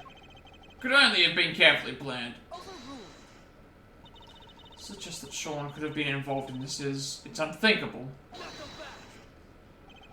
You're my prime suspect. What makes you think I'm going to listen to a word you say? What about motive? What reason would either of them have to kill President Wang? Who knows, but we'll find out soon enough. She was the last one to meet with him, and she won't tell us why. Pretty darn suspicious, even if you have to agree on it. Agree with that. I am actually bumbling my sentences.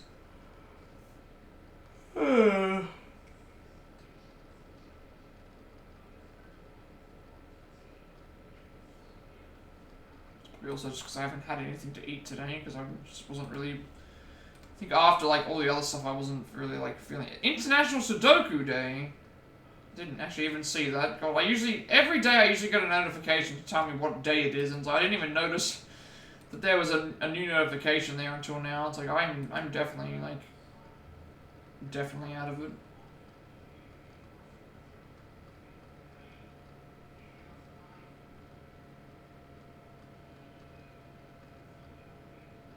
Usually I'm always, like, noticing that there's a,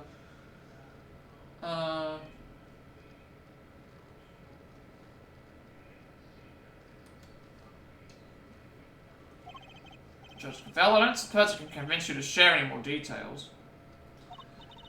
Apologies, but that is the one thing I cannot do. However, rest assured, should that ever change, you will be the first to know. So please, you have to believe me. Yeah, murderers have a habit of saying that. What about you, kid? Any weak excuses to offer? If so, now's the time to get them off your chest. I've got nothing to say to you. I'm innocent. Both as tight-lipped as each other, huh? But let me guess, you're still trying to still gonna try and stick up for them. It's true, Judge Cavell's actions certainly make us seem suspicious.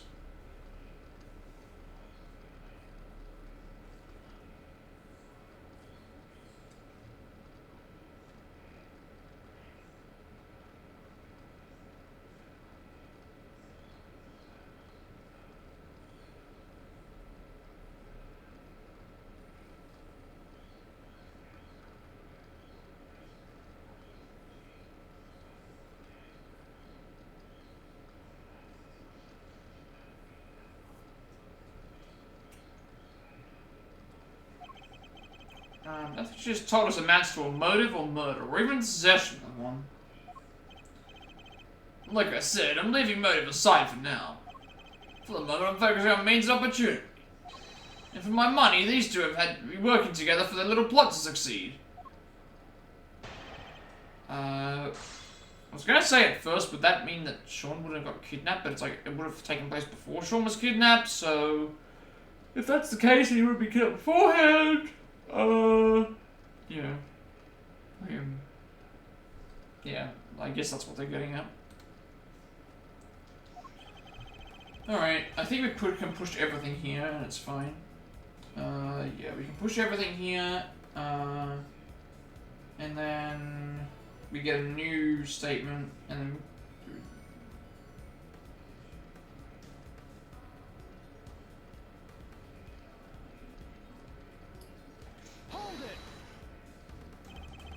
Seriously suggesting that a child could have been an accomplice in this murder.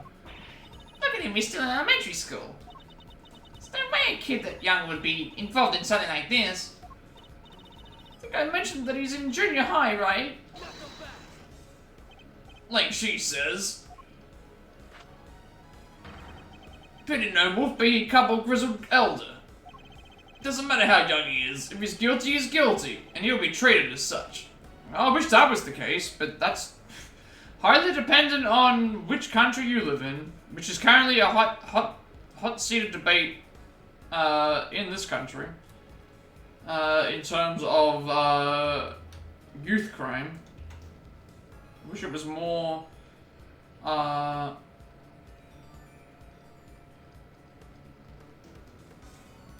more positive experience, but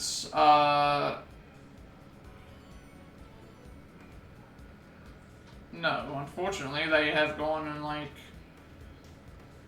yeah, they're messing up a lot of They're messing up a lot of problems. And yeah, it's just. Who's that Pokemon?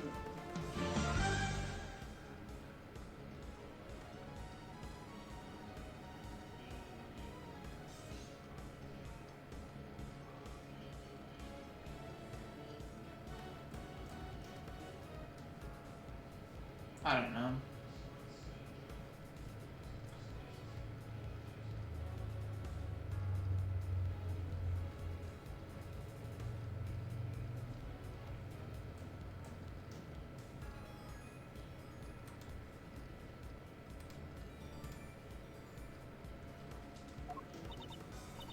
Man, Wolfcap's having hard, huh? Surprised at you, Mr. Prosecutor. You're saying he deserves mercy just because of his age. Of course not. I'm saying that there was no way he did this. I'm going to prove it to you. I'll look forward to it, but be warned, I'm only just getting warmed up. Hold it! Goes away how exactly? Thought you might try this, but you and I both know exactly how. Let me make it nice and simple for you. First, she pushes the present off of the roof.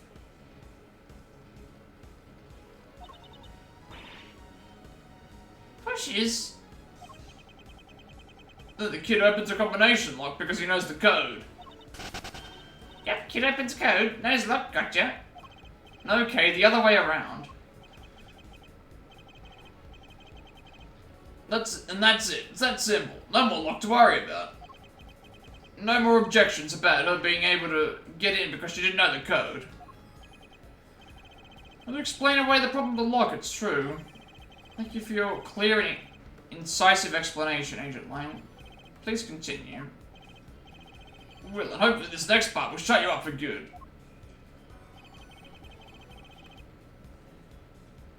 Hold it! But if the two of them are working together, why would they need to hide the body for a full day? Well, look at the situation right in front of you. Thanks to that little ruse, we're still puzzling over what we're up to even now. But if you let me speak, I can clear up this whole mess once and for all. Ready? Good. So like I was saying, they work together to hide the body. Hold it! Video footage doesn't show the inside of the suit. Can't say for certain that there was a body in there at the time, can you? Maybe not, but we can take a look right now. Let's open it up and see what's inside. I'd put money on us finding proof that it was there. Do you mind if we examine the suit, Mr. Powers? Not at all. Might be a little ripe, though. Gets pretty sweaty in there.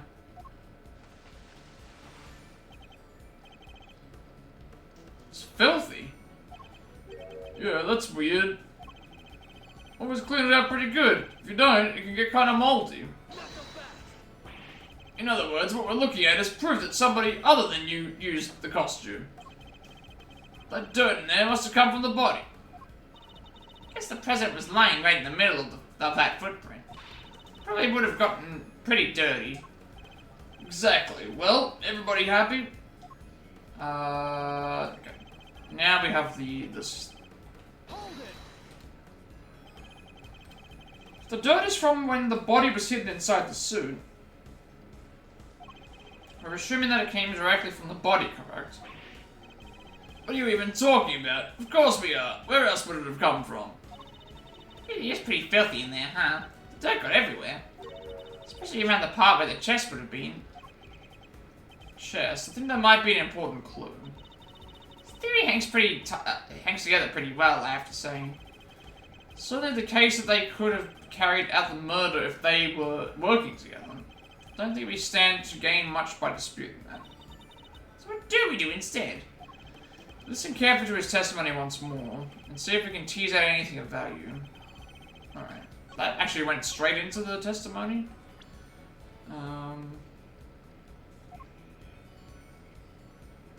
The inside of the suit is covered in dirt. It must have been from when the body was hidden.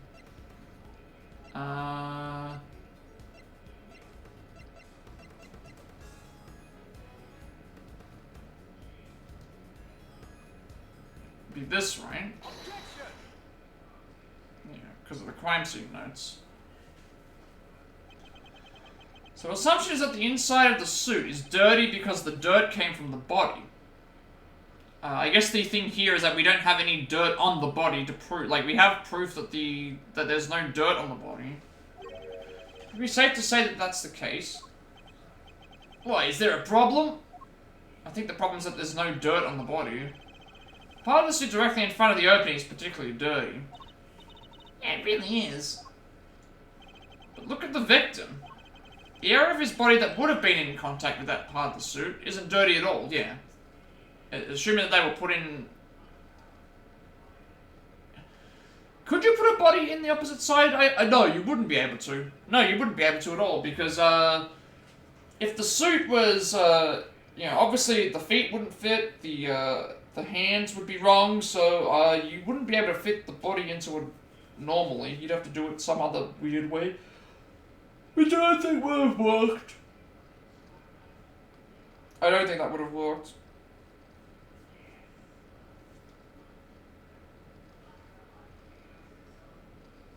I don't think that would have worked at all.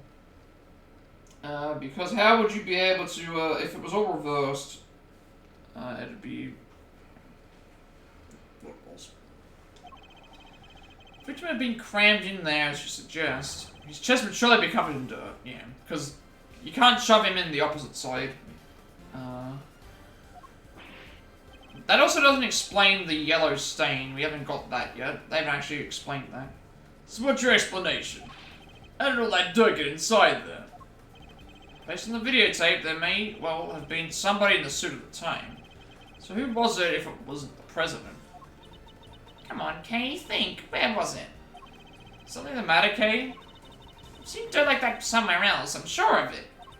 I just can't think where... Dirt with weird little grey bits in it. Grey bits? She's right, there is something mixed in there. It's stuck to something else we looked at. Lots of it. Stuck to something we looked at. An item of evidence, maybe. It's probably worth checking. Does one of the items we found have a similar kind of dirt stuck to it? The dirt with, like, the concrete bits and that on it. The only other piece of evidence we have that has that on it is, I believe, the gloves. The gloves here have, concrete on them as well. Take that!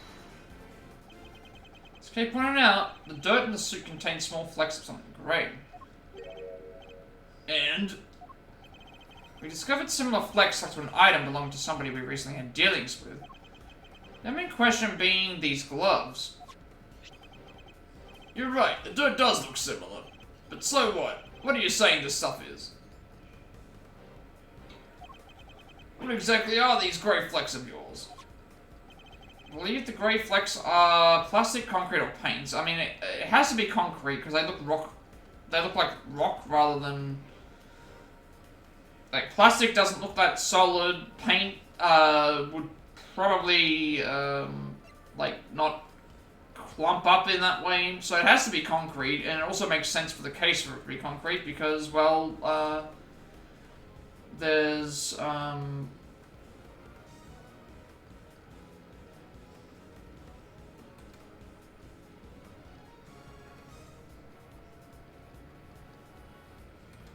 yeah, it has to be something like that.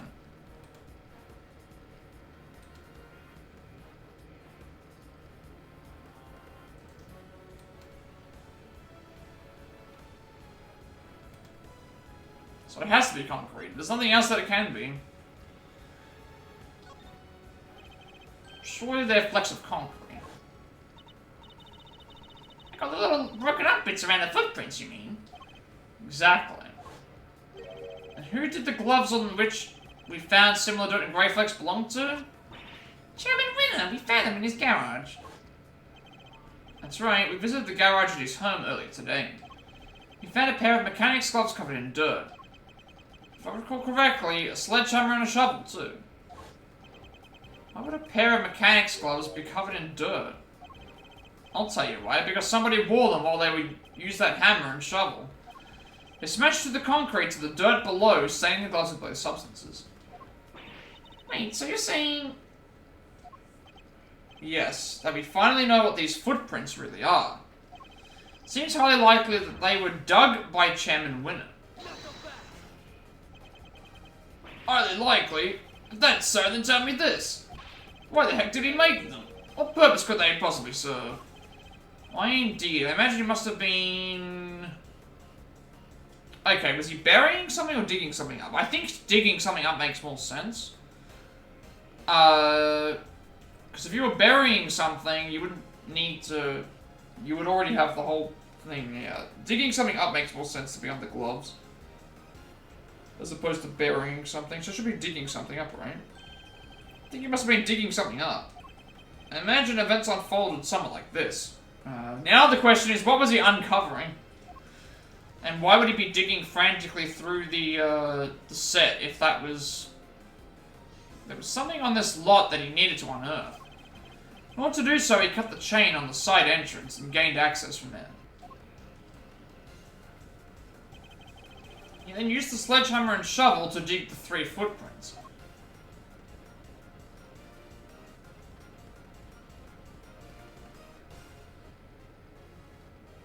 I suppose he...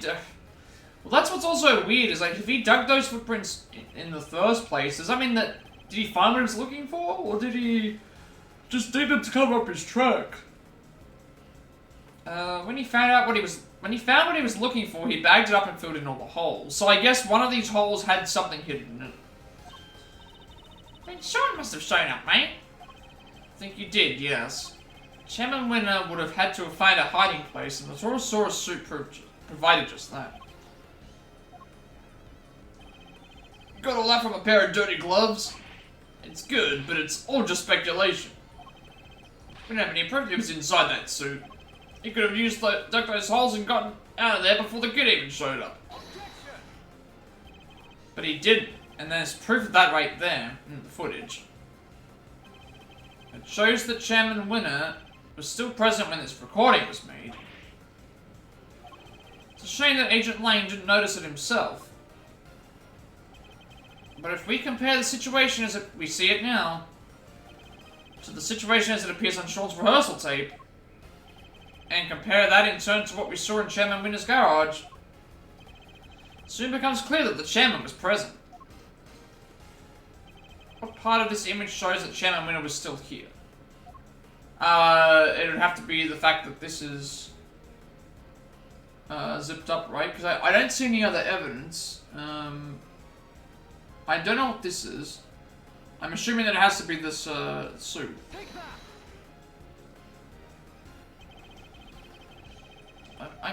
It wasn't? Did I not push the suit in the right spot? Wait, something he was carrying. I cannot see what he's supposedly carrying. Let me see if I can spot on this. Let me see if I can spot something. The only thing I can think of is that there was something next to the area, but what was he like? You can't see anything with Sean. Nothing here. The only thing that I can think of is this. Whatever this is supposed to be, but I don't know what it is. I can't see anything over here. So the only thing, it would have to be whatever this is. I don't know what that is. I couldn't really tell. Just a bag. Do I have proof that the bag was being used? Unless we saw it on evidence, but I don't remember seeing this bag. Off the top of my head, anyway. Look at the bag next to the Torosaurus suit. We saw the same bag in Chairman Winner's garage. Can I get a flashback to that, please? I don't remember. Same bag, the dirt on the gloves. That has to indicate a connection, surely. I don't even have any proof of that, do I? Like, I can't go back and, like, check the... I don't have anything related to seeing that. So I would have had to have just literally remembered, like, oh, there's a bag that... I don't remember seeing that bag in the garage. That pretty much seals it. It was Excelsior's Winner in the suit. And if he was in there, the president's body can't have been. Good, it seems to have convinced Agent Lang of the flaws in his theory. Who's that Somebody get the Pokemon? chairman at his house right away! We need to know what's in that bag. Yes, sir. Y'all done lost your minds? I can't believe what I'm hearing here. What is this Hog's will? This is all we need. Them right there's Taurosaurus footprints, dang it.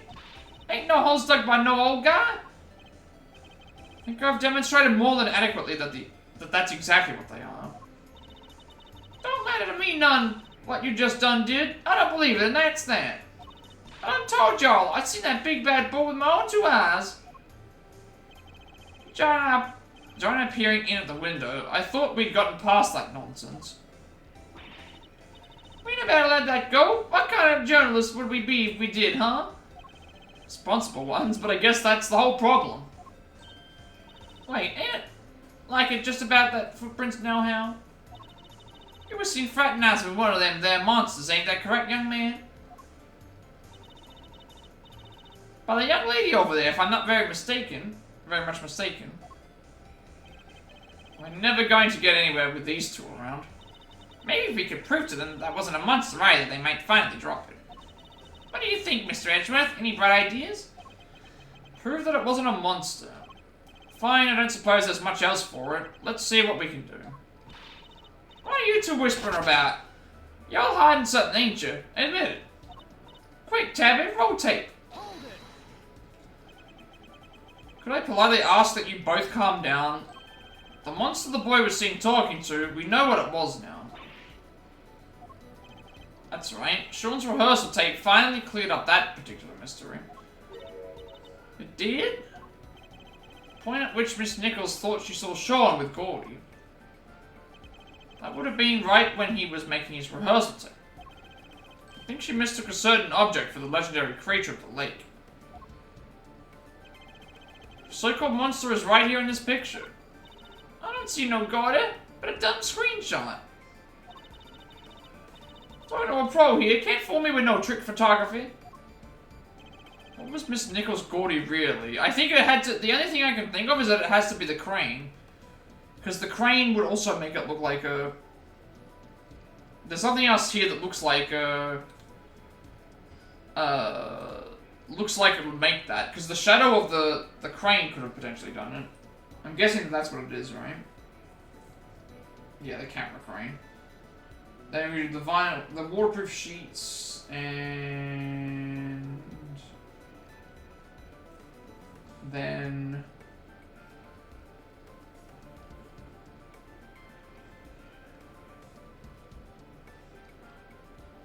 we're still not even halfway through this part yet. We've still got 2 more parts after this. Yeah, so it has to be the camera crane. There's nothing else here that suggests otherwise, so I think I can point to this. Take that. It should be okay.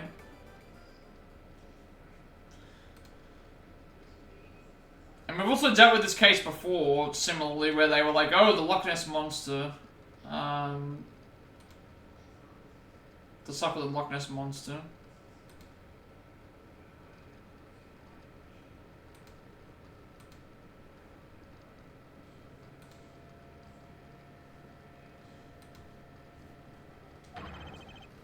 That is what Miss Nichols saw, not Gordy. Sean's rehearsal tape was shot from a noticeably elevated viewpoint. A viewpoint that would only have been possible if the camera in question was attached to a crane. Oh, how the heck would you make a mistake like that, huh? Objection. How indeed, Miss Nichols? You told us that you think you might need new glasses, didn't you? Yeah, my eyesight got way worse all of a sudden. I imagine that when you thought you saw Gordy, he was quite heavily shrouded in darkness. That's right, I only really saw a silhouette. But you done told us. Skin like an enormous worm, you said. You're about to try and tell us your precious crane grew up and grew skin somehow. Ain't even no flesh on them there metal bones, let alone skin. You're entirely correct, of course, about the crane as it was in that particular picture anyway. But it did have a skin as was sort of last night. I knew you were a scoopator, but this is plumb crazy. You want telling me to stop, is that it? That wasn't my intent at all. But I do think it's time I finally put them both out of their misery. Gordy's skin is right here in front of us. Ah, I see what they mean, yeah. It wasn't skin at all, it was this. Yeah, it's the sheet. Because remember they mentioned specifically about when it's raining outside? They put the waterproof sheeting over... They put the waterproof sheeting over the stuff so that it doesn't get wet. So it has to be this. Snickles told us that it seemed likely to rain last night. That never happened in the end. But I think Sean may have covered the crane with rainproof sheeting nonetheless. And that, my intrepid young reporters, is what Miss Nichols mistook for Gordy's skin. Forgot she's got a damn bear trap on her back. Aw, heck. Well, Sean, am I mistaken? You see everything, don't you? Gotta say, you're pretty amazing. Sorry, Miss Hart, but Miss Nichols' monster was no such thing. It was simply a trick of the light. Just like that, the dream dies again. Chief. I think they may have finally shut them up. I thought the kid was holding on to us. Holding on out on us, sorry. But it seems could have maybe been a little wrong, maybe. Alright, we know what the so-called monster was now. Everybody happy? Everybody except these two. Agent Lime!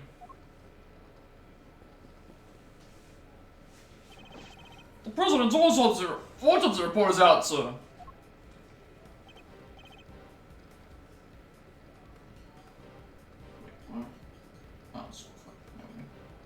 It is, let me see it.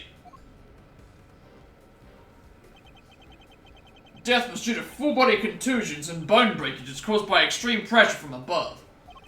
So we have our cause of death. He was crushed. Just as we thought. President Wang's autopsy report, cause of death crushing, time of death April 5th, approximately 11 p.m. Test results still haven't come back from the yellow substance found in his chest. Let's have a look and see what the autopsy report at least says. Do I have an update? Or was it updated? Oh no, it's the same thing. Never mind, it's the same thing. They just updated from... Instead of it being crime scene notes, it's now President Wang's autopsy report. So we now have an update. They did find gunshot residue in his right hand.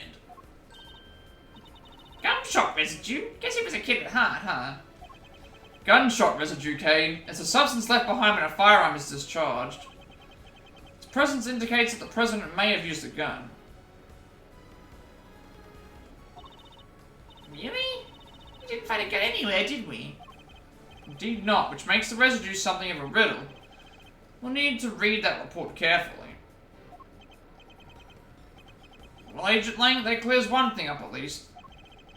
The President didn't die from a fall, which means he wasn't pushed from the roof of the big building. He was crushed by the falling Torosaurus head, just as we said he was. Guess I have to accept that now. Fine, you were right. Amazing, so does that mean Judge Cavell isn't the suspect anymore either? Surely it must. Both the cause and time of death rule around. She met with the President the night before last, but the autopsy report puts the time of death at around 11 p.m. last night. And we know that the Torosaurus head fell around then too. The facts all line up perfectly. What a relief. Sorry, it might be a little too soon to celebrate. Sure, I think we can accept that. The falling head must have been what killed the President. But that begs the question of what could have caused it to fall. Or who. We know what happened late last night, so we have to think about who was here at the time. What are you getting at exactly? You can't mean... I'm afraid I do. You did it, didn't you? Wait, she's accusing the kid? Oh. What did he do? Maybe he did something? I'm pretty certain he didn't kill the President.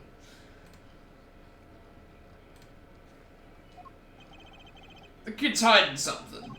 He was right here last night, right when the body was found. He saw the footprints. And yet he wants us to believe he knows nothing about what happened. That's a big ask, surely. We haven't yet established if the footprints had anything to do with the murder. So even if he did see them, that doesn't mean he was involved.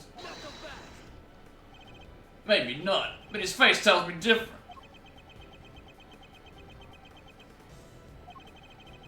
As does the fact that he's shaking like a leaf.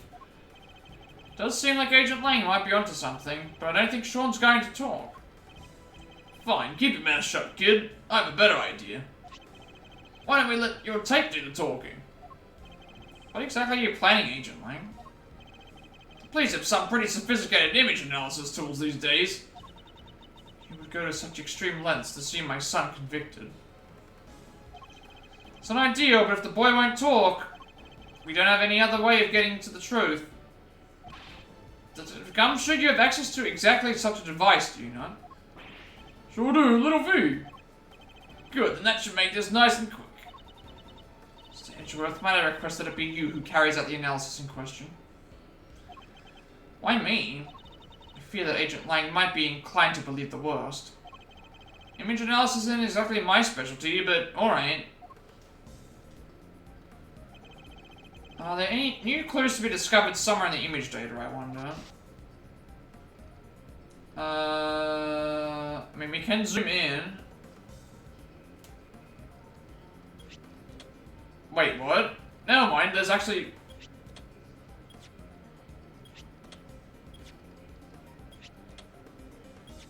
Okay, we can only zoom in, but this is now interesting. Why this is here. Because we could not see this before. I couldn't even see that even if I, like, looked up it and squinted at it. So, this is... Yeah, we found something by zooming in the camera footage.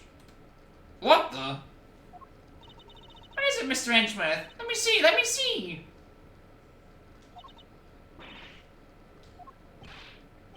What is it? What's the matter? Show me! Mr. Edgeworth, the court asks that you share your findings. Zoom in on the top right part of the image and look closely. There's a person there. It's... the president. Oh my. You're kidding, right? Well, I'd say that's pretty decisive, wouldn't you? This doesn't look good for Sean at all. Wait, this doesn't prove anything. I didn't know he was there. I don't believe you, and the image does in fact prove something very important. You and the President were here at the scene of the crime together. Admit it, kid, you murdered President Wang. No, that's ridiculous. Why? Why would he... Sean, you didn't, you can't have... Can you? What do we do, Mr. Edgeworth? It's hard to push back against footage like that. Surely even you can't deny that this looks pretty bad for the kid, Mr. Prosecutor. You claimed you knew nothing about what happened, but the President is right there with him.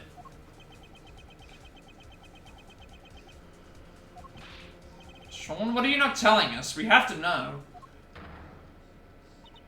He's right, Sean. Be honest now, it's the only way. The truth is, it was all my fault. What did you do? It was my fault the Torosaurus head fell off the trailer.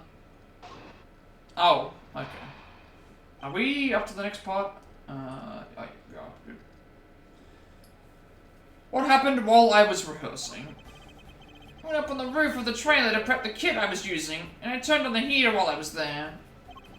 I must have left it burning when I came back down to run my lines. Then my mum called and I left the set to go talk to her. When I came back after the call, the Torosaurus head had fallen from the roof and the President was just there, lying next to it. She'd find evidence of a fire having broken up on the roof. It was just a tiny one, so I put it out myself. So we're saying the President died because of Sean? If you did, that would make this whole thing just an accident. What did you do with the head after you found it on the ground? Took it apart, carried the pieces up to the roof, and put it back together again. The saint, you put out the fire and moved the head back to where it fell from? In other words, you tried to cover your tracks. You're a real piece of work, kid. It's not like I did any of this on purpose. I really did just forget to turn the heater on. Or heater off, I should say. Yes, and when the fire had burned through the legs, the table would have collapsed, and the head. Would have fallen down to the ground below. You're right, the fire caused the head to fall. Indeed, and I also happen to have an idea about how the fire may have started. Those cans of paint thinner by the heater are pretty flammable. Not a great place to keep them. And you swear it was an accident? Seems a little convenient. What was the president even doing here in the first place? How the heck am I supposed to know? Didn't see anybody, I swear. Still don't believe you. Why would President Wayne come to a place like this in the middle of the night? His reasons for coming here are something of a mystery, it's true. He met Judge Cavell up on the roof 2 nights ago. But he was also here on the movie set last night. Did he come to meet Sean? I think we'll need to go over the boy's statements very carefully indeed. Alright. Now, what are we gonna do? Okay, press the statement.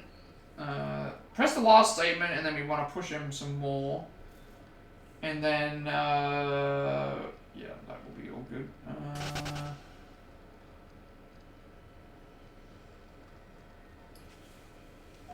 So, we're gonna get 2 extra statements by the time we get to the end of this. You're a fit and hardy young man, Sean. It's spring now. Surely you didn't really need to fire up that stove. He's a fit and hardy young man who needs to look after himself. Really, Your Honor, but if he resorts to such measures even during warm weather... Seriously? You two are gonna argue over something like that right now? He's right, of course. You've made your point, Sean, but I've told you before to watch how you talk to people. I think he was criticizing you as much as he was me, Your Honor. Yes, Mom. Anyways, where was I?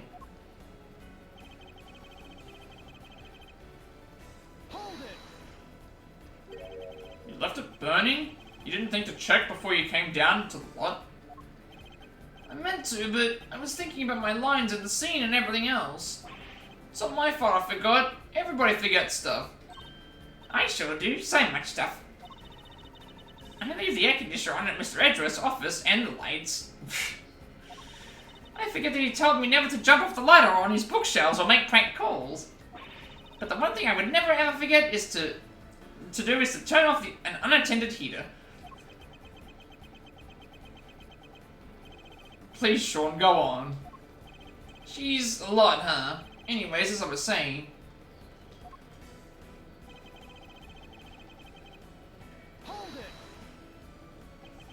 It was the middle of the night, and the set was deserted. Why did you need to leave in order to talk to your mother? I forgot I was supposed to talk to her. I got confused, I guess. But if I didn't leave, she'd find out I was at the hotel at night on my own. Doesn't make sense. You know that, don't you? Fine. Look, the camera was rolling, the mics were all live, okay? Didn't want a conversation on that tape where anybody could hear it. He was embarrassed about being recorded speaking on the phone to his mother. So I ditched the rehearsal and ran off set as quick as I could.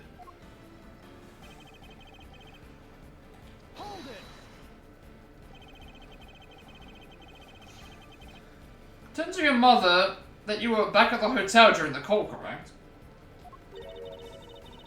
How come you couldn't tell her you were coming back to the set to practice your lines? Because she'd have phoned the hotel and asked them to send a car to get me or something. Of course I would have. A child your age shouldn't be out on his own late at night. Anything could happen to you. Children really can't seem to see things from their parents' perspective, can they? It's true the other way around too, you know, Mr. Edgeworth. Alright, Sean, can you tell us what happened when you came back after speaking to your mother? Sure. So I came back and...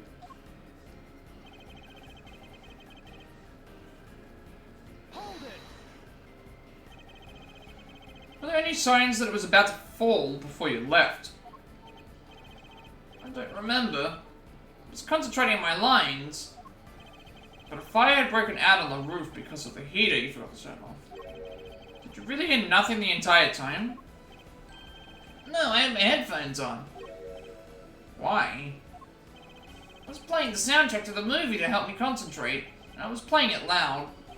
So yeah, I definitely didn't hear anything. Except for the sound of your phone ringing when Judge Cavell called you. You know that cell phones vibrate these days, right? Anyway. Hold it. Did you notice anything unusual about the body? I don't know, it was dark.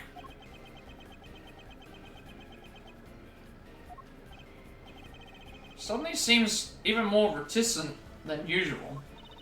I don't think he wants to go back over that memory anymore than he has to, Mr. Edgeworth. Sure he doesn't, but is that really all it is?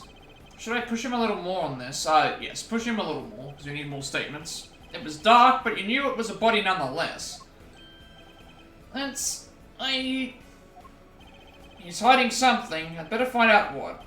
Most people would cry out for help if they saw somebody lying on the ground. And yet you did. Yeah, because... What was the point? He was dead. So you said. What I'm interested in is how you were able to be so sure. Why were you certain that he was dead? He was lying on the ground and that huge head was right next to him. Didn't take much to figure that out. Figure out what must have happened. You couldn't have guessed that the impact would have killed him? How did you really know? I'll tell you how, because you checked. Fine, I checked, okay? I was scared, but yeah, I went up to the body and I looked and he wasn't breathing. So I was right. Why try to hide that fact? There must be a reason. Could you tell me how the body looked at that point? I couldn't tell if he was dead at first. There was no blood or anything, so it was hard to be sure. Nothing on his clothes either. He was completely clean. But yeah, he wasn't breathing. So that's how I knew he was dead. Thank you. I'd like to add that statement to your testimony, if you don't mind. So I add 2 more statements to the testimony, which we will press, of course, as we always do.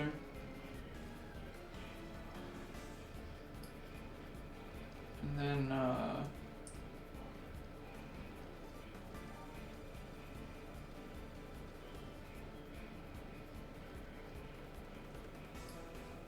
Hold it. 45 minutes to go before I would like realistically want to finish.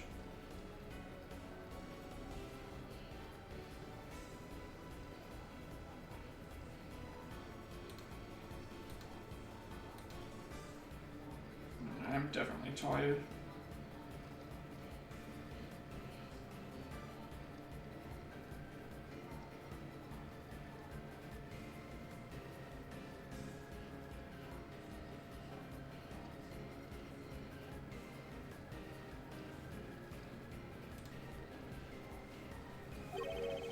You said that my characterization of your statement is correct. No, I would. I saw the body too. So you know I'm telling the truth. I should also maybe just turn the light on, because that also would mean that I'll be awake a bit more, because the light will be on, so I won't have to worry about being in the darkness for so long, and also feeling like as tired if I just get up and turn the light on, because it's going to be brighter in here, and also it's starting to get dark anyway, so why not? Why not just...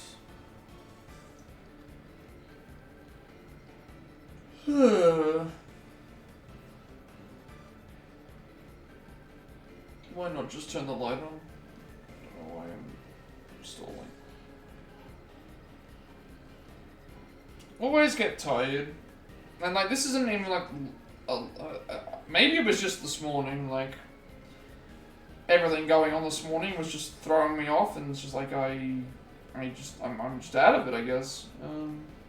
I guess it's fine, I'll just...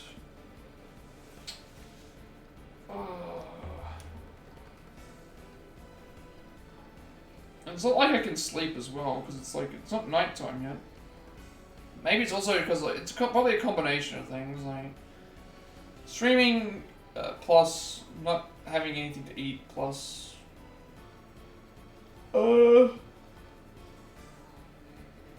the stuff happening this morning in terms of things. Let's just open the curtain, close the curtains and turn the light on, that way I'm not in complete darkness for the rest of the stream.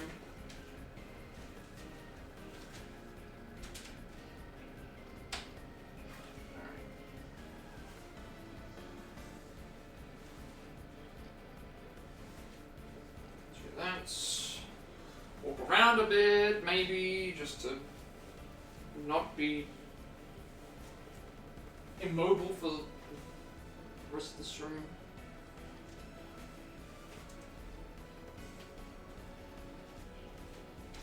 And then we'll just like chill, or not chill. The first 30-40 minutes of this stream was just me talking, so it's like I could have definitely made more progress in the game, but it's fine. Like, if we don't finish it, then if we don't finish it tomorrow, then it should be okay. Let's just keep on keeping on. Alright. Maybe I feel a bit better now, because the light's on, so it's unnatural light, which means I'm probably going to be able to be up more, and then also, like, getting up and actually moving. Maybe that actually does help a bit. Sure. Let's keep going. And I can save this game at any point in time as well, so that's the other cool part, is, I don't need to worry about, like, reaching a save point. I can just pause this game, save whenever I need to, do my usual stuff that I do, and then we can, like, it's not like another game, in other games where you usually gotta, like, finish a level or find a save point. This game, you can just pause the game at any point and save it whenever. You also told us the lot was dark at the time, and yet you were still able to confirm all this. What is your problem? There was nothing on his face and nothing on his clothes, okay? Thank you, Sean. I think that tells us everything we need to know. I have to focus on how clean his clothes were. Might have freshly washed at least. Well, because we know that the president's clothes, his suit had a yellow mark on it. So why was he not mentioning about the yellow mark? I guess we'll find out in the next exciting episode. Perhaps you could give us a few details about how exactly you confirmed that the president was dead. I couldn't tell just by standing there. So that statement's definitely going to be sus. How did you confirm that he was no longer breathing? They taught us how at school. You put your cheek next to the person's nose. If they're breathing, you can feel it. Never thought I'd actually have to do it in real life. I mean, it's good that they teach them this stuff, but yeah, it takes guts to do it for real. Not bad for an elementary school kid. He's in junior high, Kay. Try to remember that at least. It must have been quite a shock coming back and seeing a dead body just lying there, huh? And this was a dead body with a giant Torosaurus head right next to it. Yes, I'm sure it must have been very upsetting. But it does sound like it was an accident, right? Yes, at least it does the way Sean tells it. I'd like to know a little more about exactly how things looked around here at the time. Alright. I'm noticing it's now just skipping straight to these things, so we can present the he's saying that there was nothing on his clothes. We have proof that there was the yellow thing that we don't even know what that is. We still don't know what it is yet. That was on his clothes. Whatever it was, it's on his clothes. So it's clearly, like, he's I guess, lying. Nothing on his clothes, nothing at all. Yeah, nothing. Why? Is there a problem with that? Some of you are clearly hoping that you were forgotten. What are you talking about? There isn't, that's not true. Luckily for you, we remember it rather well. Talking, of course, about the yellow speckles on the president's chest. I'm sure his backpack backpack. His backpack is full of Who's milk. that Pokemon? The backpack is full of milk, I should say. You've studiously avoided mentioning them throughout your testimony. An absence I find suspicious, to say the least. I hope for your sake that you had a satisfactory explanation.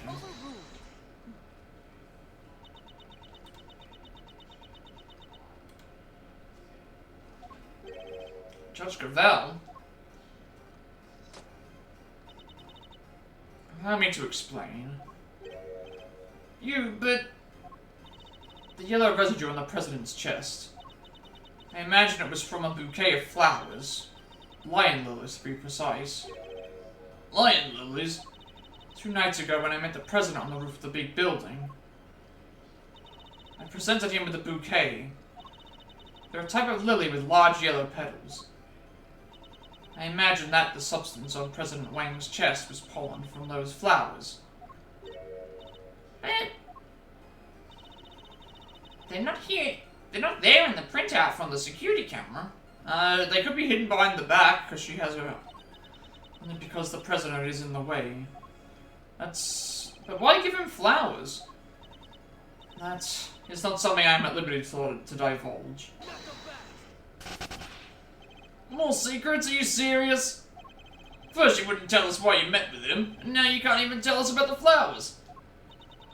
My sincerest apologies, but all I can tell you is that I gave him the bouquet. A bouquet that was nowhere near the body when it was discovered. How do you explain that? I cannot.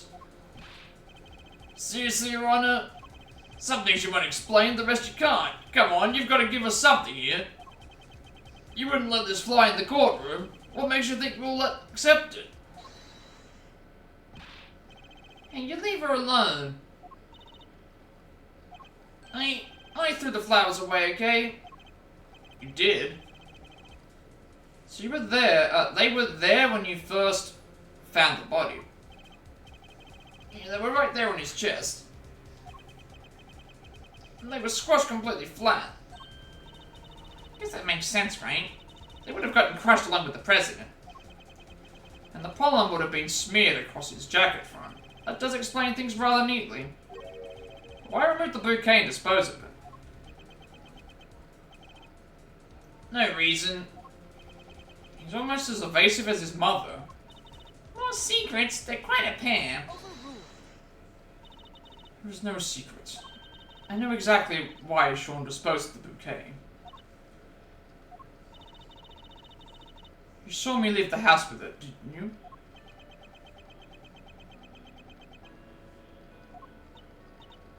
I get it. When you saw the flowers on the president's body, you remembered seeing your mum with them. You felt the need to prevent her from coming under suspicion. No, you got it all wrong. That's his least convincing line yet. A bouquet of lion lilies given to President Wang by Judge Gravel, recovered from on top of his body by Sean. Okay, we now know where the lilies went.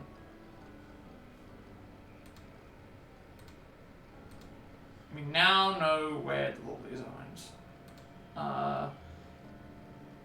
Which I guess also explains some other aspects as well.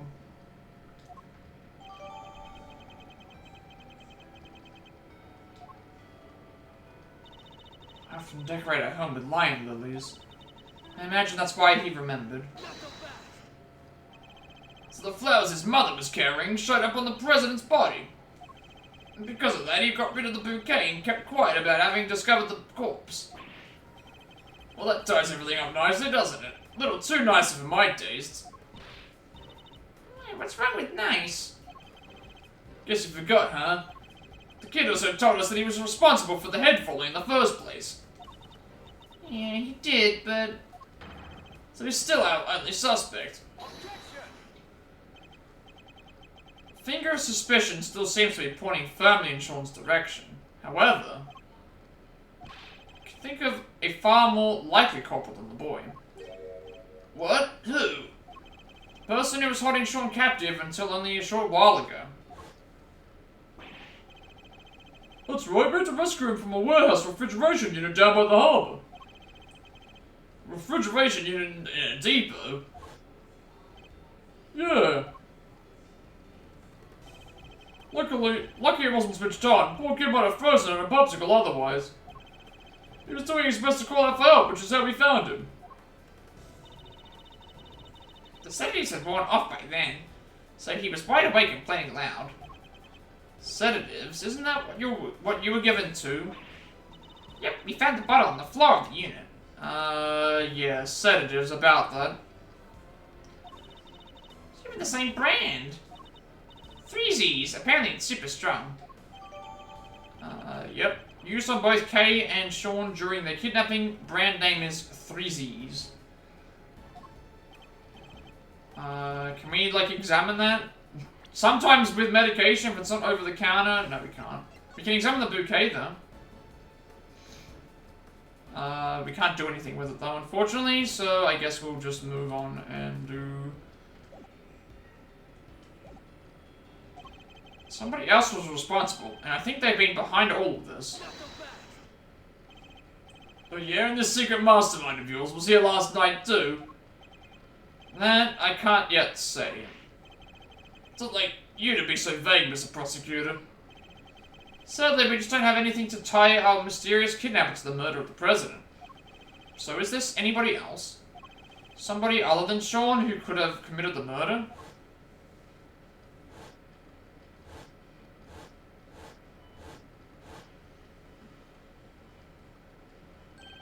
Of course. So I was right. The kid is still our only suspect. Not quite. I can think of another. Somebody who we just recently proved was right here on the movie set last night.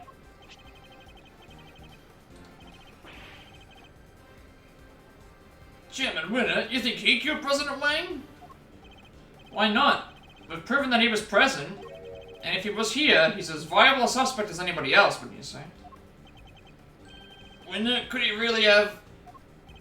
It's certainly another possibility to consider. 12 years ago, he was... At number again. Look, a lot happened, okay? This was all 12 years ago or more. My father and the president being friends, our family being the ones who kept him safe. Like the line from 12 years ago? Yep, good to see that you finally are about to pay for your crimes. Even if it did take a while for you to get what was coming to you. Agent Lang, what happened 12 years ago? It's nothing to do with you. I think it has everything to do with me. It's clearly connected to this case. You can prove that, can you? Go ahead, show me some proof that that's what happened 12 years ago. It has anything to do with this. Proof. Okay, well, I guess we're gonna go and look for some proof. Or we might already have some. If you can't prove it, this conversation's over. So any of the evidence we've collected show a link between recent events and those of 12 years ago. Well, the only things that we haven't solved yet is just like, we haven't solved this forged letter yet. And we haven't solved, is there any other things we haven't solved yet?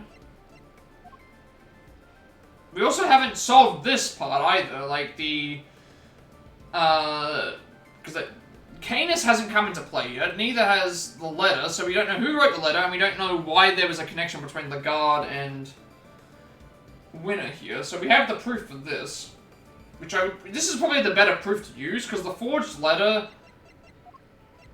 it doesn't really give us any information in terms of, like, who... This gives us way more information, I think. So this is probably better to report on, I reckon. I'd rather report this than report the other thing, so, and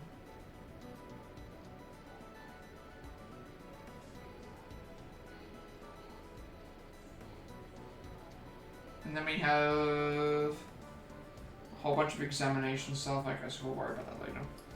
Yeah, we're definitely not finishing this. Definitely not finishing this case today. Still got an entire, like, examination section. Oh, that's right, that's happening as well. I completely forgot about that. They're doing Mayweather and damn Mike Tyson boxing match. That's gonna be interesting, that's for sure.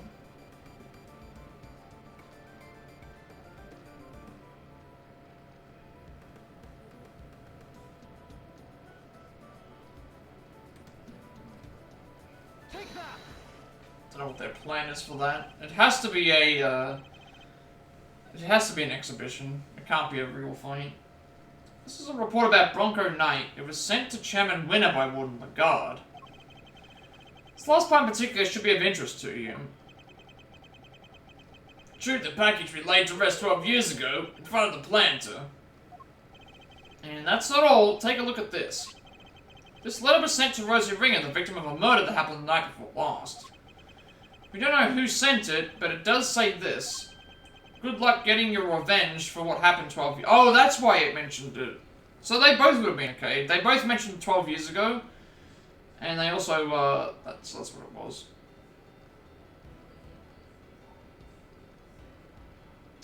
Okay.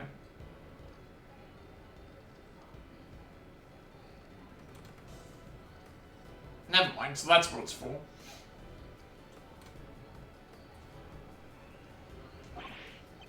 But something strange is going on. Agent Lang. Miss Ringer was murdered the night before last and President Wang not long afterward.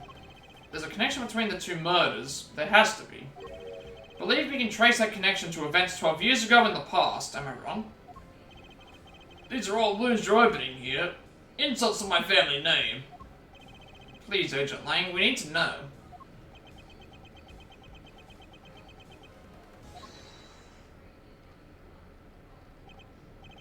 Who on earth was that? Wait.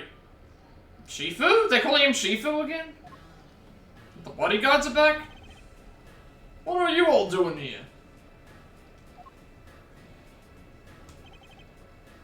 Come to find you, sir. We heard you were looking into the incident from 12 years ago. Idiots. I'm not your boss anymore. Get back to your duties right now. We can't do that, sir. What? You're disobeying a direct order? Please, sir, I'm begging you. We all are. You have to reopen the investigation into the SS5 incident. We know you can't let it go until you've figured out what happened, and we can't either.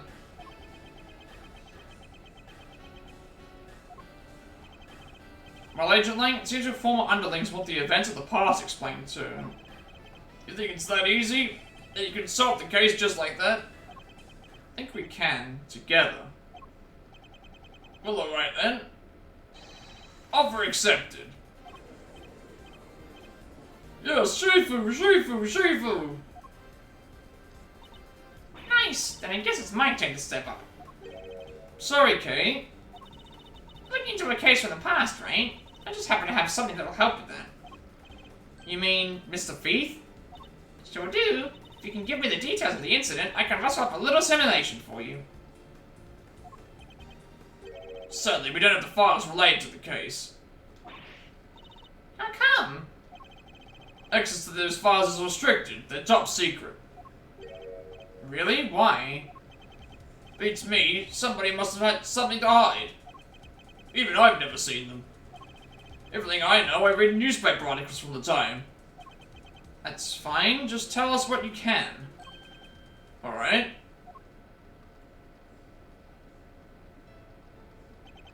The SS5 incident happened on a winter's day 12 years ago. February 10th to be precise. Your police received a call directly from the kidnapper. Got the president of Shangfa. So he was kidnapped. Yeah, SS5 is the official designation of the president's kidnapping case. The kidnapper wanted $100 million. $100 million? How much money even is that? It's $100 million. I mean, I guess because they're technically in the US, I think yen is, more numbers, so... From what I remember,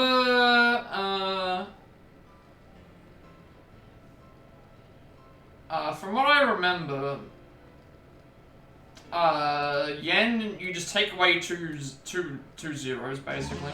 Who's that? And then you get that in,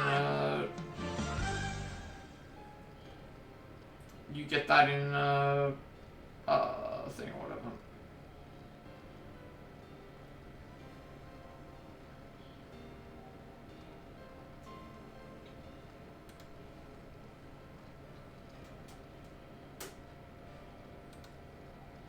Why am I so tired? I mean, I know I haven't eaten today, but still, it must be just a combination of things.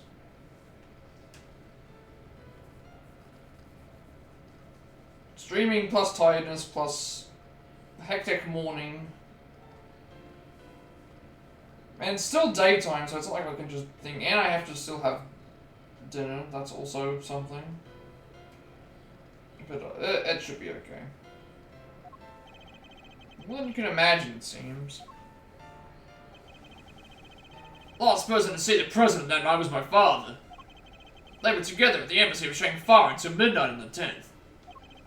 Nobody knows what happened with the president after that until he was kidnapped. Our government did everything they could to scrap together the money. They were desperate to save him. And in the end, they succeeded. The money was handed over and the president came home safely. So President Wang was head honcho even back then? Wow, go Mr. President. The length of time he stayed in power isn't even close to the most impressive thing about him. Agent Lang was clearly very fond of President Wang. Assumed the kidnapping was thoroughly investigated. Why?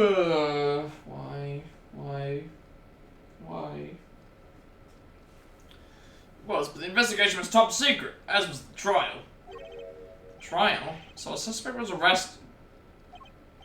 Yeah, none other than our friend, Fifi Lagarde. Wait, she was the... Why? She was the one involved, and yet they didn't take her down originally? Question mark? Okay. What? Is that why you visited the prison?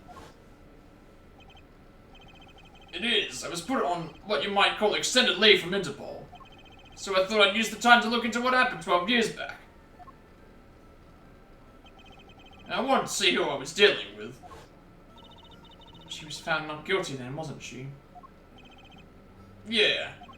My father was in charge of the president's security at the time. They held him responsible for the kidnapping and stripped him of his duties as presidential bodyguard. He stayed on the force though, and he worked the case alone, till eventually he found a suspect. The guard, as if he thought she did it.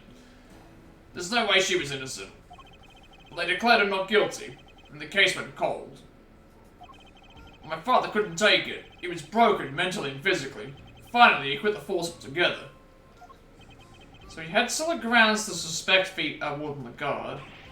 He must have had evidence. He wouldn't have charged her otherwise. But I've never been able to see the materials for the case. I'm sorry, but that's all I know. What do we do, Mr. Edgeworth? This is useful information, but I don't think it's enough for little feet to recreate the scene. Is there really nothing we can do? You look like you could use a hand. Who's coming to save us? Eddie? Francisca? Who would be here to save the day? Emma? Someone. Who's coming to save us? Who's this now? Okay, Francisca and Eddie. Never mind, they're coming. Or they've returned, I should say. Francisca? Mr. Fender! Finally wrapped things up over at the courthouse, so we thought we'd see what you kids are up to. Here. What's this? It says SS5 incident investigation report. 12-year-old incident in which President Wang was kidnapped and the sole witness was murdered. And Fifi Lagarde mentioned an incident from 12 years ago. I couldn't help but wonder. I guess we can look into this case file now. May as well. Case overview occurred on February 10th, 12 years ago, President of Shangfa was kidnapped and ransomed for $100 million. President's presence at embassy until midnight confirmed by Da Long Lang. Prosecutor in charge, Excelsius winner, suspect Fifi Lagarde. Okay, so that explains the connection between those two now, is that Excelsius was the prosecutor and Lagarde was the suspect.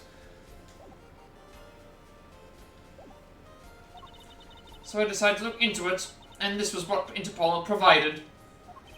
Nice work, Francisca. Don't get the wrong idea, Miles Edgeworth. You're no longer a prosecutor. I didn't do this for you. I did it so that a colleague could solve his father's final case.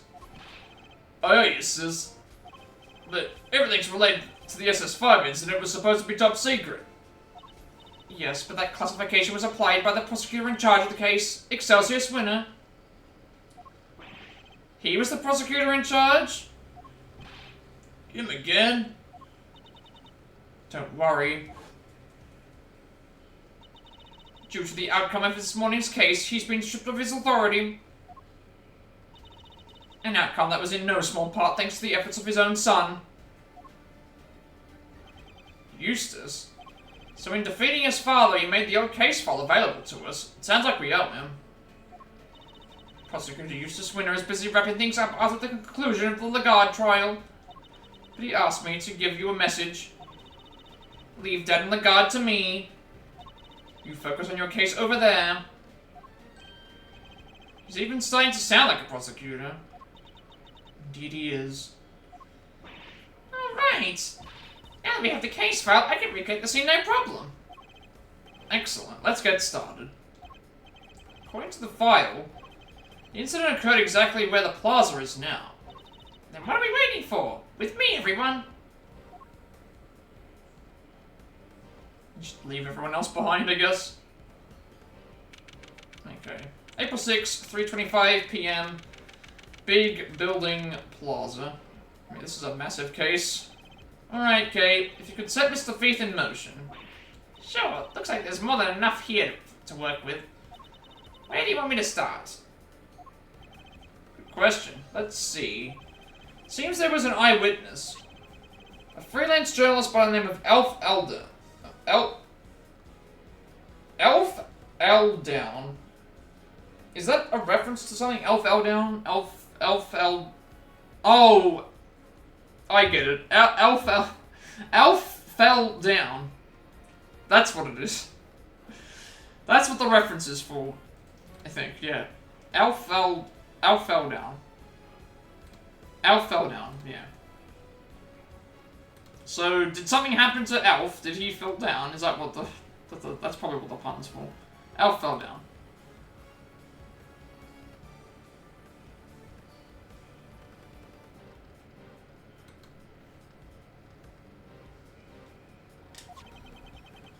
But apparently, he was killed by the culprit for witnessing the kidnapping. So this is where you saw it all happen, huh? Do I get a profile for Elf fell down? I do. A freelance journalist who was murdered in the incident from 12 years ago. Here, as in the big building? No, construction of the big building only began a year ago. Before that, it had been a piece of abandoned property. Before that, how? Okay, I don't know how that's possible. I mean, I guess it is. They built this building in a year?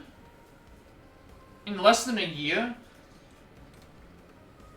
I mean, a house I can understand building that in a year easily, but a 51-floor building? I mean, I'm no builder, but a 51-floor story building would take more than a year, I would think, to build.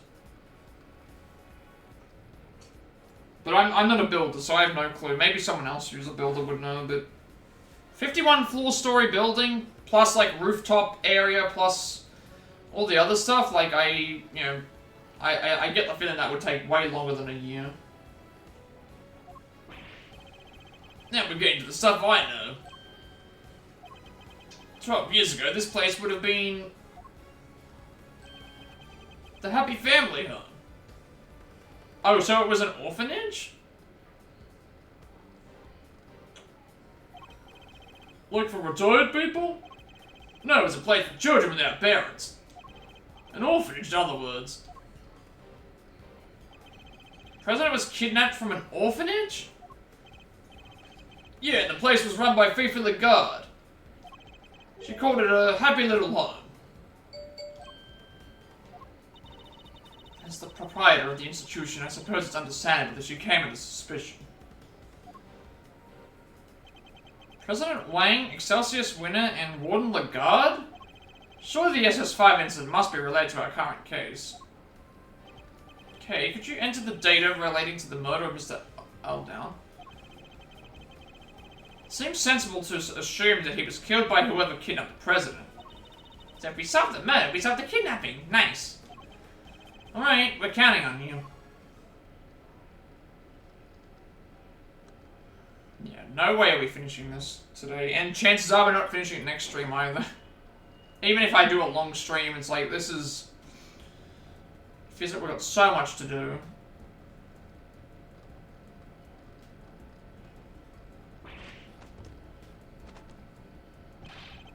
What the heck is this? When did I grow to become so blasé towards people's reactions to Mr. Thief? What we're seeing here is the front yard of the orphanage almost 12 years ago. At least as far as the police report describes it. Yeah, it's how it looked when they started investigating at 7 AM the morning after the murder. It seems that it had been snowing. Yeah, from what I heard, the footprints wound up being pretty important evidence. The snow fell in the daytime the previous day. In other words, before the incident occurred. Meaning that none of the relevant footprints would have been obscured by new snow. I think we'll need to pay these footprints some special attention. I've got a lot to explore. I probably want to talk to everyone first. So we'll probably go from left to right, and then we'll go up and around. And we'll leave the body till last. So there's a lot of stuff to investigate here. And we only have like 10 minutes to go before I would finish, because I don't think Allison's coming home early. So we'll finish the stream earlier, and then, well, not earlier, but,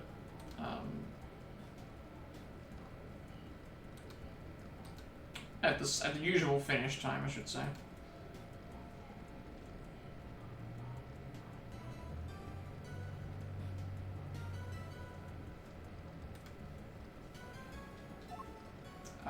Notice anything? I can't believe there used to be an orphanage right here on this spot. And that one the guy was in charge. And that the SS5 incident took place there 12 years ago. Yeah, they kidnapped the president of Shangfa. That's crazy. They killed Mr. Eldown. The only witness that we know of, anyways. They kept all the secrets, details secret for all those years. The more I think about that, the more you smell something fishy going on. Yeah, me too. What's even weirder is that the people involved, we know all of them, don't we? Lagarde, Winner, President Wang. When I think back over all the cases we've been involved with recently, it's true, I can't help but think they're all connected. Then we have to dig into this latest mystery and snatch the treasure of truth from inside of it. I'll keep updating the simulation as we find new stuff. Just be sure to look over everything super carefully, okay? Little Thief. So we're calling on Little Thief's help once again. Come on, Mr. Entereth, it's Little Thief. No matter how useful Little Thief is, if the information we plug in is wrong, the simulation will be wrong too. If you spot anything that doesn't make sense, try comparing to the evidence we collected. And we can examine and interact with everything in the simulation as if it were really there, correct? Hey, just walk up to it and do what you'd usually do. Also, we don't have enough to go on right now, but if you can gather enough intel, I can even create a simulation of a different span of time.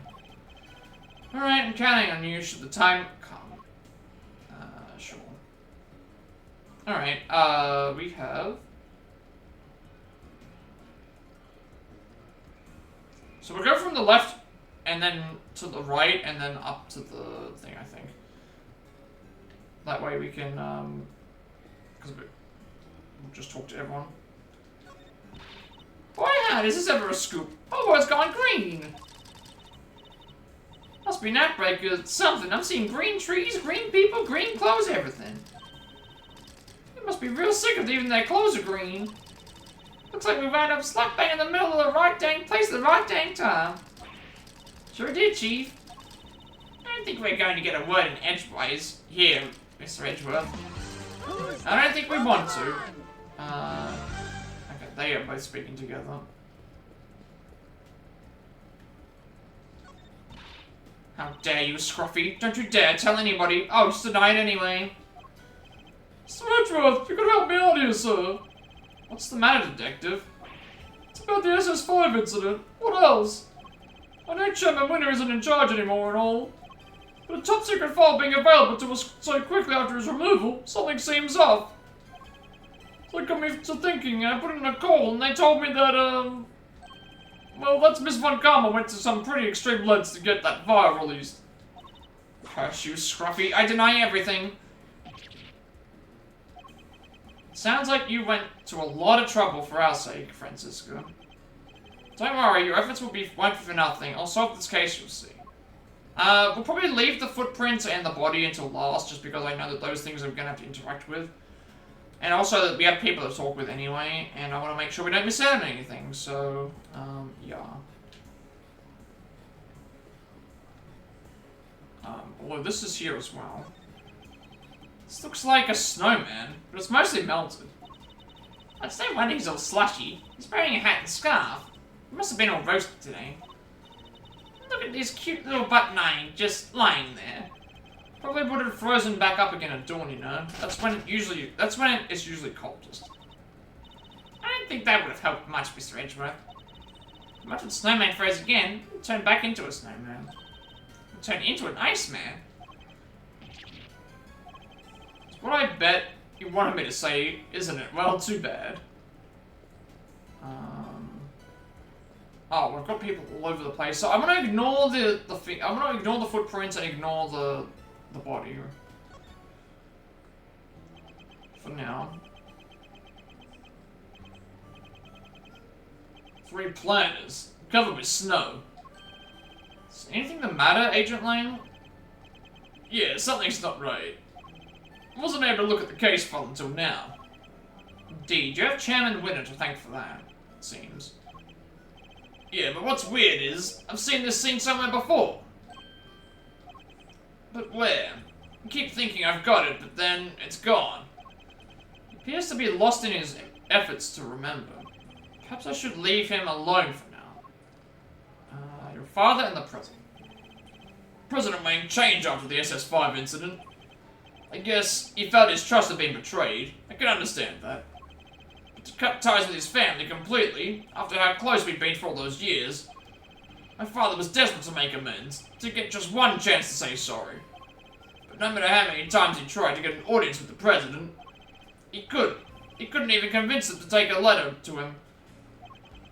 One time he came home covered in bruises. Who knows from where? A bodyguard, maybe? Sorry, there's no point in making you sit through old stories that won't change anything anyway. I'll be the judge of that. As warm and fuzzy as ever, I see. Not that I expected any different.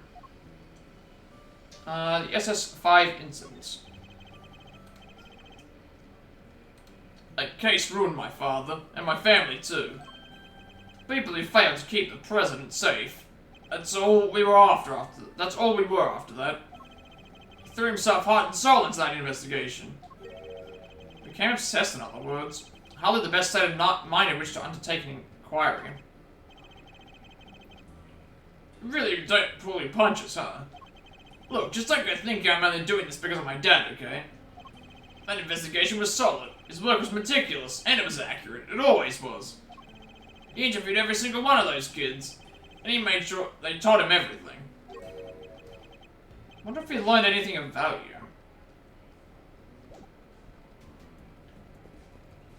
Can't even examine the plateau in the middle.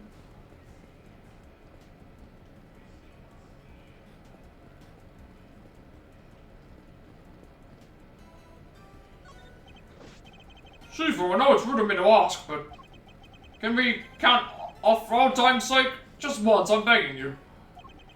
For old time's sake? Seems a little sentimental, but fine. Count off. 1. Sorry, Shifu. Just doesn't feel the same on my own. It's kind of lonely. Fool, it shouldn't matter if there's one of you or 100. Maybe on your own here right now, but the pack is always with you. So quit whining about being lonely and how like you mean it. Count off. 1, 1, 1, 1.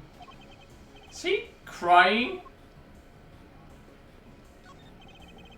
A tortoise in a hand, inspired by the children's story, no doubt. Tortoise races the speedy hare and wins. Alright, time for a K Faraday pop-up pop quiz. Why did the hare lose the race? I'll give you 3 options. Don't need 3 options, Kay. He lost because he stopped to rest and fell asleep. Number 1, the hare's favorite running shoes were stolen by the Yatagarasu. Number 2, the tortoise trained with the Yatagarasu and got so fast that he won. Number 3, the real winner was the Yatagarasu who plotted a surprise secret victory. Those are my only 3 options. Too hard? Alright, I'll give you a hint. The option you were looking for starts with T-H-E. I'm gonna... Yeah, this is it. Let's reach 5 o'clock.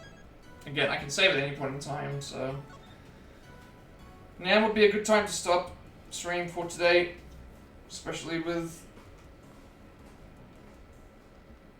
how things have gone. And also the fact that Alison will be home in some point in time, and yeah, we will do that. How did we go in terms of the game today, though? Still maybe about halfway or partway through the, like, I feel like we're getting to the halfway point, maybe a little bit further. Just to wait and see. When it comes to that, what's going to happen.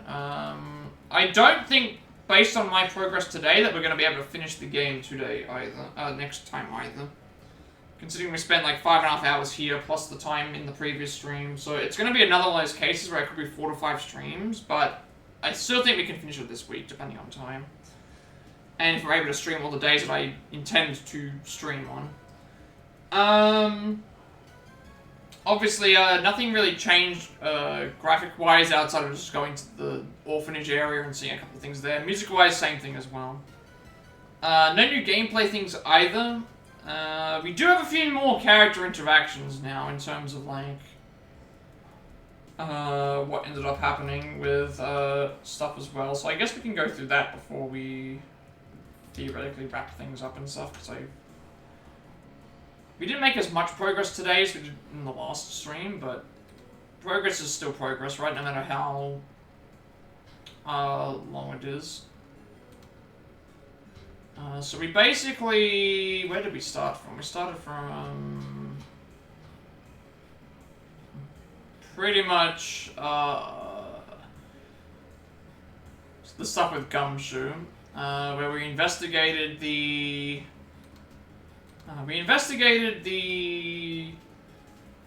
garbage area and basically deduced that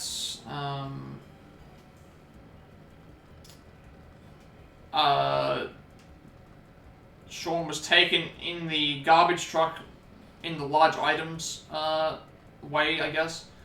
And then we got pushed right to the courtroom where we were basically trying to prove Excelsius was guilty of something in the 4th case, and also prove that the guard was also guilty for the stuff in the 2nd case. So,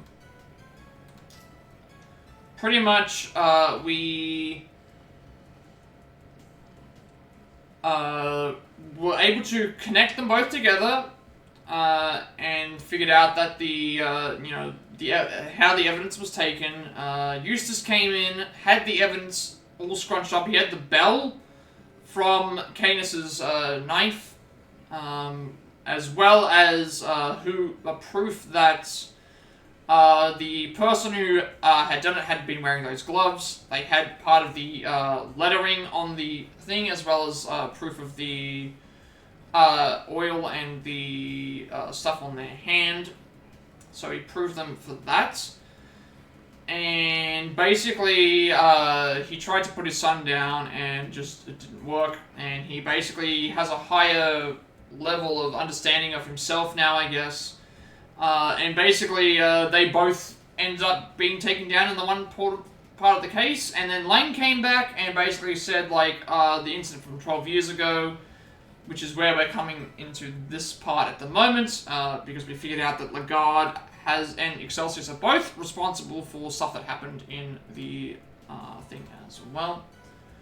All the stuff with basically reviewing all of the case so far, we ended up basically needing to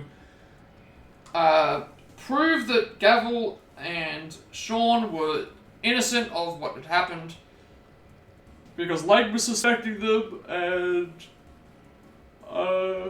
the stuff with the costume and the inconsistencies there.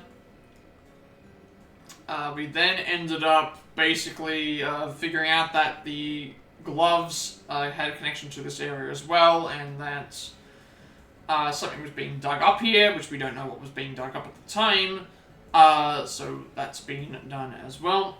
And then also we found proof in the video that we basically discredited how Torosaurus and Gordy existed, because it was just shadows and other things like that, and how that was all covered up. And then we basically discovered that we could see the president in the camera footage, and then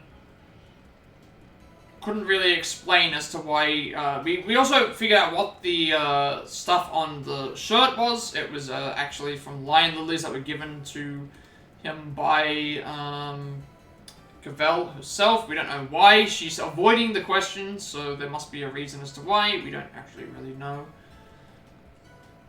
So I guess we'll just wait and see there. Then we got a giant story about like what happened 12 years ago, and the stuff about how Sean was drugged with the same sedatives that Kay was drugged by, which also connects the mastermind to both cases as well.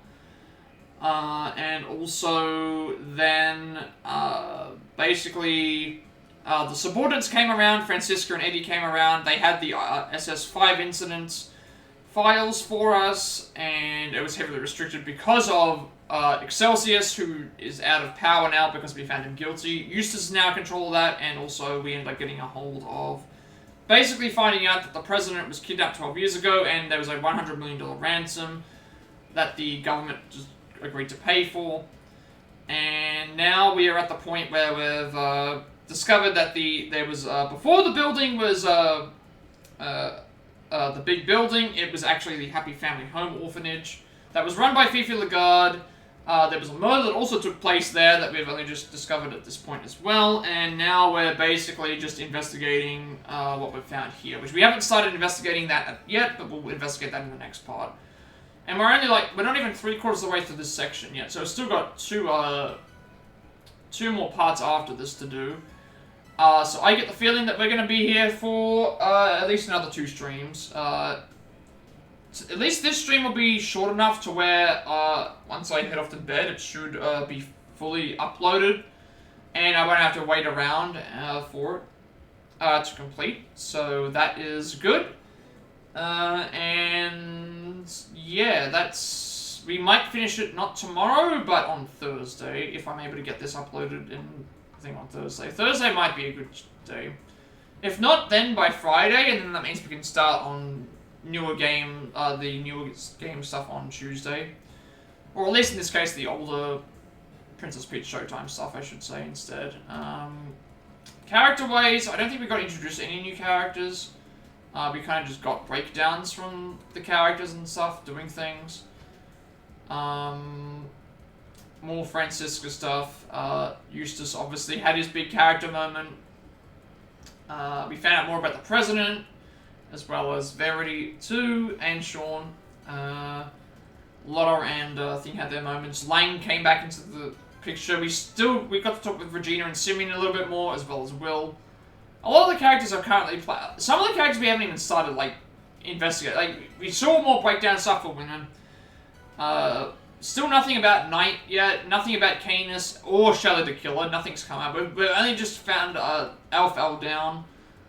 We've only just found out about him, so we're going to investigate what's happening with them, I guess, and see what happens going forward there. So, kind of a quick summary there. I know I wasted the first like half an hour of stream just discussing other stuff that didn't matter, but I mean, it matters to me, but it wouldn't have mattered that much to everyone else. Who's that It's Pokemon? more so just for me to have a clearer head, I guess.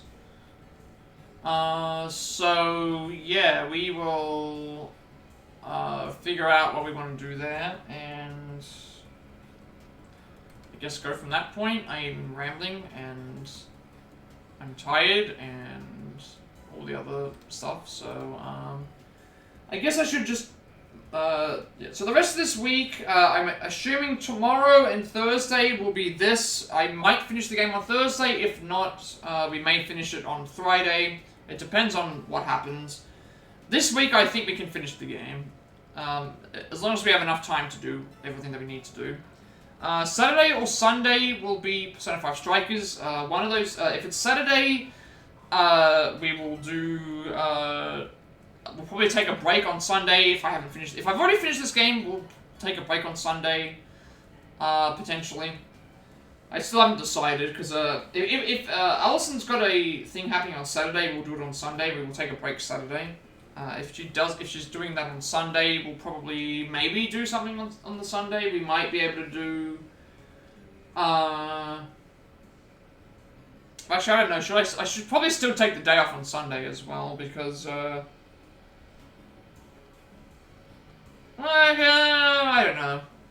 don't know. We'll figure it out.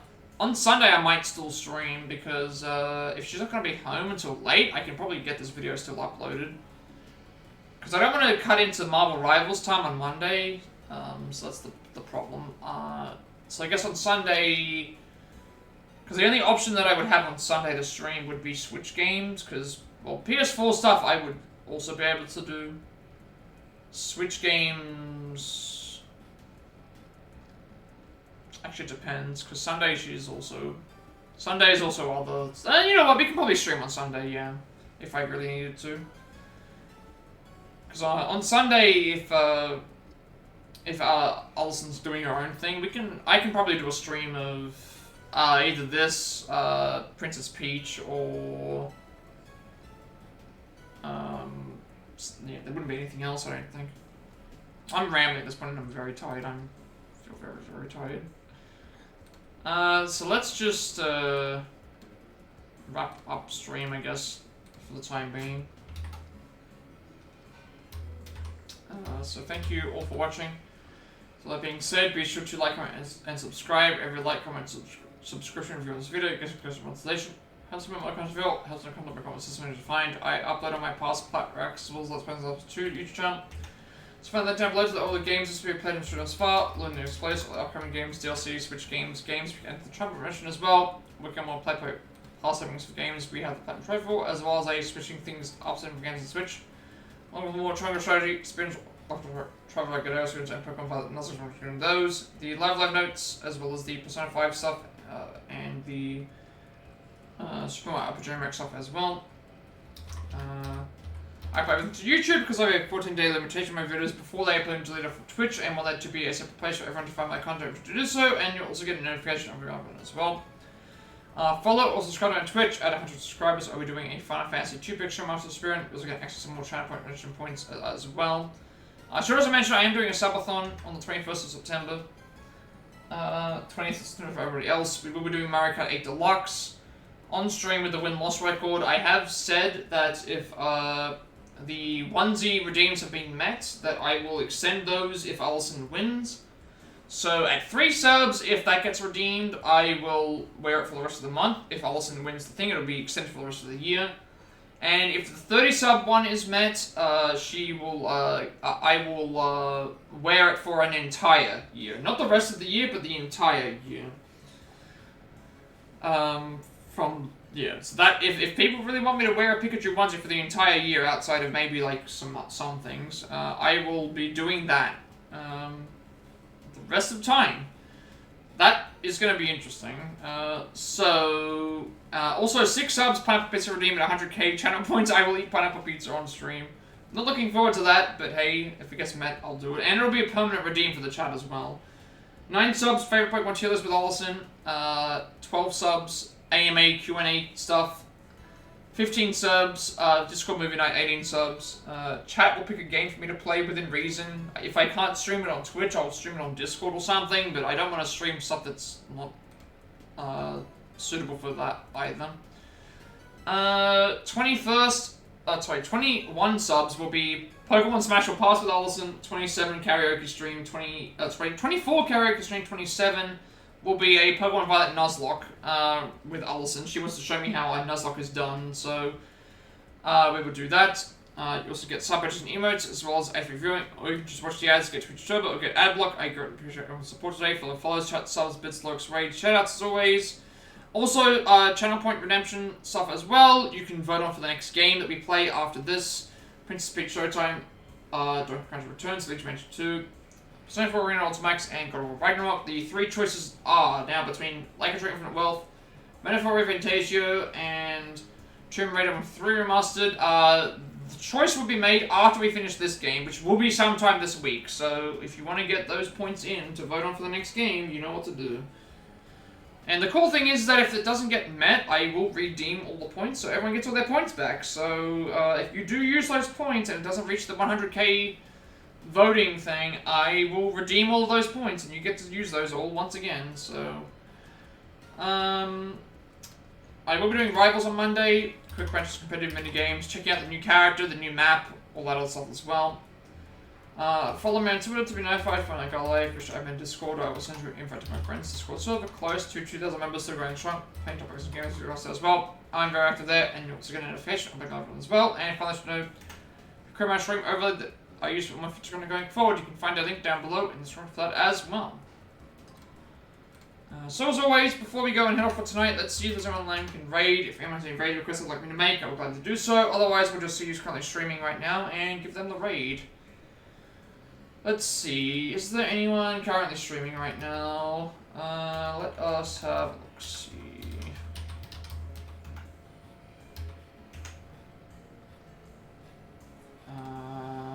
Yes, there is.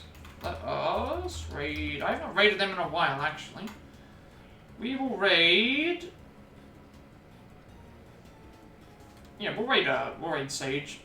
Sage is playing some Binding of Isaac Repentance, and also doing some Spotify music listening stuff. So we will raid into Sage. We've not raided into her in a while. And do that, yeah, so why not? So thank you everyone for watching as always. And with all that being said, have a good rest of the day, night, wherever you are, and I will see you all in the next stream.